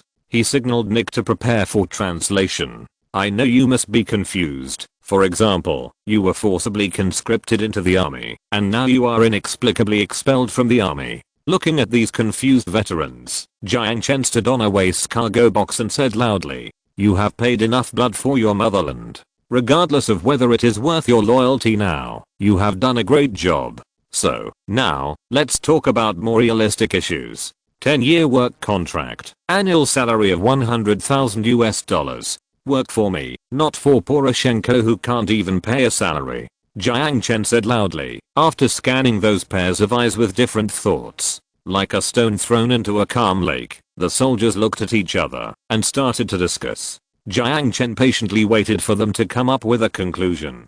This kind of thing that determines the future will make anyone feel uneasy and confused. How do we know you are telling the truth? The people in Kiev tricked us back to the front line. We had a pitiful 1,500 UGX last month, but we didn't pay 1 UGX this month.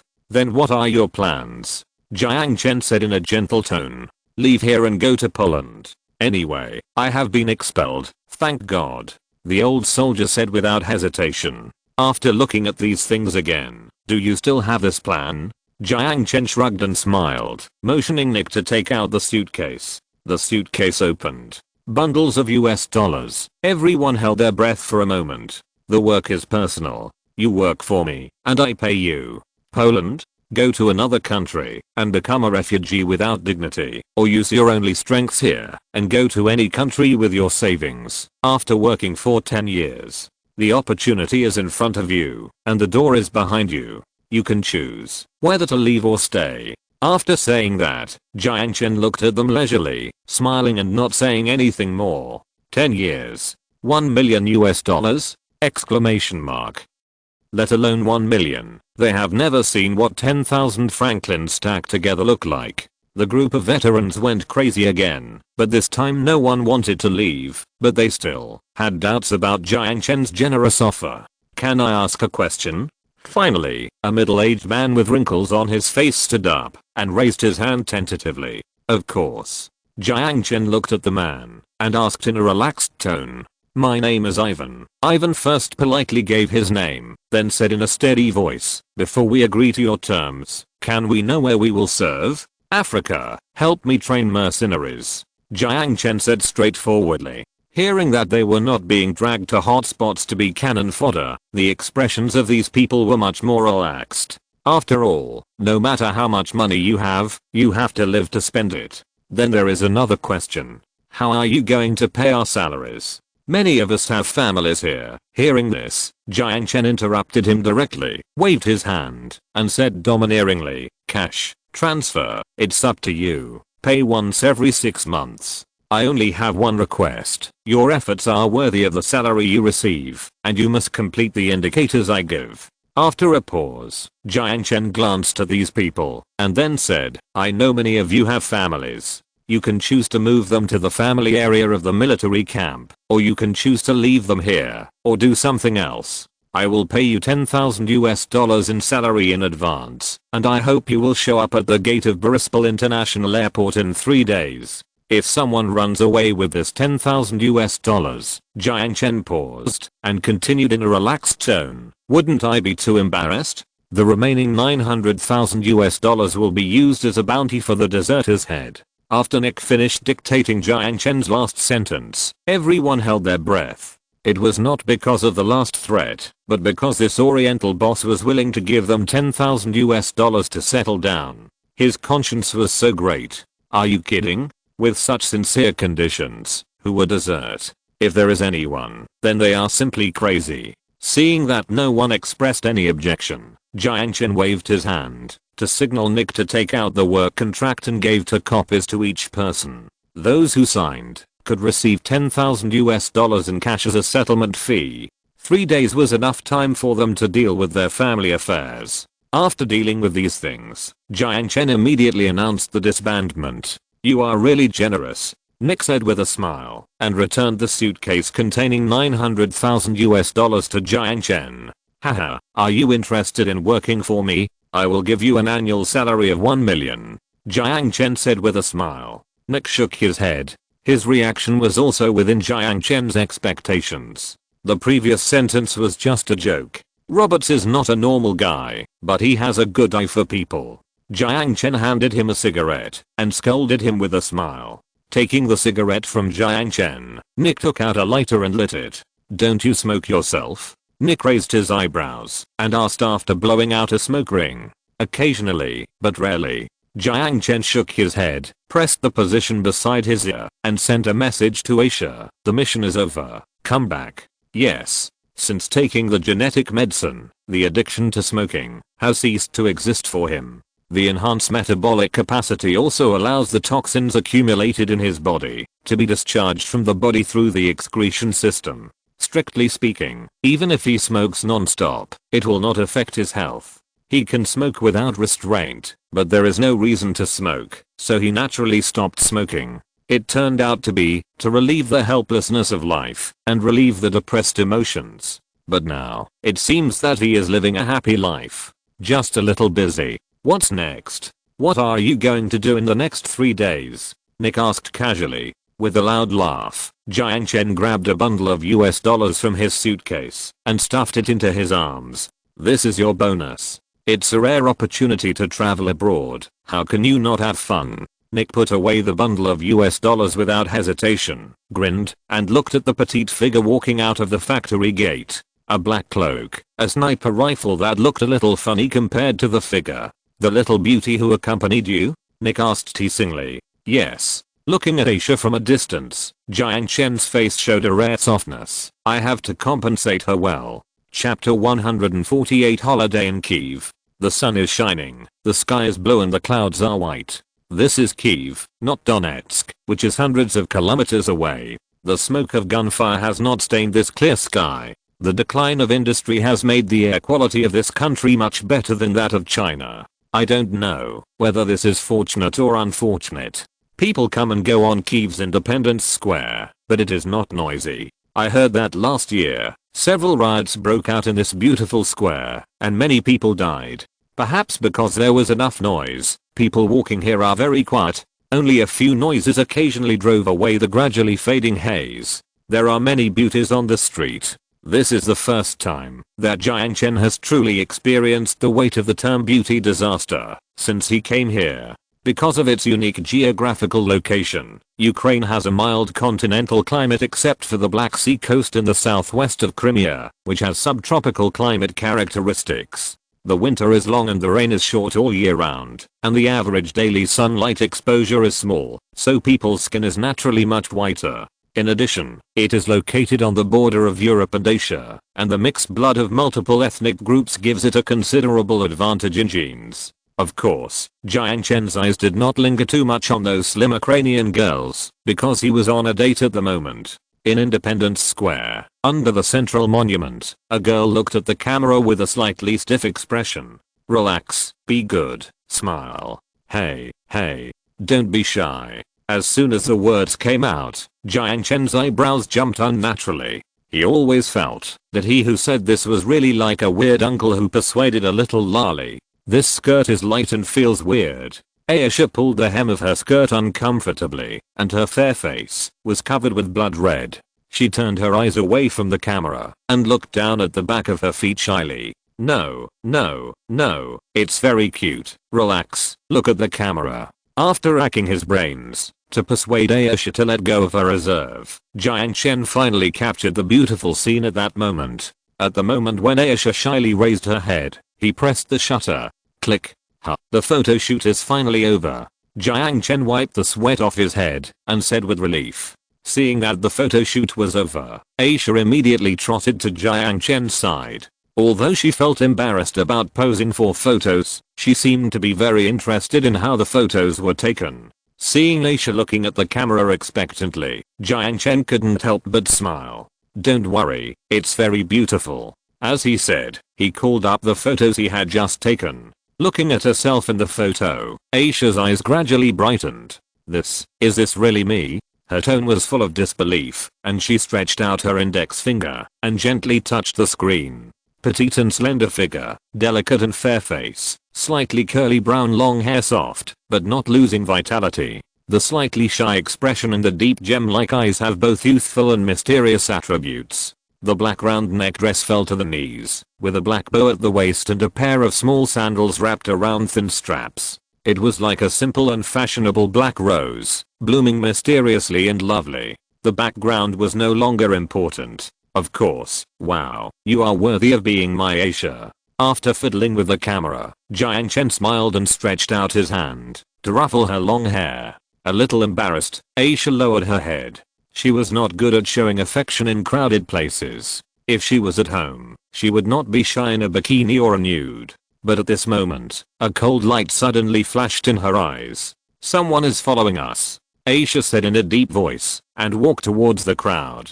"Don't get excited, of course I know." Jiang Chen shyly grabbed Aisha's little hand and stopped her from walking towards the crowd.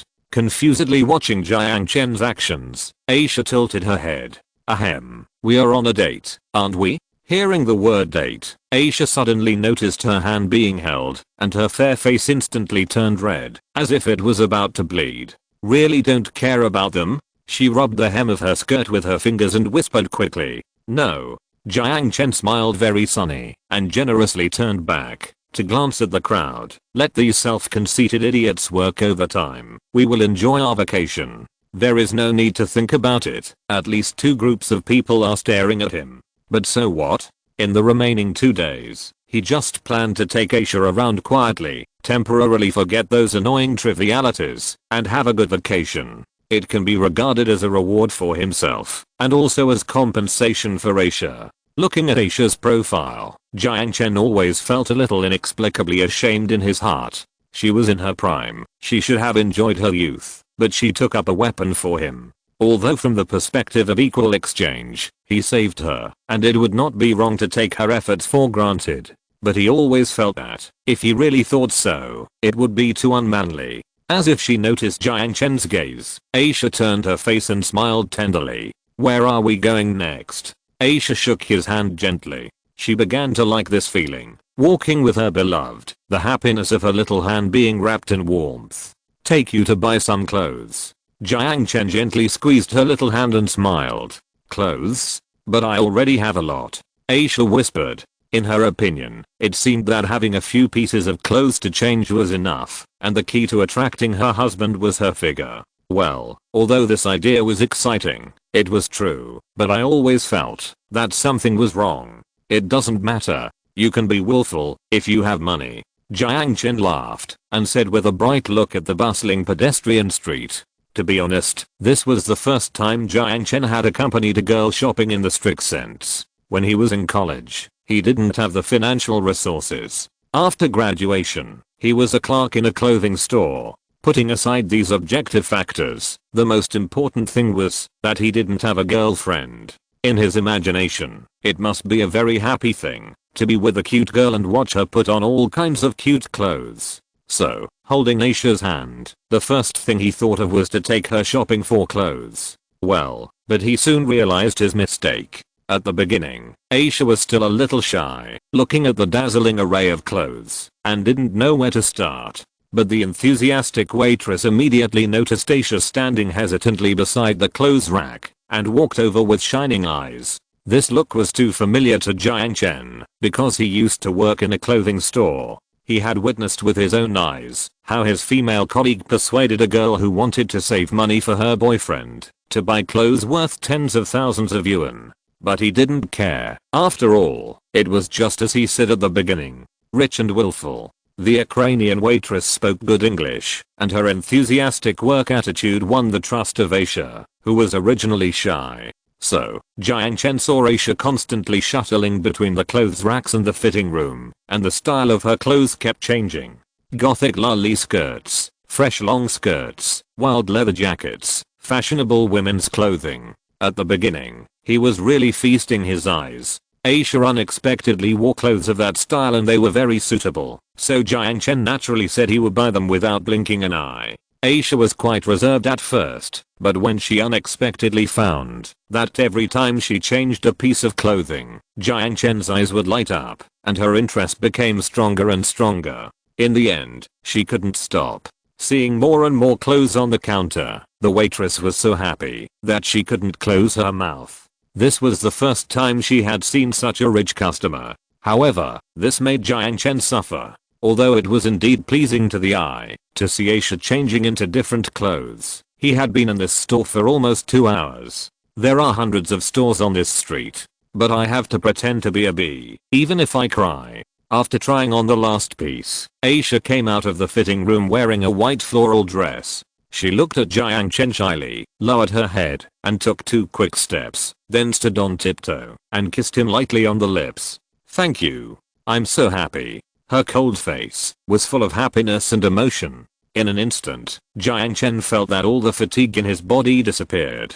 It's worth it. Seeing the waitress's excited expression almost about to climax, Jiang Chen swiped his card directly. The owner of the clothing store personally sent him out the door and respectfully presented him with a 30% discount gold card, and then watched Jiang Chen and Aisha holding his hand as they walked away with a bag that was more than one person tall. There were more than 100 pieces of clothing, and since almost every piece was suitable for her, Jiang Chen almost cleared out the stock of the same size in this store. Money is not a problem, it's only a few $1,000s.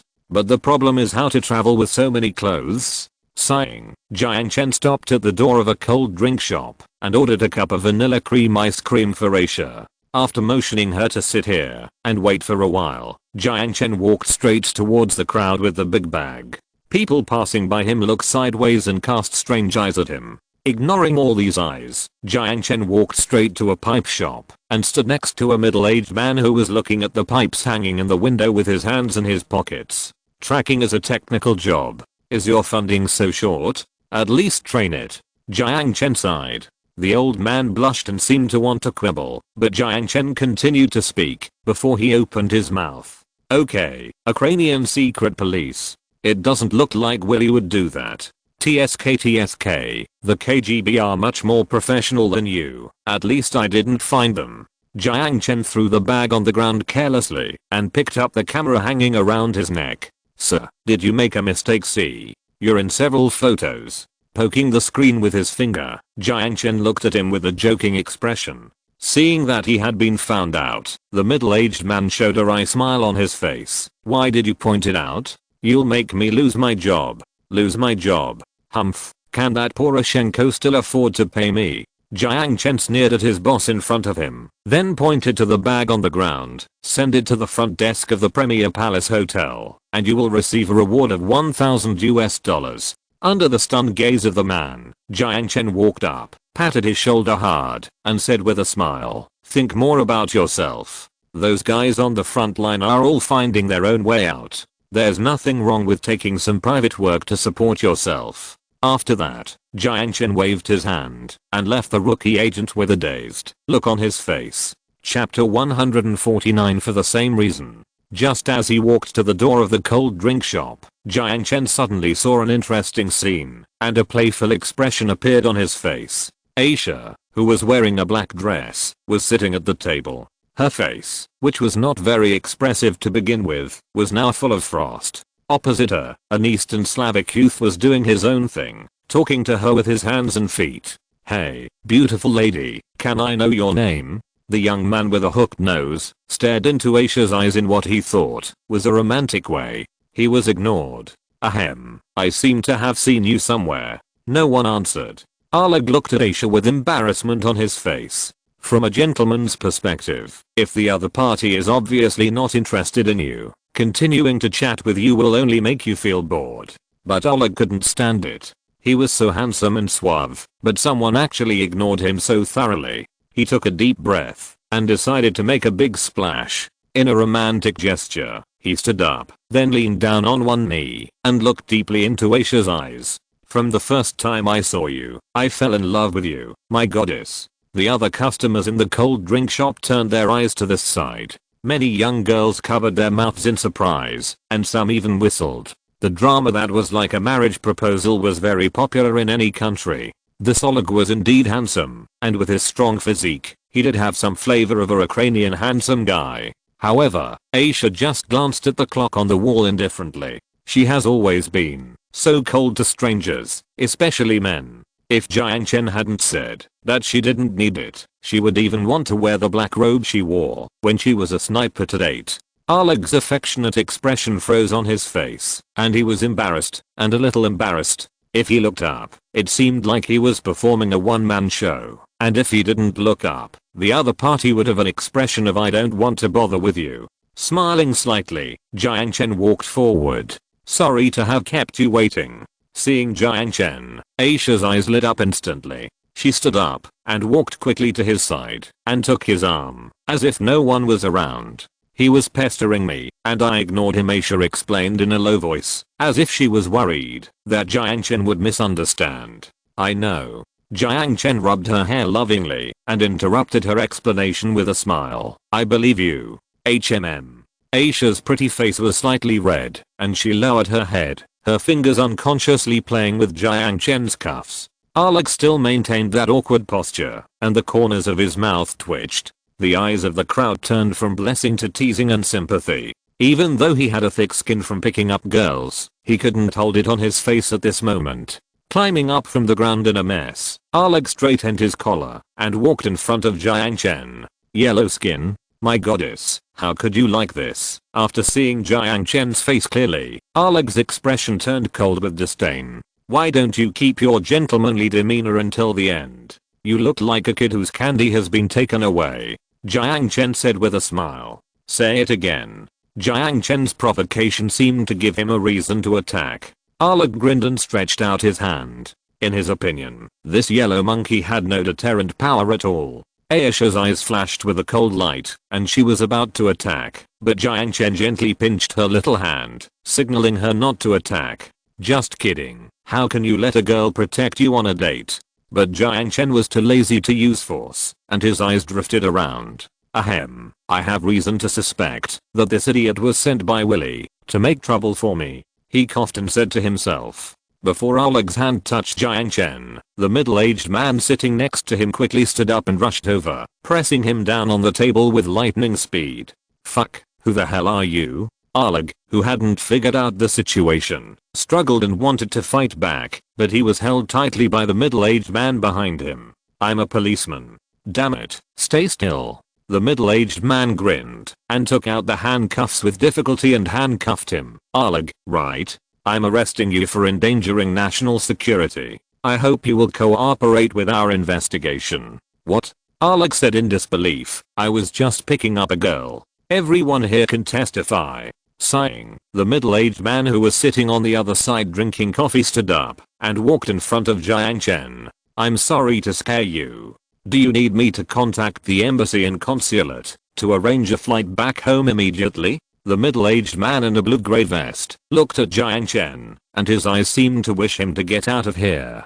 Thank you very much, but it's not necessary. I still have 2 days left of my vacation. This little episode didn't affect our friendship, did it? Jiang Chen smiled and stretched out his right hand. The middle-aged man looked at him for a long time and held his right hand silently. Just kidding. I'll let you follow me for a long time. Wouldn't it be too unfair to not use this free follower? I wish you a happy holiday. You know, many people are still working overtime. The middle-aged man stared at Jiang Chen and said, of course, I wish you a happy overtime.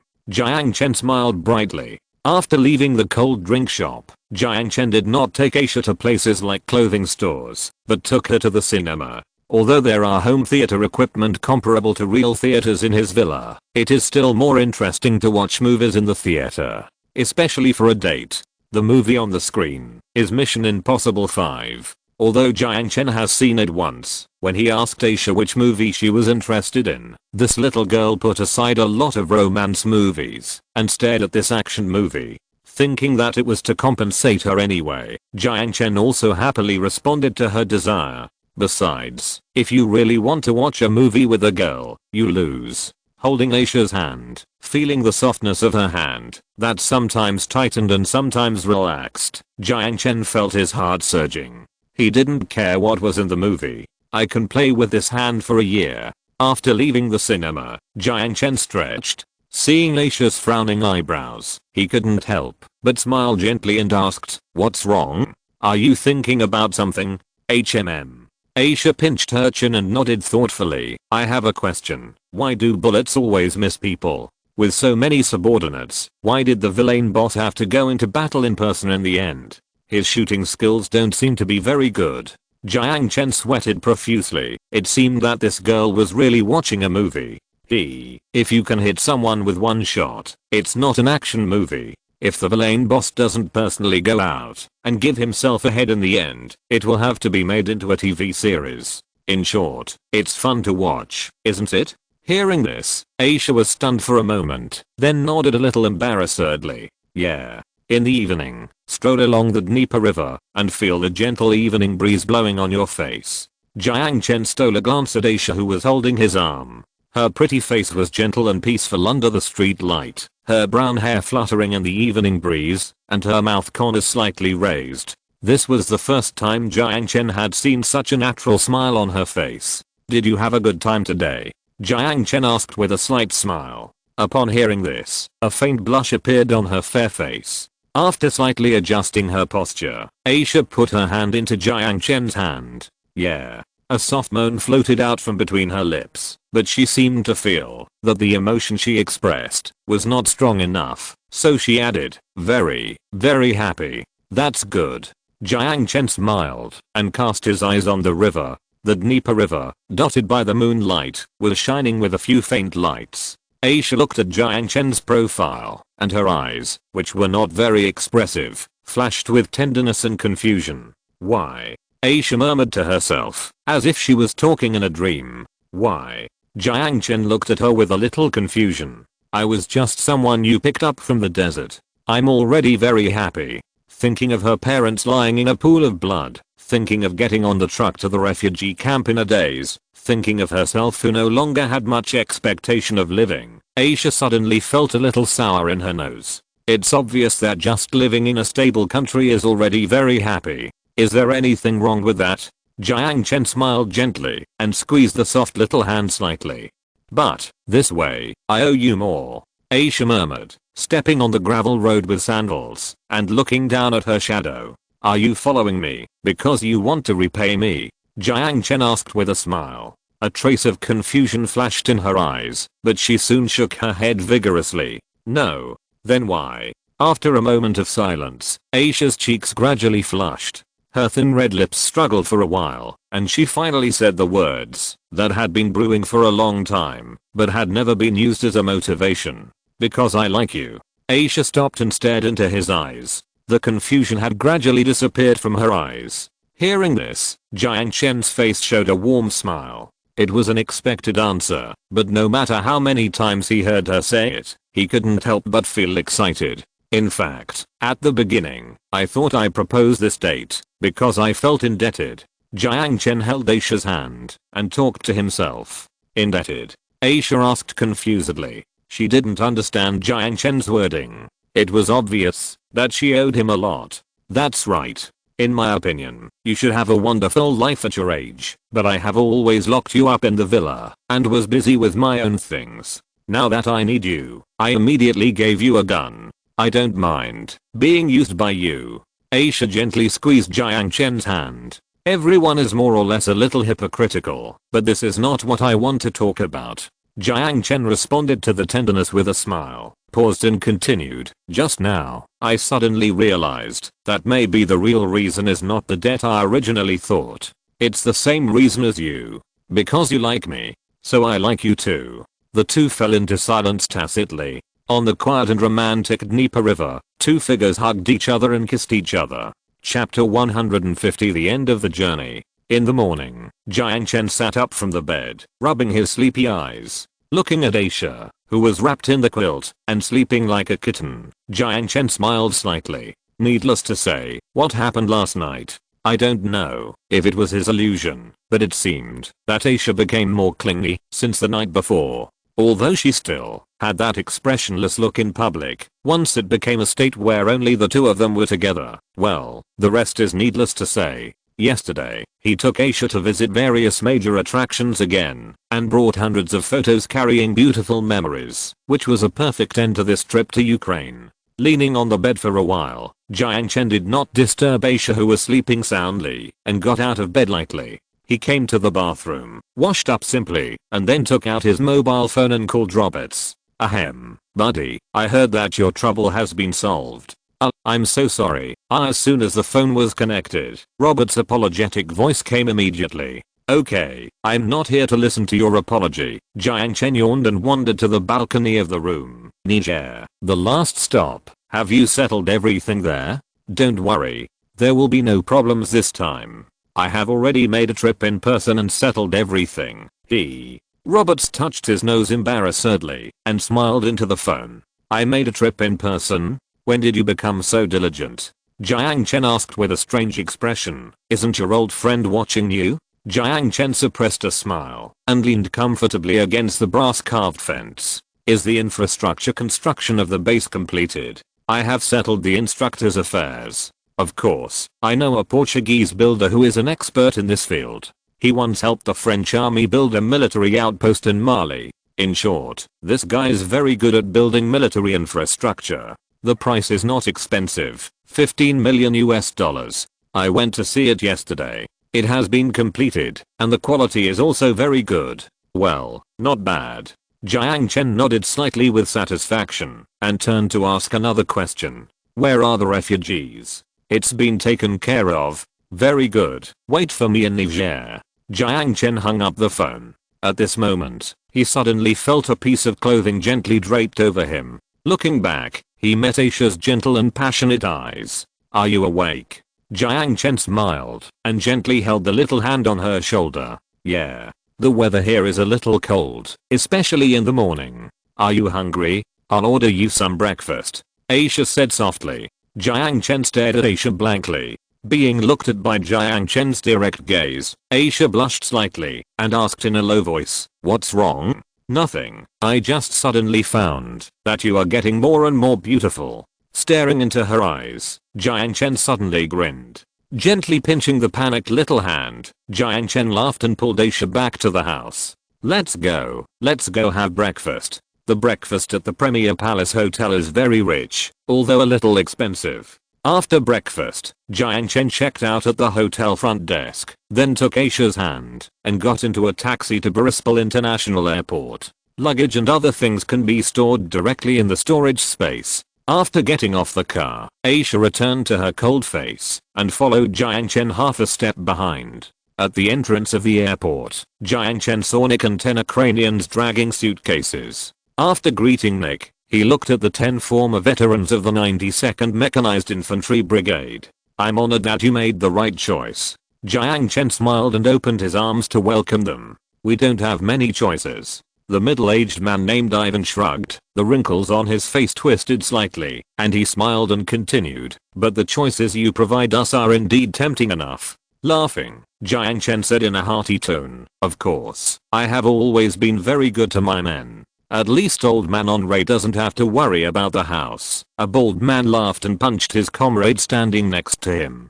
House? Yes. Ivan rolled his eyes in a funny way and spread his hands. I served in the military for 25 years, starting from the Soviet Union. But unfortunately, I was assigned to the Ukrainian army. I was on the list of candidates for housing in 1987, but now it seems that I will have to wait in line for 100 years before I can get my turn. Your words are bullshit, the bald man cursed with a smile, patting the silent man next to him. Old Andrei is even worse. His name was originally on the list, but his name was replaced. Don't always blame me. Whoever wants to work for that liar can go. This country has nothing to do with me anymore. Andrei cursed in a low voice with an unhappy look. Okay, guys, let's go to the waiting room to chat. A group of people stood at the airport gate, which was a bit eye-catching, no matter how you looked at it. Jiang Chen noticed that the police at the gate were looking over here intentionally or unintentionally. After all, it was an extraordinary period, and anyone who gathered together would be suspected. There was still an hour before the plane took off. Jiang Chen was sitting in the waiting room and bragging to Nick. Aisha was sitting next to Jiang Chen with an expressionless face, holding a fashion magazine provided by the airport. It seemed that the shopping trip had awakened some strange interests in her. Where did you go these 2 days? I went home and then walked around. Nick grinned and said concisely. Speaking of which, didn't you bring your family to Los Angeles? Jiang Chen asked with some surprise. They can't go. Nick's face showed a melancholy expression, which was rare. Jiang Chen was speechless. He seemed to understand something and couldn't help but smile bitterly. Looking at the flight information above his head, Nick continued with some nostalgia. Remember the cabin in Donetsk? That's my home. Sorry, I reminded you of something bad. Jiang Chen said softly. Nothing, it's over. In the past, Jiang Chen had only heard Roberts mention that Nick's hometown was in Ukraine. But what he didn't expect was that it happened to be in Donetsk, and it happened to be that wooden house. Because it was too heavy, the topic was interrupted. Glancing at the time, Jiang Chen got up and walked to the bathroom. Before getting on the plane, he decided to go to the bathroom first. But just as he was leaving the bathroom, he ran into someone who was unexpected but expected. The blue grey vest and the hooked nose were the Willy agent he met in the cold drink shop the day before yesterday. Finally you came to see me. Speaking of which, I don't know your name yet.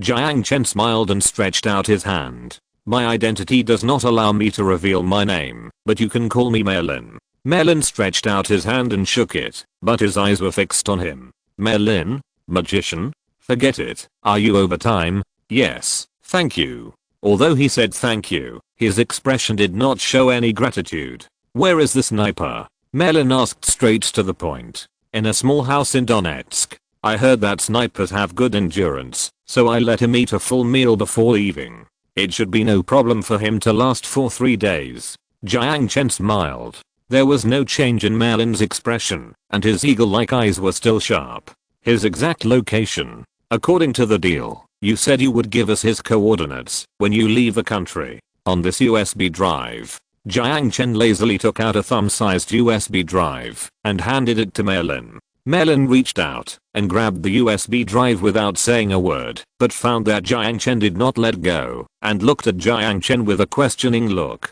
I'm not on the plane yet, Jiang Chen said with a smile. We will keep our promise. Merlin exerted a little force on his hand, but I didn't expect that. However, Jiang Chen's hand holding the USB drive did not move at all. So, because of the force, Merlin's facial muscles were all tense. So, there is about half an hour left before boarding. In order to ensure that I can get on the plane safely and land safely at the destination. Before handing this thing to you, I have to remind you of one thing. Jiang Chen paused, smiled at the tense muscles on Merlin's face, and continued. I'll give you the USB drive, but I have encrypted the contents. After plugging it into the computer and running it for an hour and a half, the encrypted information will be automatically unlocked. If there is any accident during my journey, I'm sorry, the KGB may get the sniper's location information first. 1 hour is enough for the plane to land in Niger. After saying that, Jiang Chen let go without warning. Merlin took a few steps back with the USB drive and bumped into the bathroom door. Staring at Jiang Chen, Merlin suddenly smiled. I didn't expect you to be a programmer. His original plan was to wait until he got the sniper's location information and immediately arrest Jiang Chen and others. There are too many reasons for Willy to do this. As for the organization behind Jiang Chen, what a joke. Will they be afraid? Jiang Chen smiled and spread his hands. No, but I'm the boss. I have many capable employees. The small program loaded in the USB flash drive was naturally Yao's work. Very good. I hope you never come to Ukraine. Merlin shook the USB flash drive, said something harsh, and then walked away. I also hope you can get your salary as soon as possible before your boss goes bankrupt. Shouting at his back, Jiang Chen smiled and returned to the waiting room. He sat next to Aisha, who still held the fashion magazine in her hand. Those people have left, Aisha said in a deep voice. The agents who had been sitting near them in a vague manner had left, and the waiting room seemed deserted again. Yes, I talked to their leader. Did you like any clothes? Jiang Chen changed the subject skillfully. Aisha blushed and rubbed the pages of the book with her fingers. This one? No, I already have a lot of clothes. It should be suitable for you. Well, bye. Write down the website address. I will teach you how to shop online. Nick glanced at the two people who were showing their love, grinned, and glanced at the clock on the wall. It's almost time to board the flight. Goodbye, my hometown. I wish you peace. End of this chapter. Thank you very much for reaching the end. Don't forget to like. Looking for more exclusive content and immediate access? Subscribe to our Patreon. Remember, every like, subscription, or donation encourages us to continue. Thanks to everyone. See you in the next video.